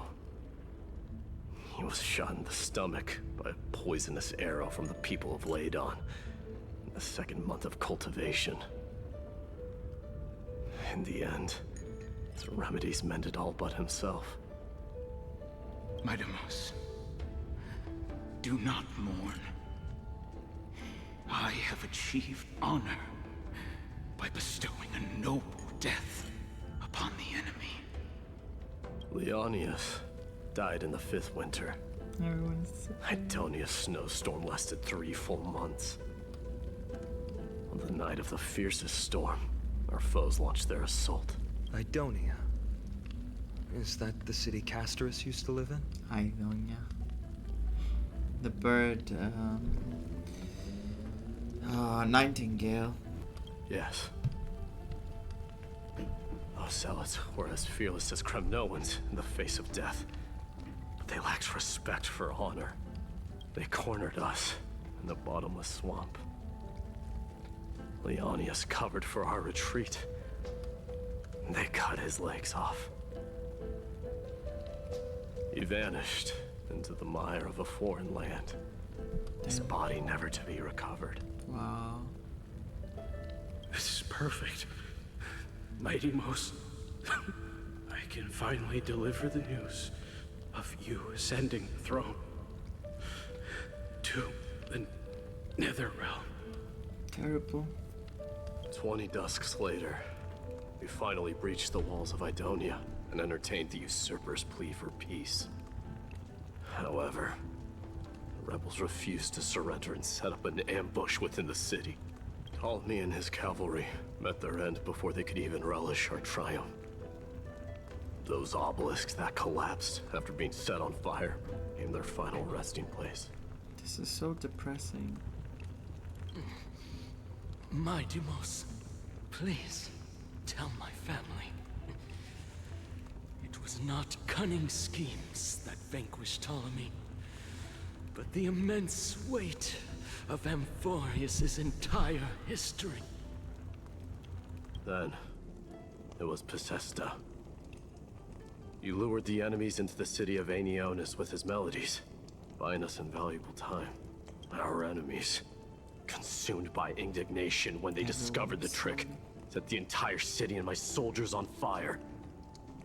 His final words were recorded on a small clay tablet, fractured by the flames. Mydeimos, don the crown. And at last, my most trusted friend, Hephaestion. He was supposed to stand by my side through it all. Illness. But a sudden relapse of his illness hit him on the eve of my duel against my father. Right before that.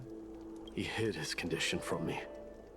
By the time I returned victorious, he had but a breath left in him. A Kremnoan, dying on a sickbed. I would be a laughingstock to everyone. Hephaestion, my dear friend. Spare your strength. I'll go get a physician. No need. Even if Perdiccas were here, he couldn't stop destiny from taking me away. No! None can take you away.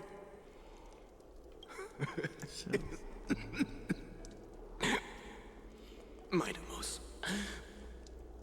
our king, do not shed tears for me. It's not befitting of your status.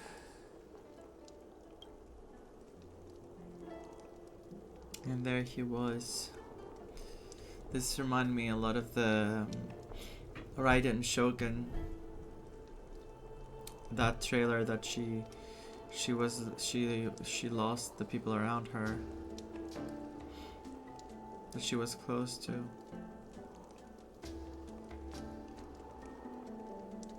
Farewell, my dear friend. You must lead us back home. What a grave trial indeed. Now I understand why you see immortality as a defect, or even a curse. My father threw me into the Sea of Souls to break the wheel of karma. Little did he realize it would grant me an immortal body and summon a fated revenge on his head. Following his demise, I considered leading my people back to our homeland. Krateros had already turned it into a wasteland. Only darkness and insanity thrives there. Against the dissent of many, Krateros included, I made the Kremnoan detachment stay in Akama. But I know that their glory will never be doused out. I mean, he does consider the fact of becoming the king and bringing everyone back there and giving them a different life, but it is a lot. And he already has different worries too. He's a flame chaser.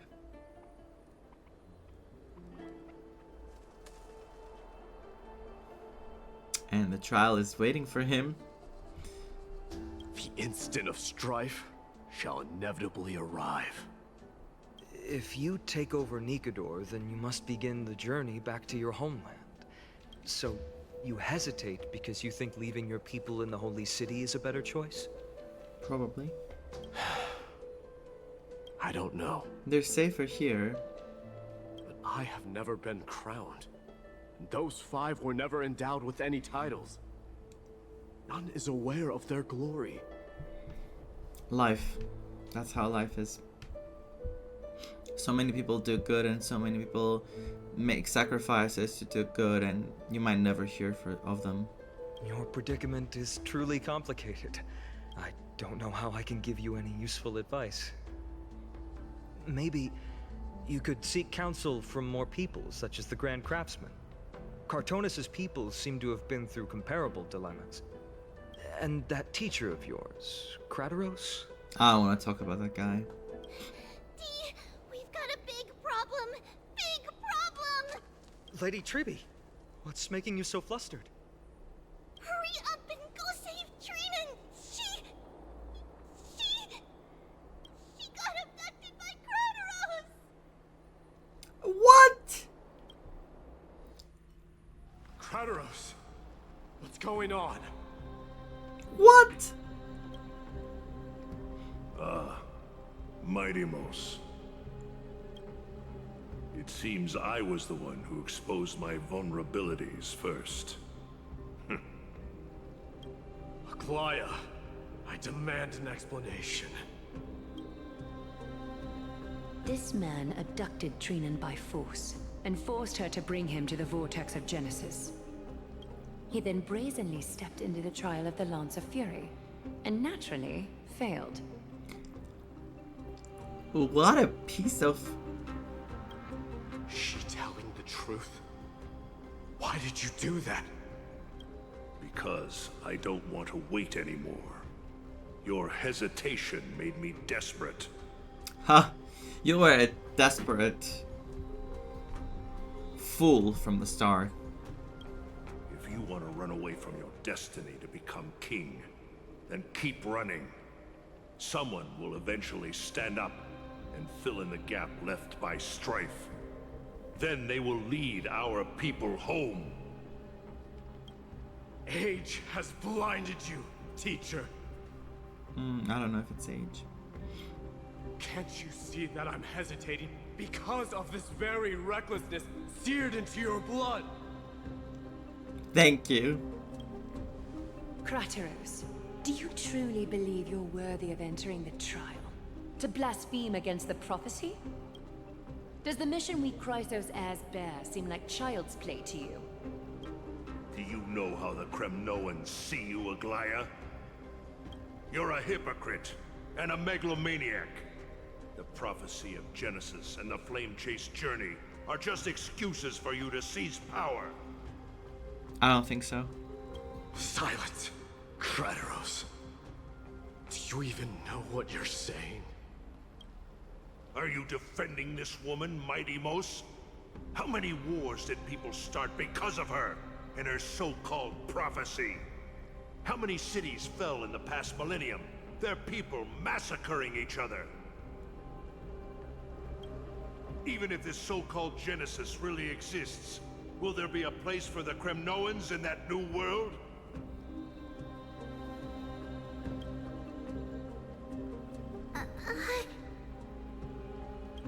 Are you done talking? By agreement between the Krateros heirs and the Council of Elders, those who trespass upon the vortex of Genesis need not be tried by the Council. I am allowed to pass judgment alone. You know what to do. Kastoriki, where are you? Krateros, your actions are unforgivable. I hereby sentence you. Aggie, wait!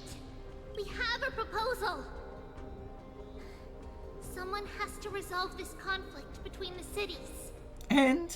Lord Krateros did not use violence to harm us.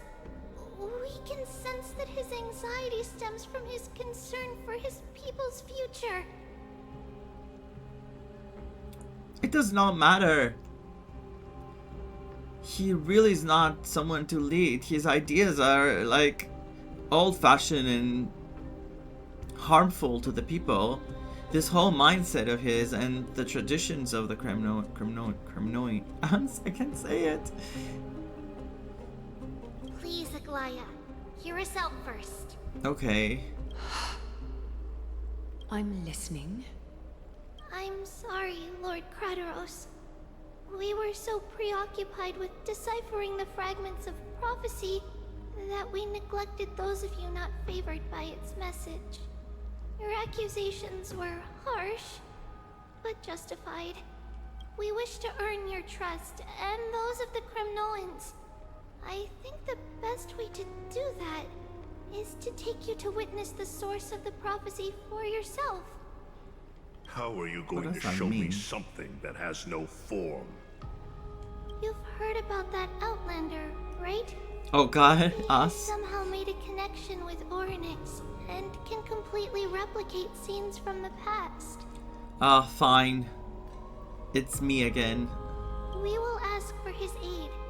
Tomorrow, at the Abyss of Fate in the Temple of Yanissopolis, we will show you everything from that distant memory, Krateros. A fair proposal. Okay. I accept. Until then, you will be stripped of your freedom. That is my one condition, and I will brook no argument. It is not the first time I've been made someone else's prisoner. Do as you please, demigod. Teacher, why did you do this? Didn't you hear him? Forgive me, young master. But I just cannot wait any longer.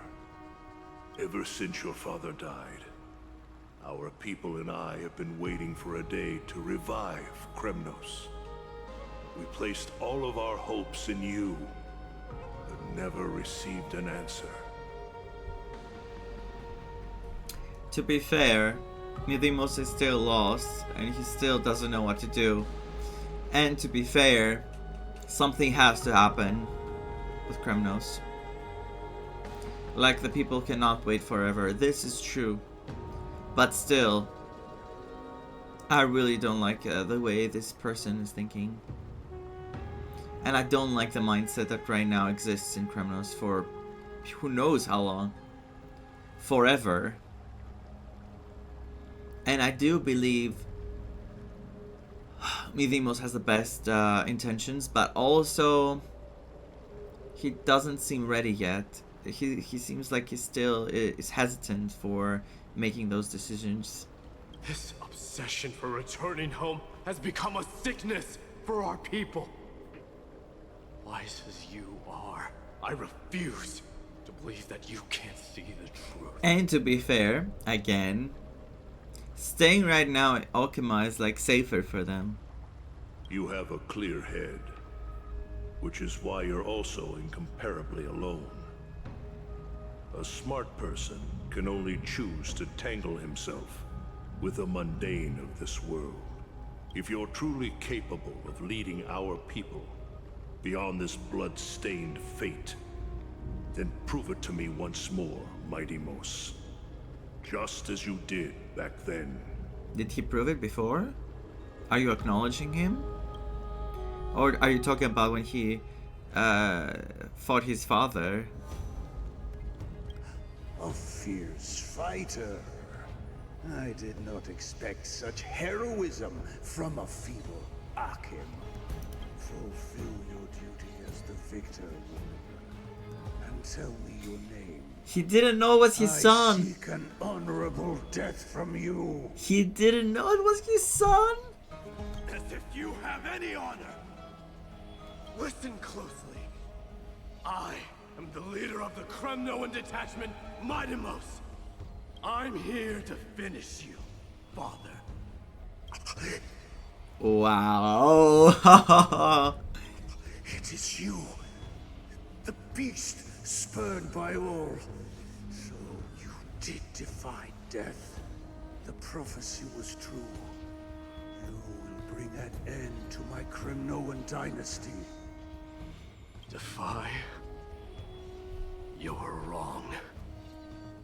Death fears me. It's the reason I have this body of steel. As for you, you already stand at death's door, father. You were the one who threw me into the Sea of Souls. The one who tried in vain to enslave a Titan. And the one who desecrated the body of a god. Haikis! You're a weak king. That's his favorite word, isn't so it? Weak that even the lowliest hyena is a more noble existence than you. Let me do this real quick because, yeah.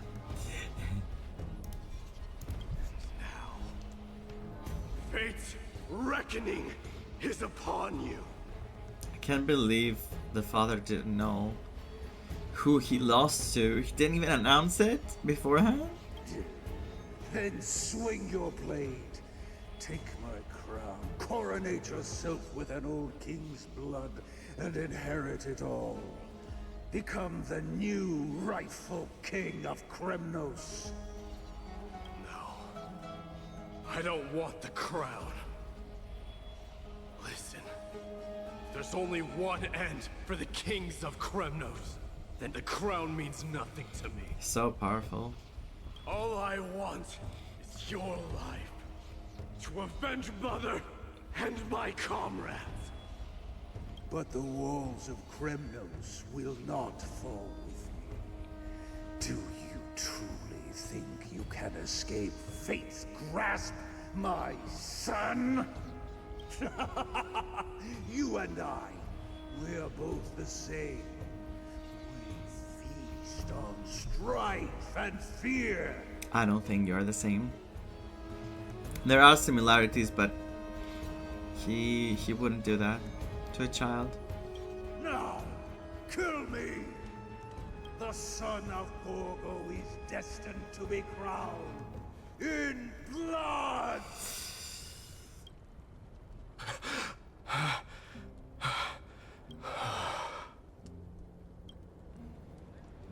Don't tell me he's... Where is he?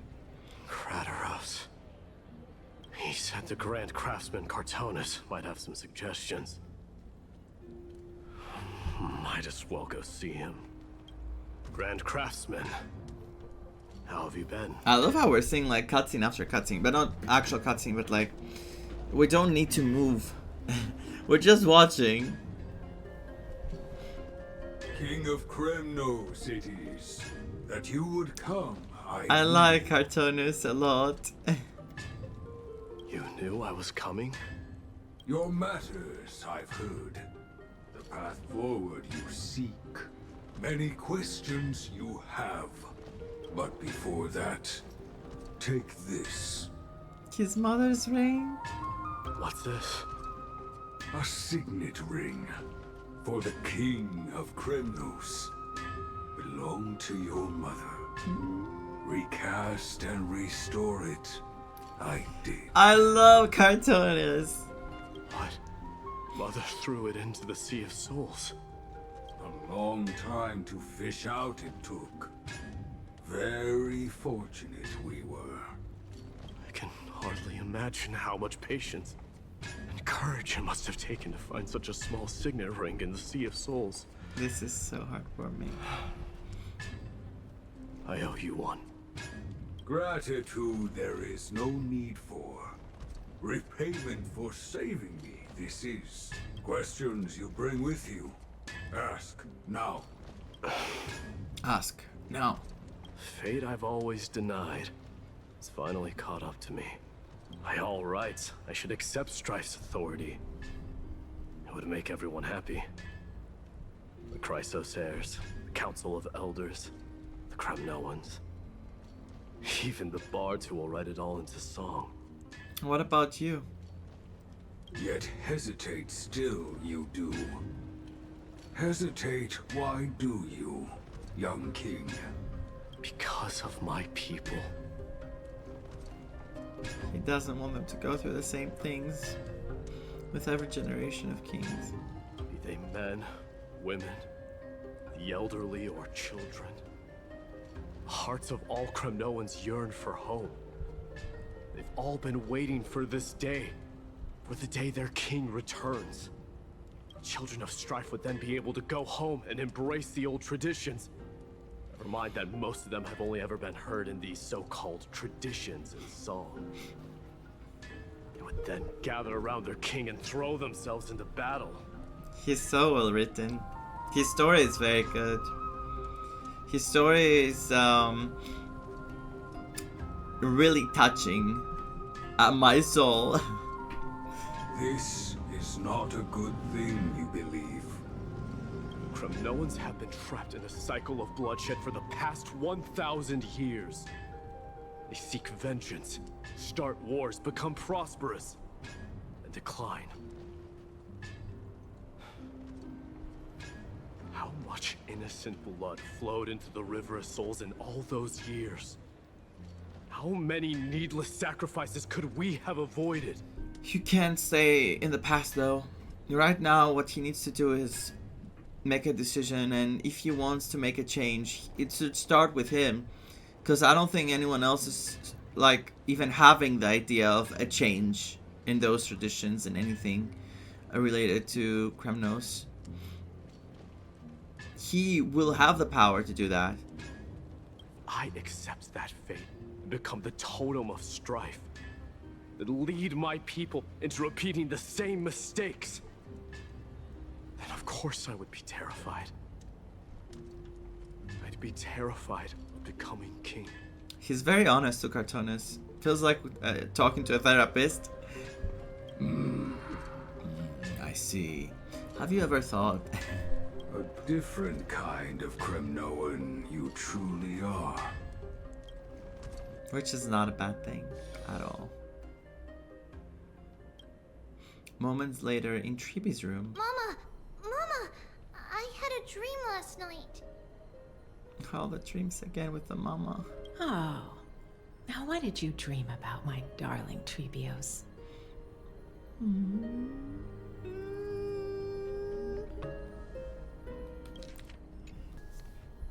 I had a dream that I turned into many me's. Then we made the moon into a ship and made the stars into our sails. Then we floated on the ocean and let the wind blow us in any direction it wanted. So adorable. Well, that sounds like a lovely dream. Yeah! The ocean and the sky were really, really dark. But there were so many of me that I wasn't scared at all, because we'd all sing together. The ocean wind blew us onto an island where the wind tasted like flowers. There were bleating sheep and chirping birds inviting us to be their guests. There were so many animals on the island, but none of them ever fought. Yanis's holy maidens can receive guidance from the god of passages. Perhaps what you saw in your dream is a divine land somewhere in Amphoreus. You think so? Giving her hope. What's wrong, Trebios? You look unhappy. Because on that same island, I saw a dark mountain on the other side of the ocean. And it was very, very tall.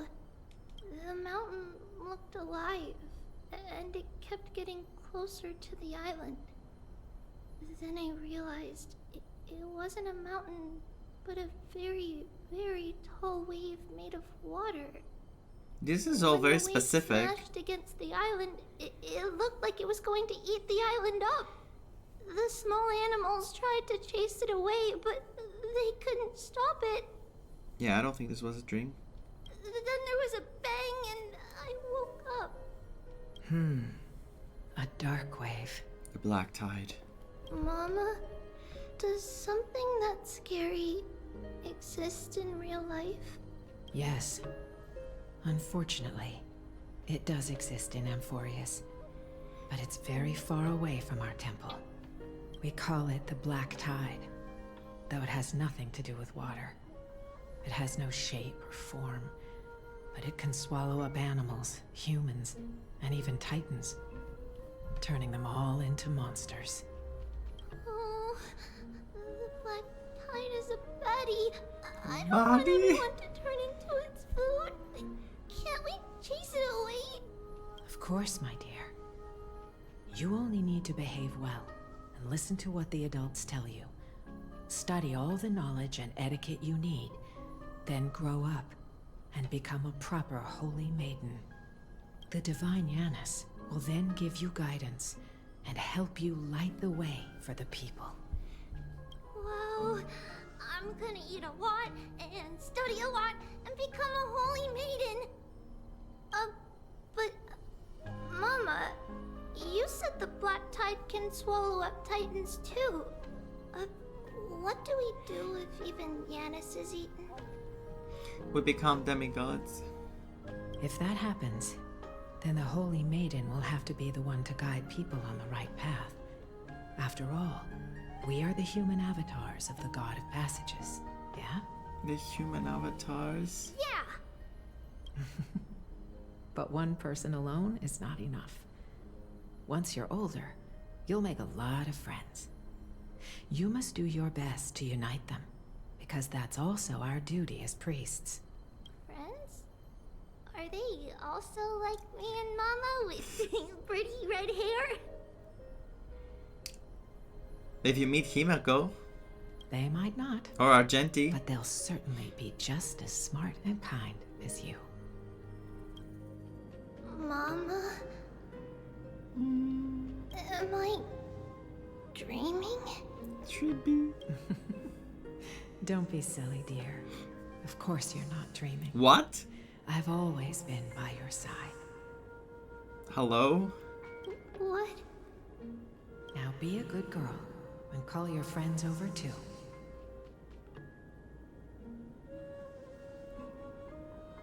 Let's play hide and seek, just like we used to, okay? My Trebios is the smartest girl. I'm sure they remember where everyone is hiding. I don't like this. The voice sounds so far away. I really don't like this. I don't remember. Who am I looking for? Your friends, who will chase the black tide away alongside you, of course. Is this from my childhood? I'd use the spindle to connect everyone.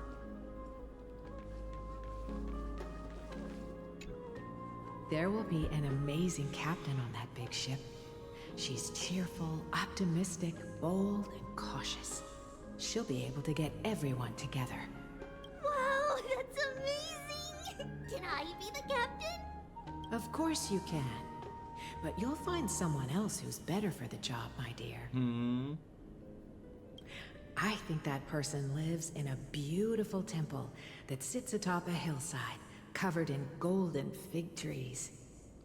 There's a noble girl there who's very smart, but also very delicate. Just like Mama? Perhaps. But before we find the captain, the ship also needs someone who can navigate it. Who could that be? Let me think. I know! She's Treevee!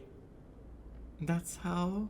I named this doll after myself? Oh, so all three are I don't remember it all. the names?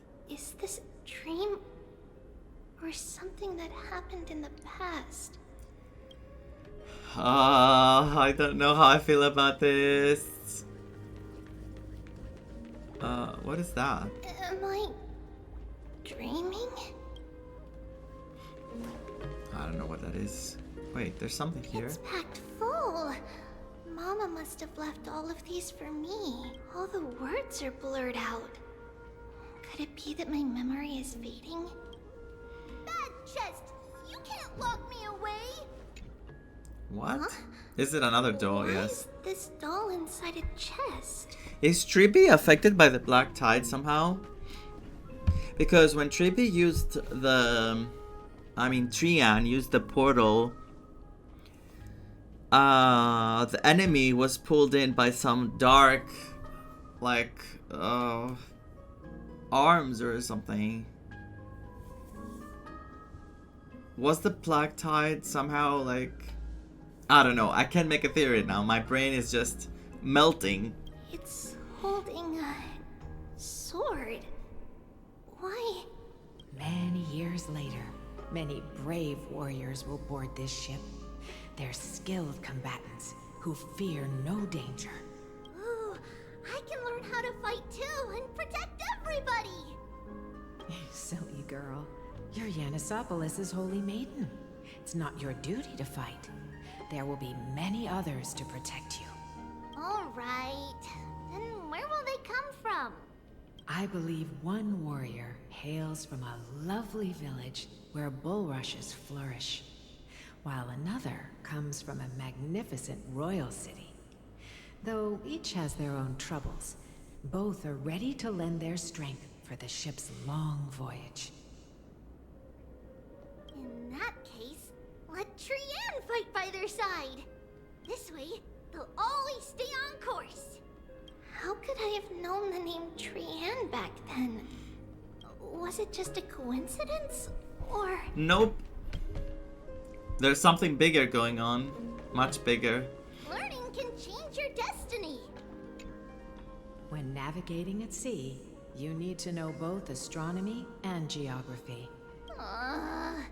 Isn't Yanis's knowledge enough? It's okay. We'll have Anexa. Oh, sweetie. The ocean isn't like the land. For the astronomy. Easy to get lost. That's why it's important to learn to recognize the miracle of Aquila. Alright. Even though my brain is already super duper smart, I'll still try my very best. Cersei also favors children who try their best. They will send a wise scholar as everyone's teacher to help you reach your dreams. I want to be a teacher too. Oh, wait. I'm super duper smart. So I want to be the teacher's teacher. So indeed, she was talking about all the flame chasers so far. Why not? But if you're going to be a teacher, you might need to tone down that hyper energy of yours. Then Trinan can do it. She's well behaved and would make a great teacher. Mama and the others always said that I had a great memory. But now, I can't even tell if this is a memory or a dream. Come, let's line them up. Let's see. I don't know where this is going. I'm just going to be patient. Because I'm trying really hard in my head. I used to sit here and listen to Mama tell stories. Oh, how I wish to see you again. Mama. No, no. Come on. Activate the music box and listen to Mom telling a story. Now, Trebios, set them on this music box and let them compose a melody for our song. Music box? What's that? Sweetheart, are you still groggy from your nap? You invented it. I invented it? She's forgetting, right? What does it do? Yeah, because they age backwards every time. So memories must be like slowly being altered or forgotten. Oh, my lovely Trebi. You're usually so bright. What's gotten into you today? Well, you might as well see for yourself. Put your good friends on it and see the wonders it can do. Put the dolls on. It's rotating. And I can hear something. That's right. It's a music box. If you place the dolls in the right spots, it will start rotating and play beautiful music. And if not? Out of all your inventions, this one is It will self-destruct. I don't remember. It's all right, my child. I'll sing along to the tune, and it will help jog your memories. Happiness abounded in this lush land by God's chosen. Giants raised their glasses in a toast, beheld by the 12 constellations. Wait, that's not singing. 3 carved the heavens and the earth. 3 wove the threads of fate. 3 molded life with their hands. And 3 guided calamity's gate. As I said before, Trebi, Trian, Trinan, like Trebios, everything starts from the 3 letters tri, which in Greek, tria is like literally the number 3. They declared the world too unstirring, hence wished endless laughter upon the living. Too unstirring. Thus you and I were created, with words and song to weave, and love and intimacy to give. Thus creation was complete. Who then will bear the weight of humanity's souls, to lighten the steps of the living as a whole? O great Kephali, all-knowing Father of stature so tall, yet low does their gaze willingly fall. With light of dawn heavy upon their shoulders, golden blood spills unto the land, converging into a boiling river that flows to the heroic heirs of this world. Ow, what the hell? What's going on? It was corruption, wasn't it? What the hell? Oh yes, please lend me your ears. In the black mist, as death and fate draw close, on the bloodied earth, the living dead, but ghosts. What is this world? It mirrors your maze-like fate. What is this world? A silent lament without a trace. What is the past? Wandering ghosts that linger. What is the future? Souls scattered by fate's finger. Hello.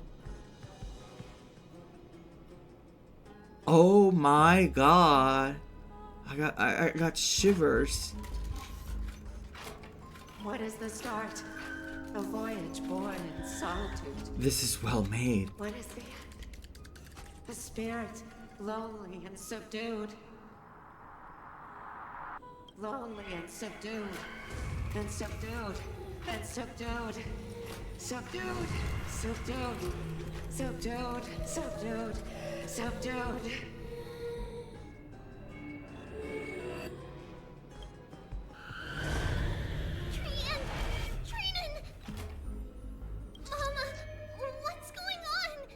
It's not your mama, Trebi. Hurry. Run. Krateros, run. Is it? What? The black tide has arrived. Oh, because, oh my god, because, oh no. Is that the danger that we're feeling? Where can I go? Passages, knocking echoes in dreams. The quest is literally... You have to see this. Oh, I can show you. What the hell? Run, run, run, run, run. Ah, let me out of here. What's this? And the music. Are these all the previous that we lost? Why? Are there dolls everywhere? This is the sacrifice of a holy maiden. You won't make it to the end. Only one person can. Oh my god. It's fine if we can't reach the end. Our minds are made up. Go. Bid your farewells, Trees. Time is running out. Mama, are you going What to is leave that? What is that sound? Are they crying? My sweet girl. I will never leave you. But remember this, Trevios.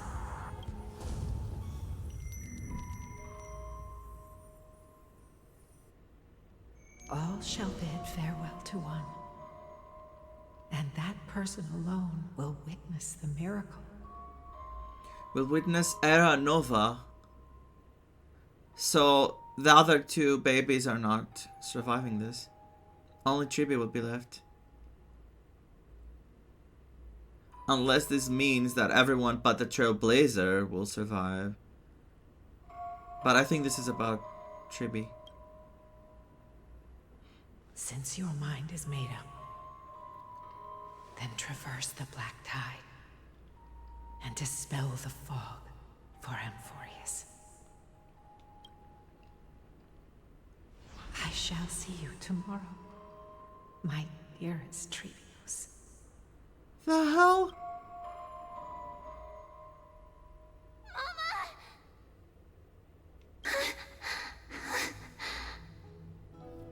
It was a nightmare? Are we still in a dream? Did you have a nightmare? What are you doing here? What's happening? Maybe. But it's been a long time since we had any dreams. We're still with her? So this time she was just standing here like this, seeing all this nightmare? It's not yet the entry hour. You still have plenty of time to rest. No. Our heart is still racing. Freaking hell. It must be that reckless Crimnoan soldier who startled Trinan. And you as well. If you want, I can pass through his chest with the golden thread right now. Oh, she's acting like a mommy now.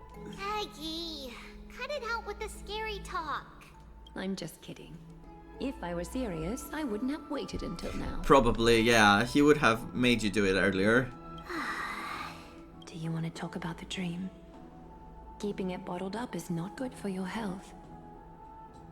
After that traumatic experience, I don't know if we should. We had a dream about Mama. The dream itself was nothing. It's just the timing that feels a bit unsettling. I know, right? You mean... It's Trian. Even if we refrain from ever using the power of the Century Gate again, her soul continues to slowly drift away from her body. There isn't much time left. Perhaps it wouldn't be such a bad idea to let her relinquish her role as the gatekeeper and live out her days as a carefree child. You have a point, Aggie, but our decision has already been made on that matter. If I remember correctly in the trailer, in one of the trailers, it showed Tribby and the other two were dolls. I'm pretty sure I remember that two of them, they showed up like Tribby, like normally, but they also showed up as dolls. I believe there's still another way. Another way for what? Souls will be spent until they dissolve into dust. Such is our fate. Once we had a whole and connected body. If that body were a tree, then its trunk and branches would share the same fate, decaying at the same pace. Jesus. Now, we are fragmented into numerous selves. Despite the absence of a trunk, we are offered another possibility. We can choose how our branches will perish in a way that is most beneficial to the flame chase journey. So their last act is going to be a sacrifice for the flame chasers. Really? Compared with saying farewell to one person, watching many fade away before me is even more sorrowful. But advancing is the destined end of Yanis's trial. There's no retreat in our path. Don't feel sad about saying goodbye to us. We've already agreed on this. It won't be long before I forget what sorrow tastes like.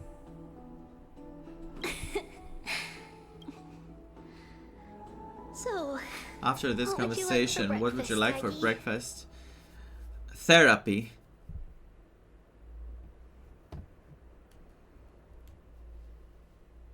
What?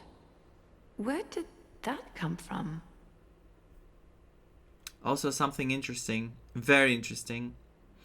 Tribios, the second word of Tribios is Vios, which is life. So Tribios is like literally 3 lives. This is very, very cool. After all this talking, we are feeling a bit hungry. Plus, it's nearly the entry hour now. Do you remember when we first met, Aggie? You were still a little one, and we caught you secretly eating oatmeal late at night. Oatmeal.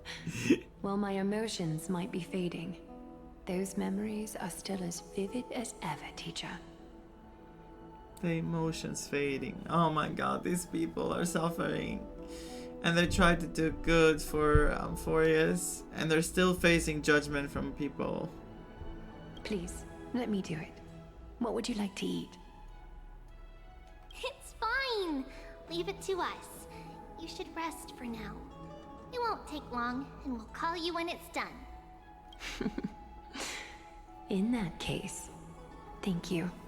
Then, see you tomorrow, Aggie.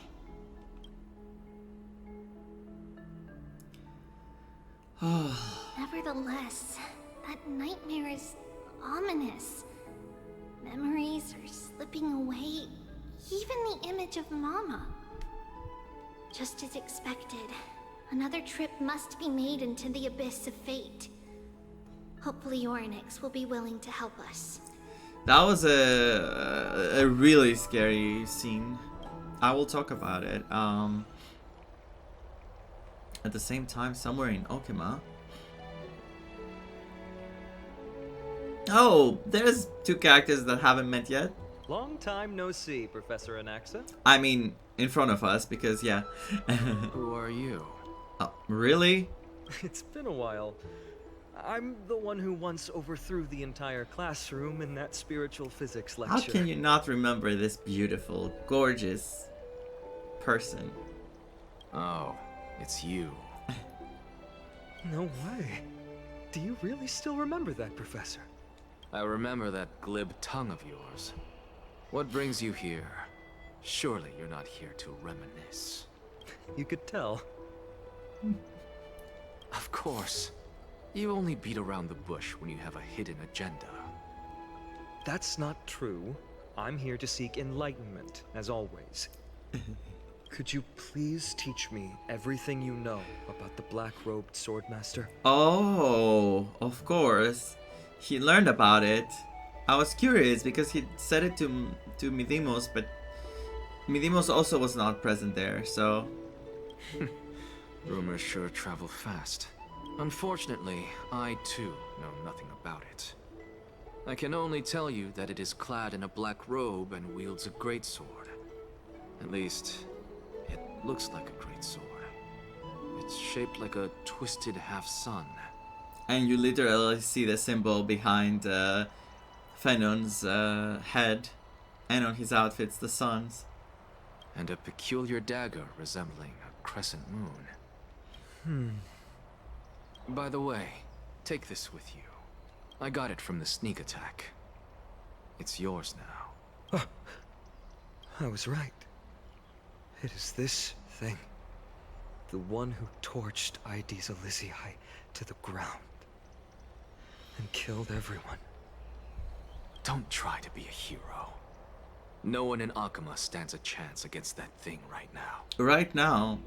Is that what the Titan said as well? Not at first. But the god relented after having had a taste of its power. Even with the god possessing me, I couldn't fight against that blade.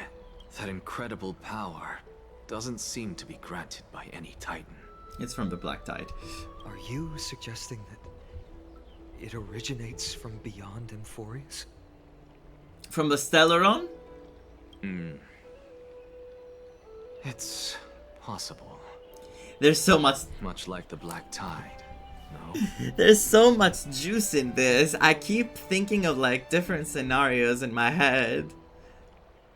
What the hell is happening here? Nonetheless, it's an enemy we must overcome. I'm completely like anticipating the moment we get more of this enemy. Very interesting. We? Drop the pipe dream, Phainon. No one wants to see you fall by their blade. I mean, Phainon needs to understand he literally failed the trial, so he should take things slowly. I know this is very important to him because of what happened because of that creature, but at the same time he needs to play it smart. His mere presence will endanger the holy city and the flame chase. Yeah, and you dying by it is not going to change anything. You know that I don't believe.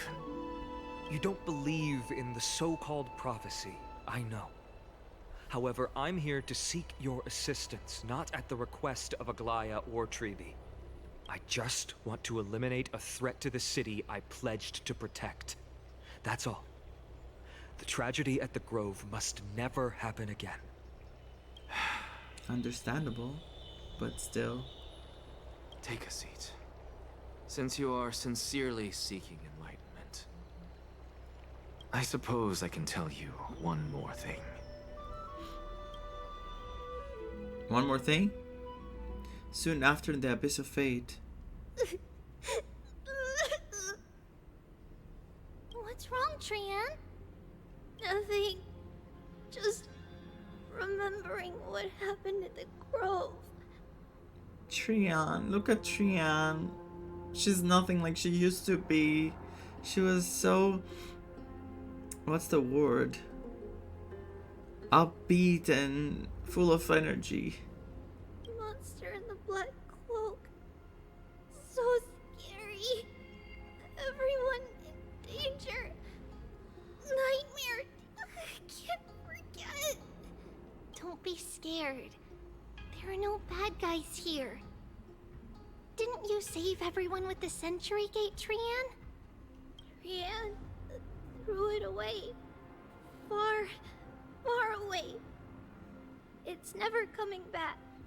Away where? To Balabog? We got back safe from the Grove because of you, Trian. You're the reason the Flame Chase journey can continue. Sorry. Trian feels a bit dizzy. Why are we here again? For the same thing, of course. Remember? Tomorrow we will reveal the prophecy's past to everyone. Okay. First, We need to restore the memories that have been blurred by the fragmentation. We hope to present the full truth to everyone, without hiding anything. Since Yanis caused the fragmentation, we can only turn to another Titan, Orynyx, for help. I feel like Orynyx is next to get fully corrupted. Also, remember to get breakfast ready for Aggie before the lucid hour tomorrow. Oh, yes! Trian remembers now. Oh, on that note, we had better prepare some saffron before we meet with the Titan. Oh, as an offering? Saffron?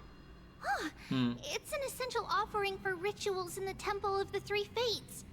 You think we shouldn't go to Orynyx empty-handed? There's no way this is gonna go well. And because tomorrow they said they're going to take the breakfast to Aglaia, I feel like this is going to be extremely bad. What happens in here at the end of the road. Yes, it's also a symbol of Yanisopolis. If we are to replicate memories, we need to use something that has experienced those days. And when we first met Aggie, we added that to the porridge we made for her, and she really loved it. I see! It's like killing 3 birds with 1 stone! But it all depends on whether Orynyx is willing to help us. This could be a problem. Oh no.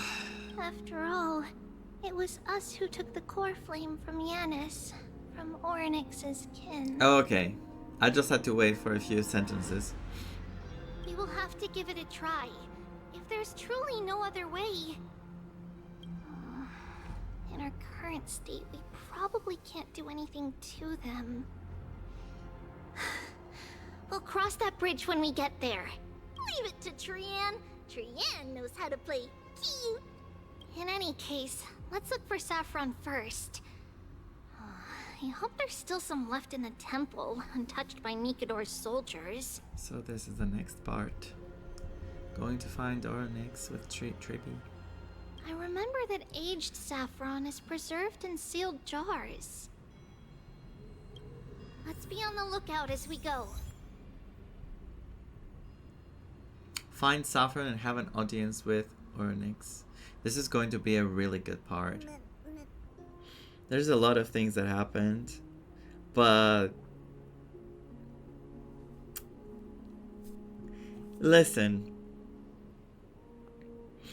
The things we start with the condolences, which was very, very heavy, and then we got into the funny stuff with Mydeimos and Phainon, and then another relaxing moment between the other girls, and then we're to Tribe scene, which, Jesus Christ, what a scene. What a freaking scene. It was insane. It was so well done. Props to them. They put so much work into that scene. It gave me literal shivers, and I know I felt chills many times with the games I play. Yes, games really touch me. I find them epic, but this was a different kind of shivering. Like that was a different kind of feeling. It was creepy as hell. And I don't see Trian and Phainon surviving. I think only Tribe might survive. And I think the other two might as well not be actually real. Might actually be like...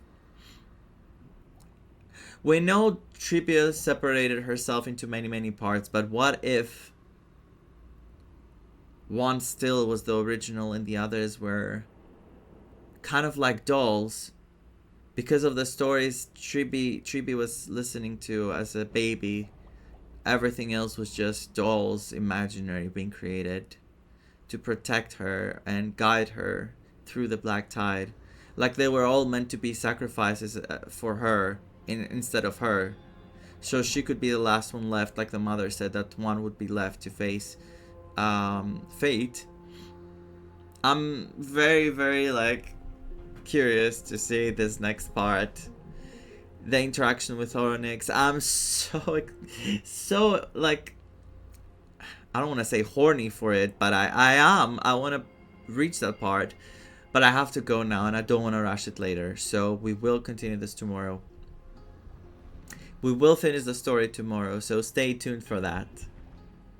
And the pacing today, it had really good things, and some of them were questionable, but also funny. I really laughed with Mydeimos and Phainon, and the story of Mydeimos is, as I said, extremely good.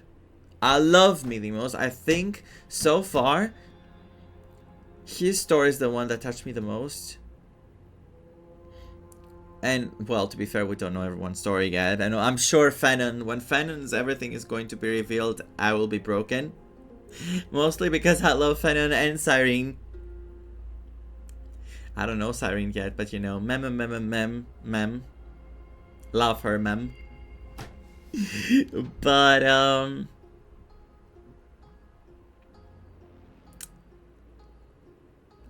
I liked it. Sometimes it was all very chill. There was no drama until that moment of Trebi that shook me. So my energy level started like dropping even harder. Anyway, thank you so much for watching. I will see you tomorrow with the rest of the story. Stay tuned. We have a lot of good drama left.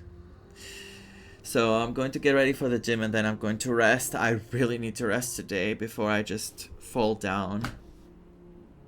I don't even know how I'm going to go to the gym like this, but I have to. So, see you tomorrow. Bye bye.